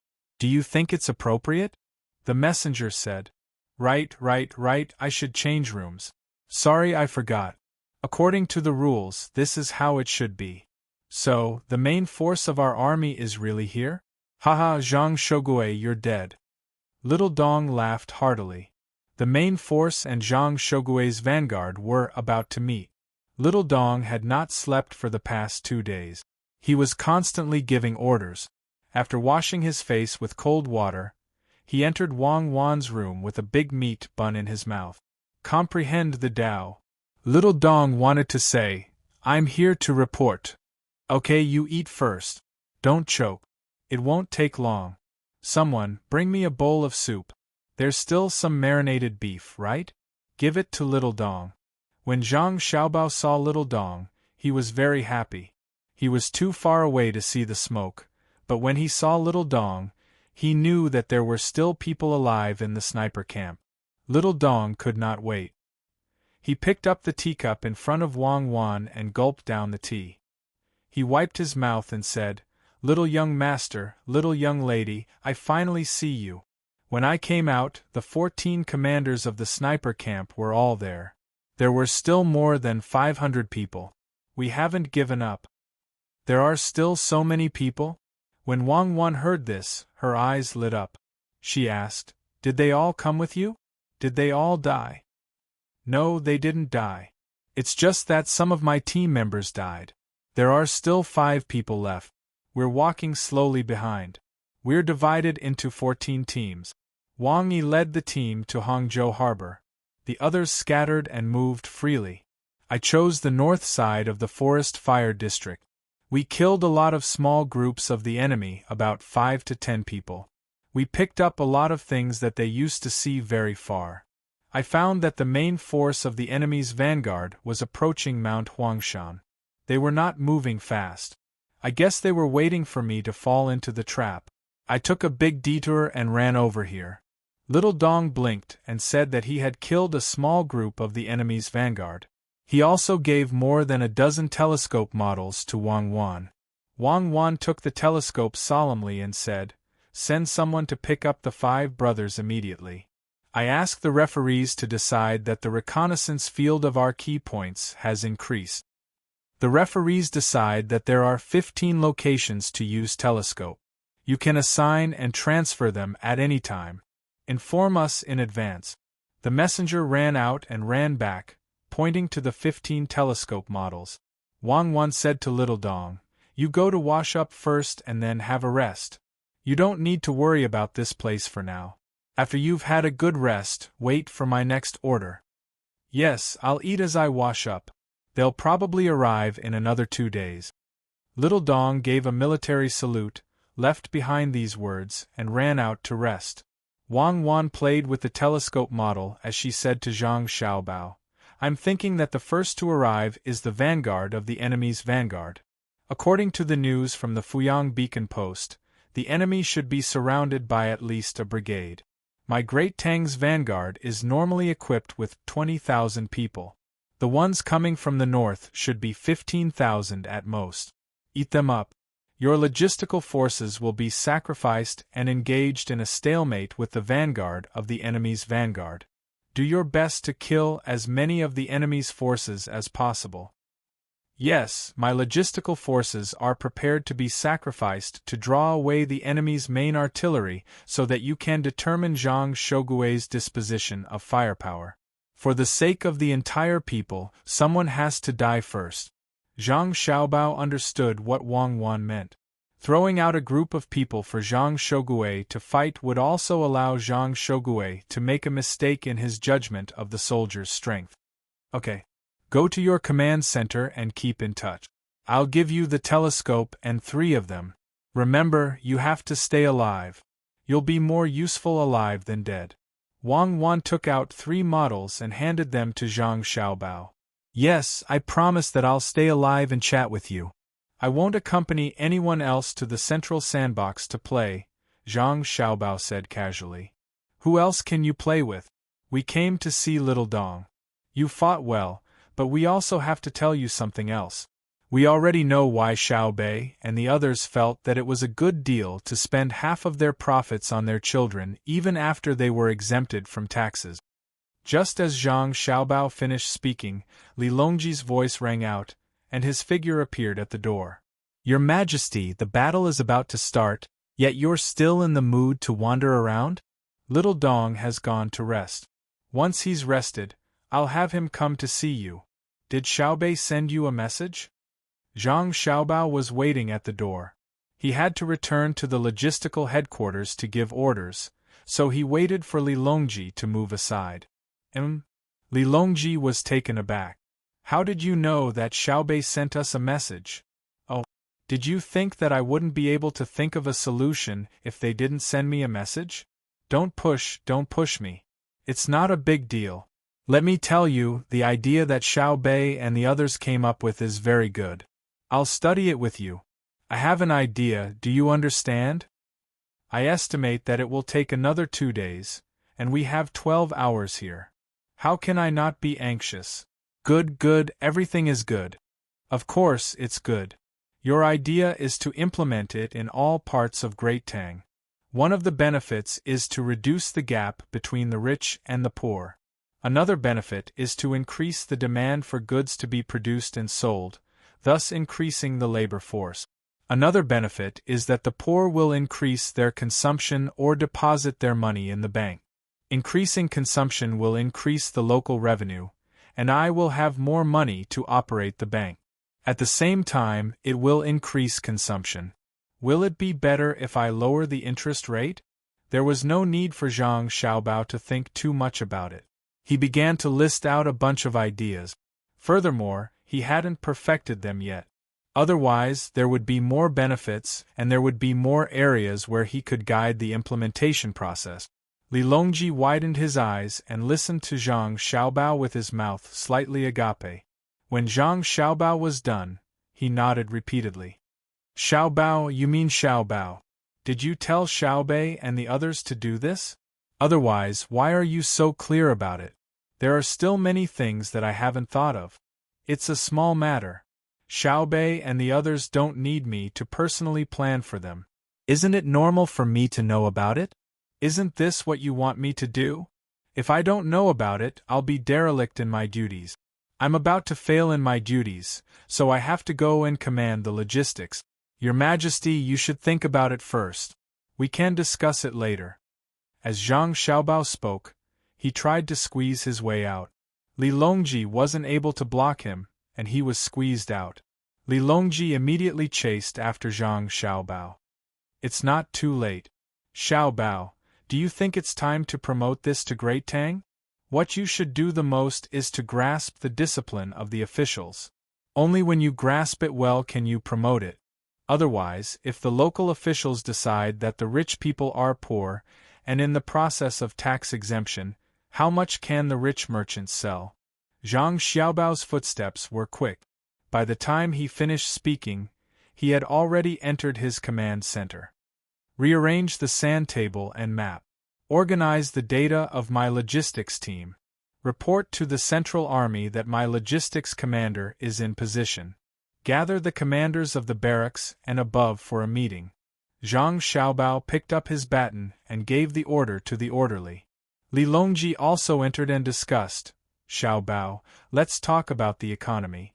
Why don't we reveal some information about the central sand table to you so that you can relax and make up for the time you wasted?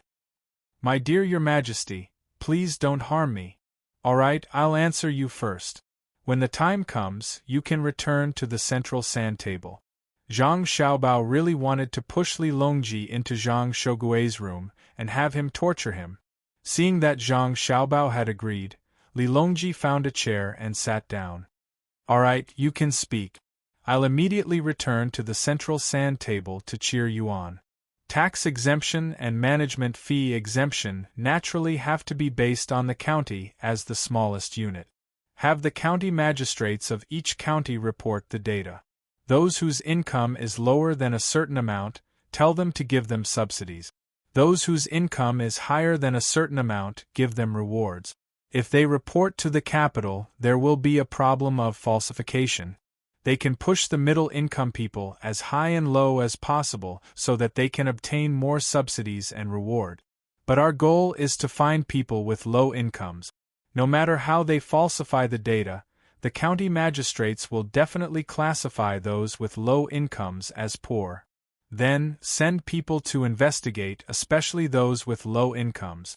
This way we can avoid situations where those with low incomes are not reported and those with high incomes are reported as having low incomes.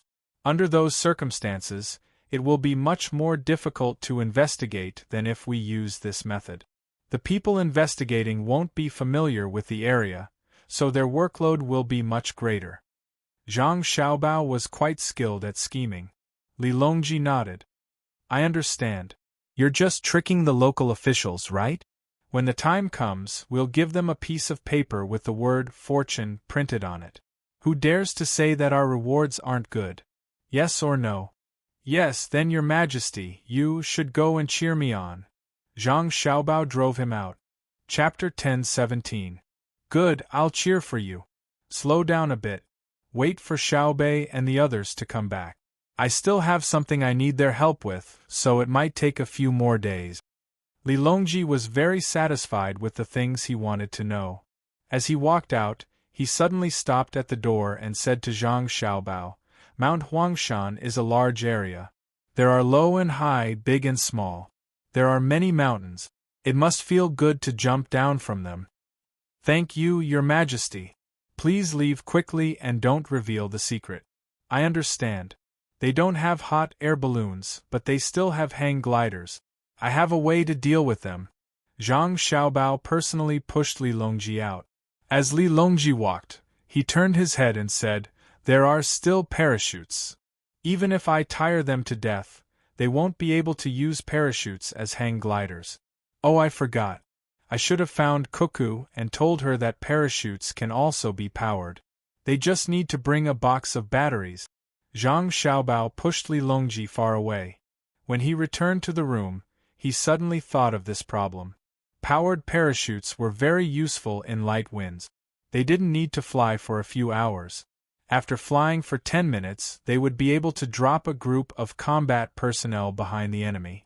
With the combination of the wind direction and terrain, they would be able to execute an unimaginable tactic.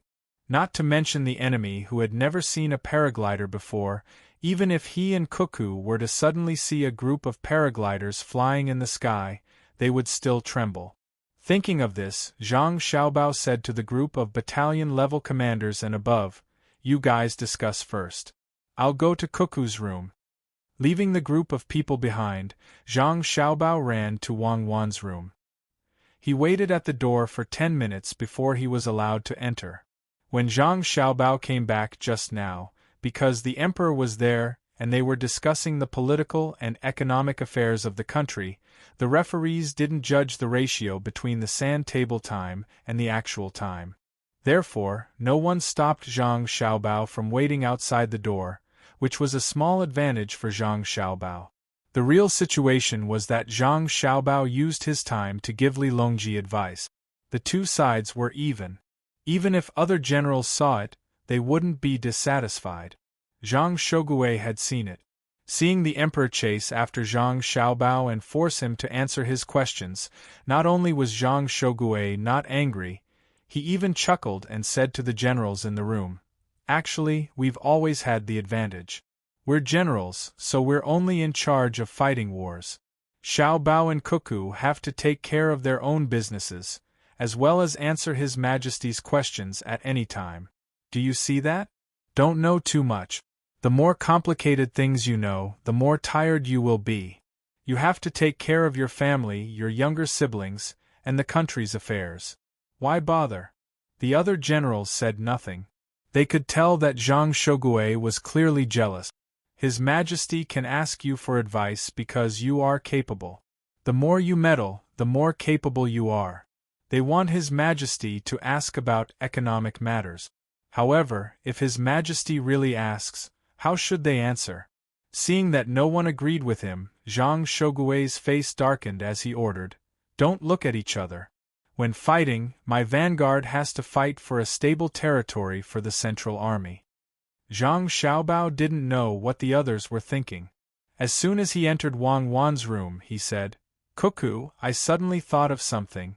Shouldn't we have the Ministry of Works immediately research the automatic paraglider so that we can experiment with it and use it when we go to fight Duoshi?" Wang Wan had just finished setting up a hidden force. When she heard Zhang Xiaobao's words, she paused for a moment before asking, "Xiaobao, can't we make a simple airplane in a year? We already have diesel engines, and the place we're going to fight is already cold. Can the soldiers withstand the cold if they fly there? Paragliders can't carry heavy objects, so they're inferior to airplanes.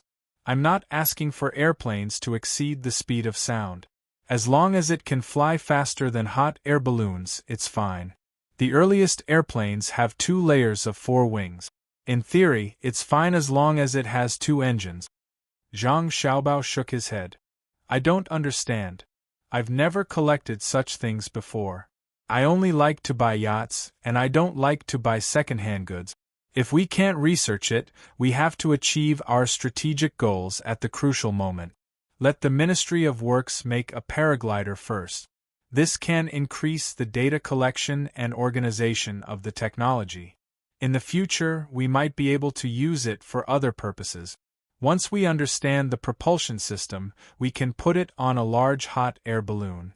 It can be used for rescue missions or sightseeing. Then let's do it."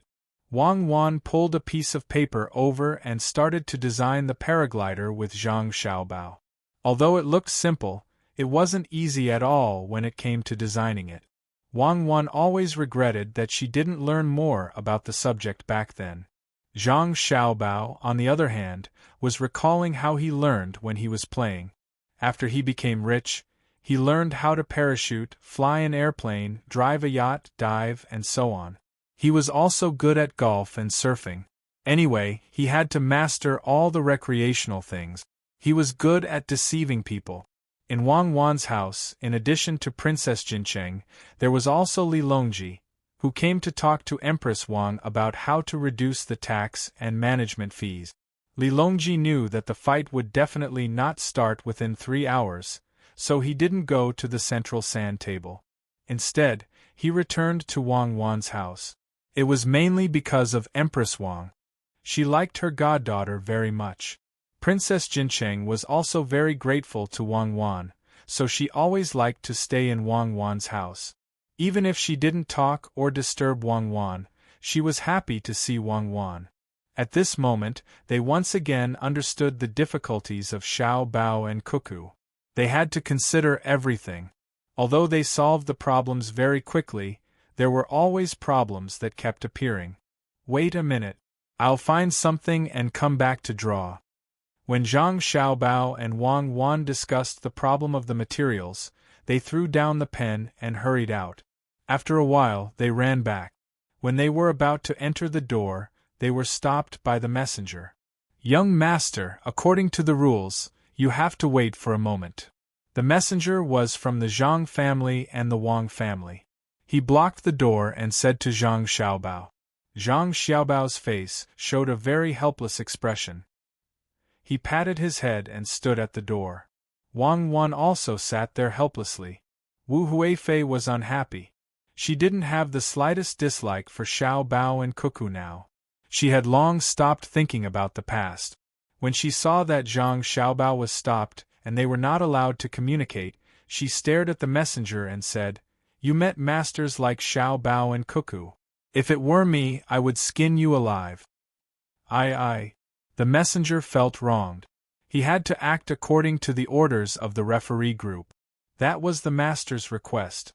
Otherwise, it would be disobeying orders. It's not his fault. It's not his fault. Your Highness, it has nothing to do with him. If it were other messengers, they would do the same. It won't delay anything. Cuckoo and I can think more. Zhang Xiaobao spoke for his people and said to the messenger, "You look familiar. I remember. You are the grandson of Cripple Zhang, right? The old man used to make a birdcage for me. I like the cage he made. It can be flipped back and forth. It's a pity that I haven't been back for a long time. I thought it would be simple during the new year, but they said that I'm old and it's not good to mess around. So I stayed in Zhuangzi. When you contact your family, send a message to Cuckoo and me." The messenger immediately burst into tears. "Yes, young master. They said that my grandfather was lame and that his journey was slow. I even quarreled with them. It's not like we're walking to the capital city. We're in a wheelchair. Young master, if you have anything to say, you can tell me. I'll go in and report it to my wife." "Alright, why are you crying? It's not a big deal. Just wait," Zhang Xiaobao said to the messenger. He didn't want to see his family members cry. At this time, Li Longji said, "Tell the referee group that Xiao Bao and Cuckoo can go anywhere they want without restrictions. The time they save is not enough for other things. If any of the generals have different opinions, tell me." The messenger wiped his tears and ran to the center of the sand table to inform the referee group. The referee group gathered together and discussed for a while before coming to a conclusion. Indeed, Zhang Xiaobao and Wang Wan had to be busy with other things while participating in the military selections. The time spent would be much longer than the time spent on judging the distance. It wasn't that the Tang Empire couldn't do without the military selections, but it couldn't do without the two of them to command other things. Compared to the people's livelihood, the military selections weren't worth mentioning. Thus, they agreed to this preferential treatment and sent people to each room to inform the generals. None of the generals objected. It had nothing to do with who had given the order. They were well aware that the two of them couldn't stay idle and spent less time on the battlefield than the rest of them. If they objected and something urgent happened in the Great Tang and they were too slow to deal with it, who could bear the responsibility? After receiving the feedback, Li Longji said happily, "The generals of the Tang Empire are still reasonable.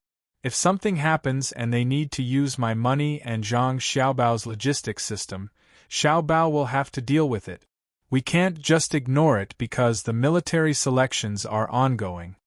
Coincidentally, just as Li Longji finished speaking, someone who had nothing to do with the military selections rushed in. He was a member of the intelligence network of the Zhang Xiaobao and Wang clan. When he saw him, he glanced around and whispered a few words into Zhang Xiaobao's ear. His expression was very grave. Zhang Xiaobao had already entered the room and was discussing the materials for the umbrella with Wang Wan. When he heard what the person said, he frowned. Wang Wan also heard it and her expression turned grave. Are you sure? Zhang Xiaobao's voice wasn't soft as he asked. Yes. The snow is heavy, and all the roads leading to Tubo are blocked.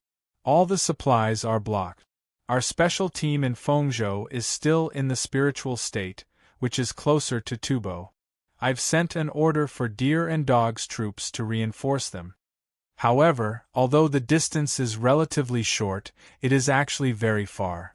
It will take at least 20 days to reach the destination. I'm not sure if the animals can withstand the forceful march.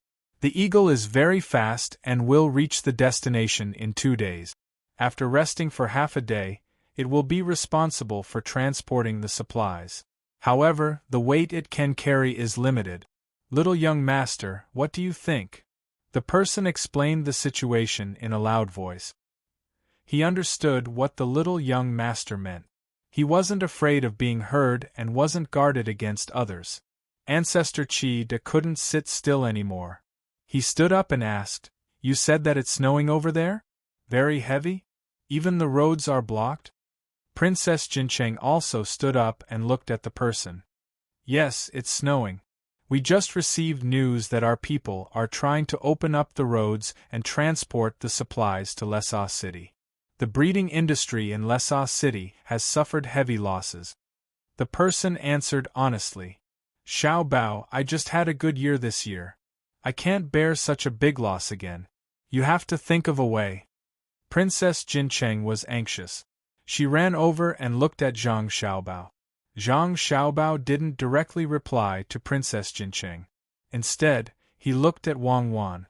Wang Wan sighed and said, I agree. If there are any changes in Tufan, I will make sure that they don't leave anything behind. When everyone was puzzled, Zhang Xiaobao ordered the person who came to pass the news, send a report.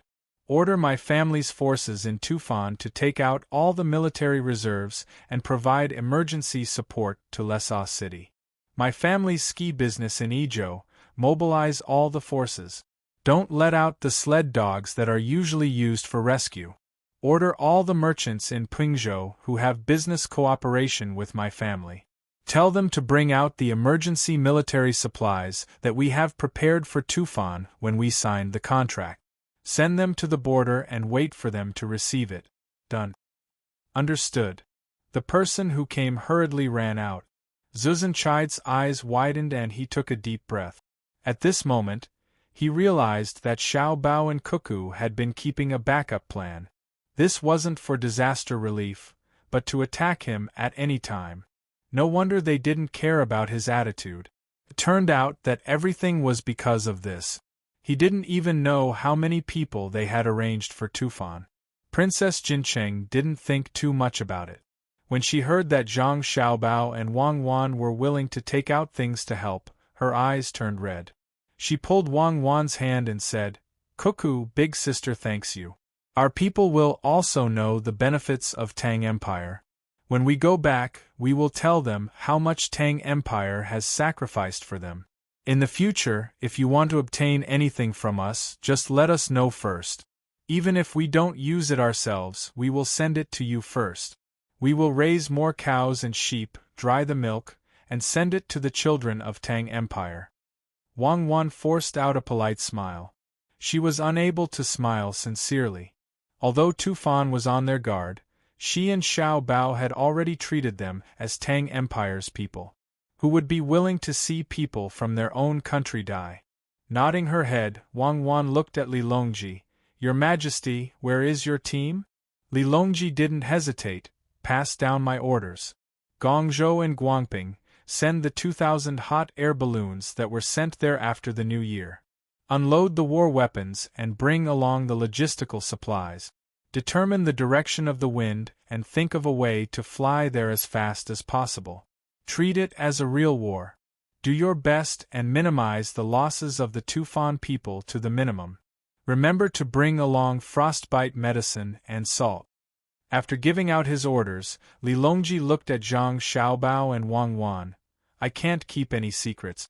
How did you guys find out about it? Same here. Your Majesty, you should be clearer about the influence my family has over there. Zhang Xiaobao didn't stand on ceremony. Everyone was thinking of ways to hide things from each other. He wasn't angry because it wasn't important whether they hid things from each other or not. It wasn't because he wanted to deal with the other party and hide things from them. It was a kind of competition in the dark. They wanted to see who had better arrangements and whose intelligence network was more complete. On the other hand, Zhu Zan was dumbfounded. So that's the case. For a moment, his emotions were complicated. Princess Jincheng saw through his thoughts and said, "Husband, look. Xiao Bao, Cuckoo, and my brother have even mobilized their military forces in order to save our country. Perhaps, if something were to happen in other parts of Great Tang, they might not be able to mobilize their military forces over there. The hot air balloons can't be flown casually. If they encounter a snowstorm or strong wind, they will still be in danger. My brother has asked his men to exchange lives for lives. Xiao Bao and Cuckoo's family's wealth will probably be damaged as well." After hearing Princess Jincheng's words, Zhu Zan came to a realization.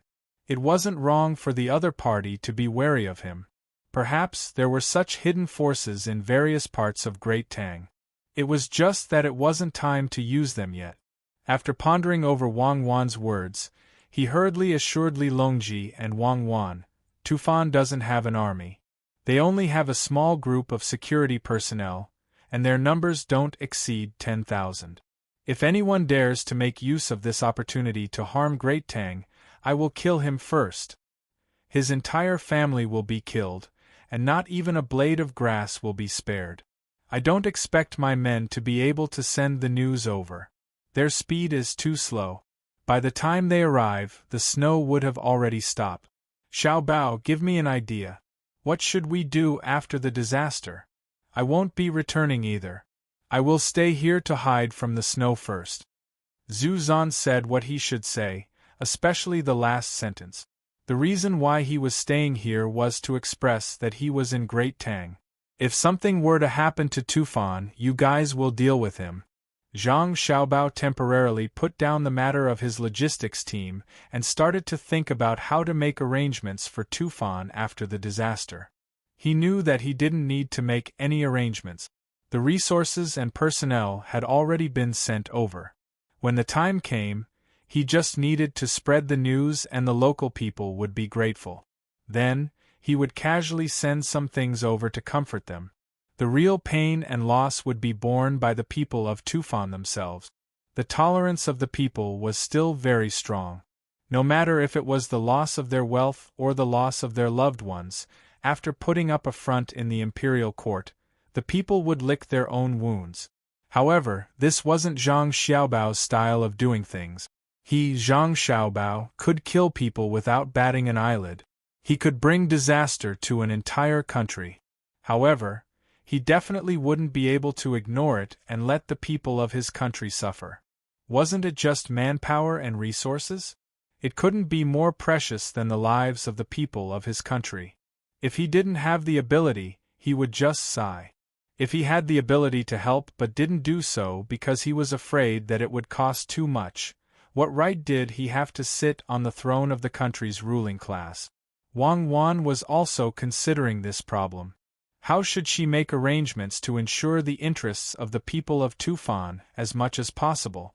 Even the dog she raised at home knew to build a nest for her when the weather was cold, let alone humans. Wu Huifei didn't have as many thoughts as Zhang Xiaobao and Wang Wan because there were always people dying in the past. A natural disaster wasn't something that humans could resist. The only thing they could do was to send things over and reduce the taxes. Therefore, she continued Zhu Zan's words and said, "If someone really causes trouble, we must kill. Kill his entire family. Otherwise, it won't be enough to deter them. Don't just kill. Cuckoo will naturally be responsible for killing people. She has a lot of troops there. First, consider how to compensate for the loss of the people. Don't find excuses for yourself just because of a natural disaster.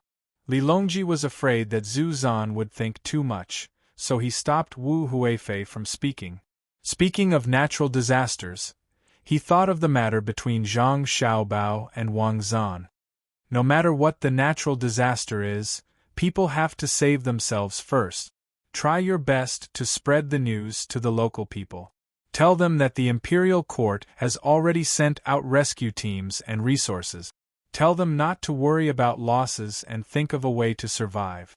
If there are any losses in wealth, I will compensate them. I have nothing, so there will be heavenly punishment. Li Longji clearly knew that the snow had nothing to do with him, but he still took responsibility for it. The people there believed in such things. Then, he said, if the news can be spread, tell the local officials. Don't find excuses for yourself. I don't believe them. I know how Zhang Zhong risked his life in Luzhou. I also know how Zhang Zhong dealt with the flood in Shu province. I want results, not explanations. Li Longji was sad. He had changed a lot because of Zhang Xiaobao and Wang Wan.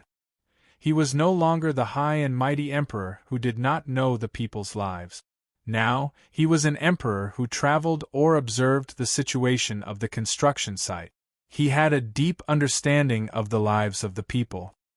His heart ached for every citizen of Tang. This was because he realized that the real people of Tang treated him well and were willing to protect him. This was especially true when they were outside. The people consciously observed the people around them, afraid that someone would do something to hurt the emperor. At this moment, Zhang Xiaobao said, "It's not difficult, but it's not easy either. Disaster relief is not difficult. It's just a rescue. I believe the person in charge will know how to do it. The difficult part is the post-disaster reconstruction work. The most direct way is to give money. The amount of money that the people there have lost will be compensated. This amount of money is not much. Whether it's Your Majesty's money in the bank or my family's money, it can be easily sent. When the local people receive the money, they will regain their confidence and continue to do what they originally wanted to do. Then give the money, Xiaobao. Use my money. I can't spend it all." This time, Li Longji did not ask Zhang Xiaobao for money. It's necessary to give money, but it depends on how you give it. I'll make preparations. I'll get some seeds for the local people to plant. There's also the road construction. When the Ministry of Works was researching technology, they produced a lot of asphalt. We'll try our best to pave the road. Your Majesty, you'll pay for this. Cuckoo and I will pay for the other part. We'll get the medical academy to provide us with the demand for medicinal herbs. Our family will build a series of medicinal herb plantation bases over there, especially the special medicinal herbs. We can't just wait for them to be produced naturally. We have to do it ourselves, Zhang Xiaobao said as he tapped his leg with his hand. When Li Longji heard this, he immediately understood what was going on. Xiaobao did not acknowledge the might of a natural disaster. He wanted to make a set of actions during a natural disaster. Not only did he have to minimize the damage caused by the natural disaster, but he also had to use the natural disaster as an opportunity to integrate the various industries in Tubo. That's right. This is the character of the Zhang family and the Wang family. They'll never bow to any difficulties. They'll become stronger when they encounter a strong opponent. Whether it's a man-made difficulty or a heaven-sent disaster, they'll go ahead with it. Take Luzhou, for example. What about the hurricane? If the hurricane didn't come, I wouldn't have developed so quickly. What can I do if I'm comfortable? I'll use this opportunity to build a bridge. There's also Fengzhou. When it was snowing, the transportation ability wasn't that strong. But when it was snowing, the transportation ability on the snowy ground had to be higher than when it was not snowing. Strong. This is true strength. They're so strong that they're arrogant. It's no wonder that the people of Great Tang encountered trouble. When they heard that the people from the Zhang family and the Wang family had come, they immediately became confident and quickly organized themselves to face them bravely. Wu Huifei thought so and couldn't help but say it softly so that Princess Jincheng could hear it. Sister Wu is right. Xiao Bao and Cuckoo represent invincibility, strength, courage, loyalty, and justice. I just don't know what Xiao Bao will do this time. In the past, Tibet suffered from disasters, but I'm used to it. Who lives and who dies is up to fate. At that time, I didn't think about anything else. But after knowing about Xiao Bao and Cuckoo's abilities, I started to think. Why didn't I know how to fight back in the past? So what if it's a natural disaster? Princess Jincheng said after thinking. She finally realized something. Her great Tang was strong. Cannons rumbled, seeds were produced, Xiao Bao could control the economy, and Cuckoo could teach military affairs. If it was any other country, this might be the main reason why that country was strong. But in Great Tang, this was definitely not the case. Great Tang was strong because of the spirit and backbone that Xiao Bao and Cuckoo had brought up. It was just like the good horses of Tubo. Horses were horses, but some horses and wolves would be afraid. When 5 or 6 wolves met a horse that dared to resist, they would usually want to eat the horse, and they would have to pay the price with their lives. At most, a horse could kill more than 3 wolves. When the horse fell, the wolf couldn't be happy. Therefore, strength and weakness weren't so obvious. What was obvious was the will of the ruler and whether the group below supported him or not.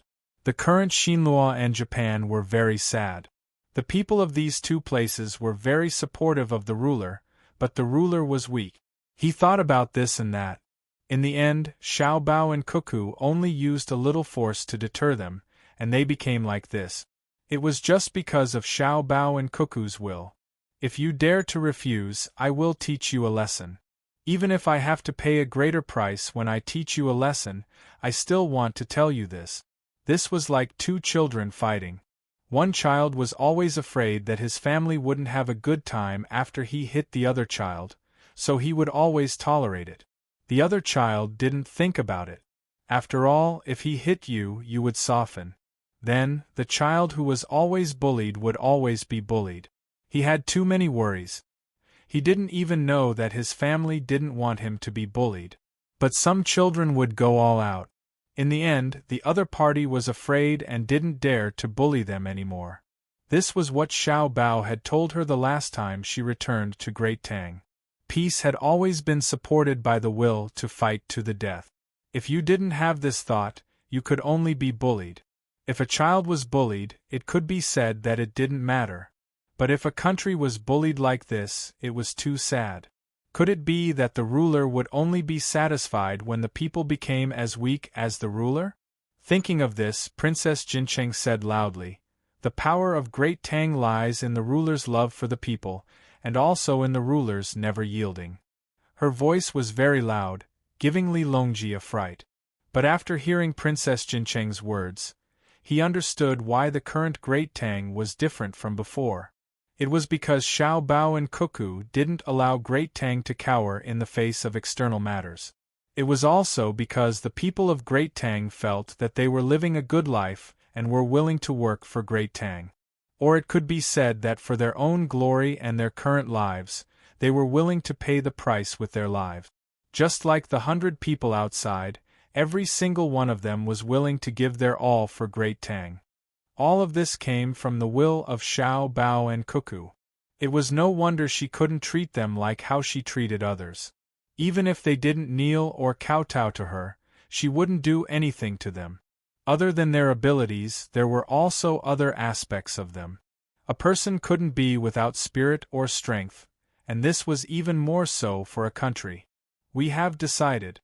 We will pause the military examination and leave 1 or 2 days for Xiao Bao and Cuckoo to think about things. Don't disturb them. Tufan is suffering from a disaster. The various generals can gather together to eat and drink, but they are not allowed to discuss or hint at anything related to the military examination. Otherwise, we will not let them off easily. Tell them that if anyone feels that they can't continue without leaking information to each other, they can withdraw themselves. Don't wait for we to personally make trouble for them. Li Longji watched as Zhang Xiaobao and Wang Wan gathered together once more, muttering to each other. From time to time, they would shake their heads and come up with new ideas. Suddenly, he felt his heart ache. Thus, he gave the order to pause the military examination, afraid that Xiao Bao and Cuckoo would collapse from exhaustion. What was the military examination? Just based on the current situation, which of the other generals of Great Tang wouldn't be convinced? The death toll was almost 1-to-1, and they were using the support of others. If they immediately judged Wang Wan as the Zhuangyuan, who would object? Furthermore, pausing the military examination wasn't the end. Everyone should take a break. They had been standing in front of the sand table for days and were tired. Once Li Longji gave the order, Zhang Xiaobao and Cuckoo heaved a sigh of relief. They didn't want to give up on the military examination, but they couldn't leave Tufan in the lurch. 2 days was enough. Xiaobao, let's put the matter of the kinetic umbrella aside first. Let's see how Tufan will decide. I know that you don't want to give money directly to the people. Instead, you want to invest in support and let the people of Tufan earn back the money they lost through other method. At the same time, you have to promote the development of the region. Wang Wan understood what Zhang Xiaobao was thinking about. It was easy to give money, and it wouldn't cost much. However, Tufan wasn't like Hong Nong. They were two different things. I'm thinking about the climate there. I still have to communicate with the medical college, the Ministry of Works, and the Western Agriculture Temple. If we have to do it, we have to do it well. The crisis is also a turning point. Let's send the survival resources over as soon as possible. After that, we can consider other things. You are right.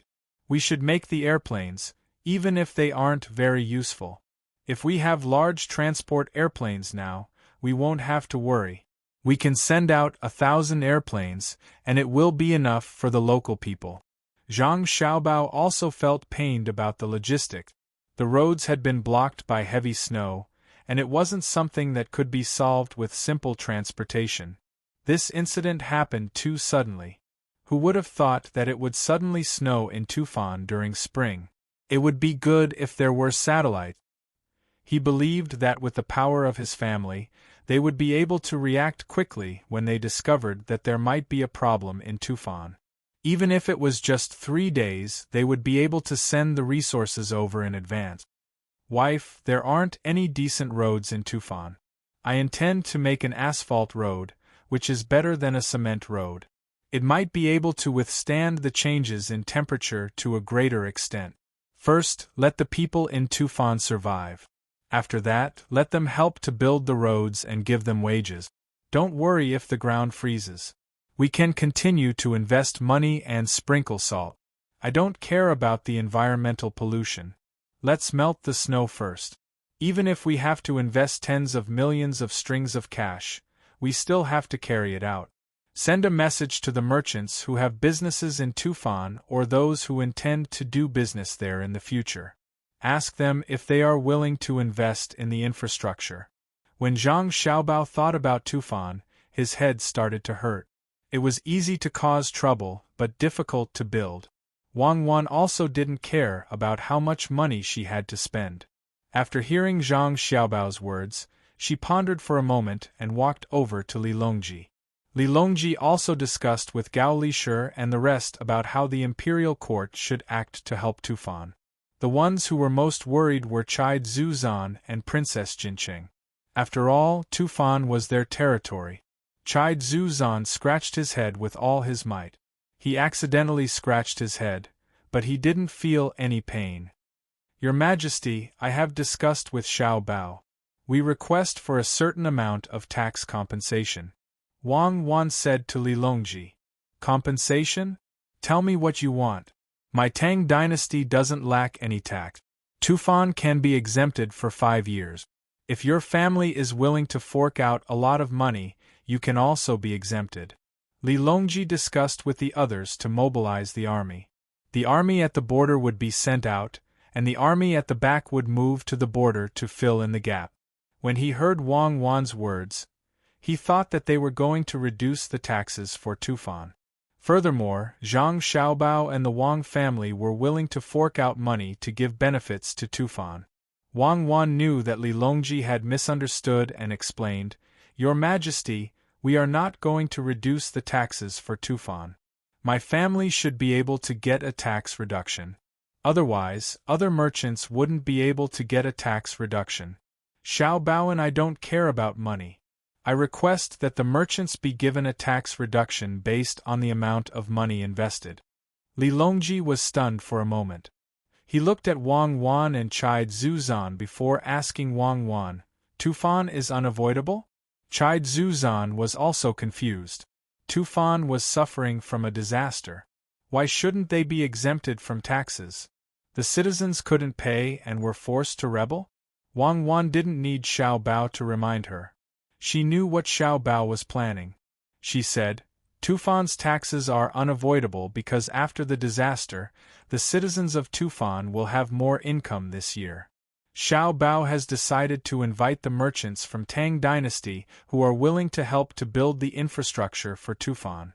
First, the roads will be opened, and in the future, the logistics will be more convenient. The cost of materials and wages will require a lot of investment. In a short period of time, we won't be able to recover the costs. That's why I requested for a tax reduction based on the amount of money invested. The construction of a country is the process of integrating resources. The revenue of the country depends on the purchasing power and logistics. Of course, technology is also involved. We don't care about the latter. It won't have a direct impact on the current situation, so there's no need to consider it." Li Longji understood. Xiao Bao and Cuckoo were planning to use another method to make up for the loss of the citizens of Tufan. He nodded his head. Before he could say anything, Wu Huifei, who was planning to study hard, spoke first. "I know your motive. Aya, Cuckoo, you and Xiao Bao are indeed more capable than ordinary people. Thank you, but we still can't send the resources to Tufan in a few hours. We have already tried our best. This is the helplessness of technology not being able to keep up." Wang Wan wasn't happy at all because of Wu Huifei's praise. This was because if it was her and Xiao Bao's time, Xiao Bao wasn't a swindler and had so much money. Coupled with her family's power, if a disaster happened in Tufan, they could work together and send survival resources, medicine, and special rescue personnel accurately to the location within a few hours. Wu Huifei didn't know what Wang Wan was thinking. She continued, "Your Majesty, you are indeed capable. Your Majesty, I thought that doing this wouldn't harm the citizens of Tufan. Although we didn't directly give them money, we gave them a chance to earn money. If there wasn't a disaster and we didn't provide the materials and money to build the infrastructure, they would still be farming or growing their own things. No matter which one it is, they would need to contribute labor. There are also some handicraftsmen who help to build things. It's similar to their original job. We just want them to temporarily change to a job that earns more money. The food and medicine sent there will be free. Then, they will earn the money that they should have and the infrastructure will be built. The merchants will pay the money and receive the compensation from taxes. It's nothing more than a loss to the imperial court. Am I right?" After Wu Huifei finished speaking, she wiped her sweat. It was very tiring to analyze these things. Li Longji couldn't help but laugh, but he immediately stopped himself. The place where Chide Zhu praised was still suffering from a disaster. He couldn't show a happy expression, and he shouldn't be happy. Li Longji pulled a long face and said to Wu Huifei, "You're still far from it. Do you think that you can learn it immediately? How can the imperial court suffer a loss? You've consolidated the people's hearts and obtained a smooth road. Otherwise, wouldn't the imperial court pay for the repairs? You've paid a period of tax income, and at the same time, you've also increased the amount of tax income in a short period of time. All kinds of resources need to be transported, and there needs to be a process of buying them. The imperial court will still collect the taxes in the middle. However, in my opinion, Xiao Bao and Cuckoo are definitely not so short-sighted. What they want is a direct road from Pingzhou to Lesa City, right?" As Li Longji spoke, he looked at Zhang Xiaobao and asked, Zhang Xiaobao had also been paying attention to this side, and he nodded in agreement. Let me think about it again. How much profit can an asphalt road bring? Xiaobao, do you have any supplementary plans? For example, seeds that are suitable for the local climate, breeds for animal husbandry, and specialties for the handicraft industry, such as woolen blankets? Li Longji was much smarter than before. Although he was always in a position of failure, his spirit of learning did not decrease at all. Today, he was able to follow Zhang Xiaobao's train of thought. Zhang Xiaobao continued to nod. Yes, without a road, it will affect the shelf life of the goods, and it will also affect the return of profits. I want to let Tufan have a better road than before. It will increase the frequency of the production and sales cycle of the goods, and it will make up for the loss of the imperial court's taxes. Moreover, it will also increase the long-term financial income. See, I didn't say anything wrong this time, right? Xiaobao, I know that the idea you came up with this time will not be so simple. Let me guess, what other plans do you have? The other plans are for Cuckoo. The two of you are going to hunt for more food. After the military selection, you have 1 year to prepare. You want to let Tufan build the road for 1 year and directly build the supply route, right? Li Longji was used to Zhang Xiaobao's way of coming up with ideas.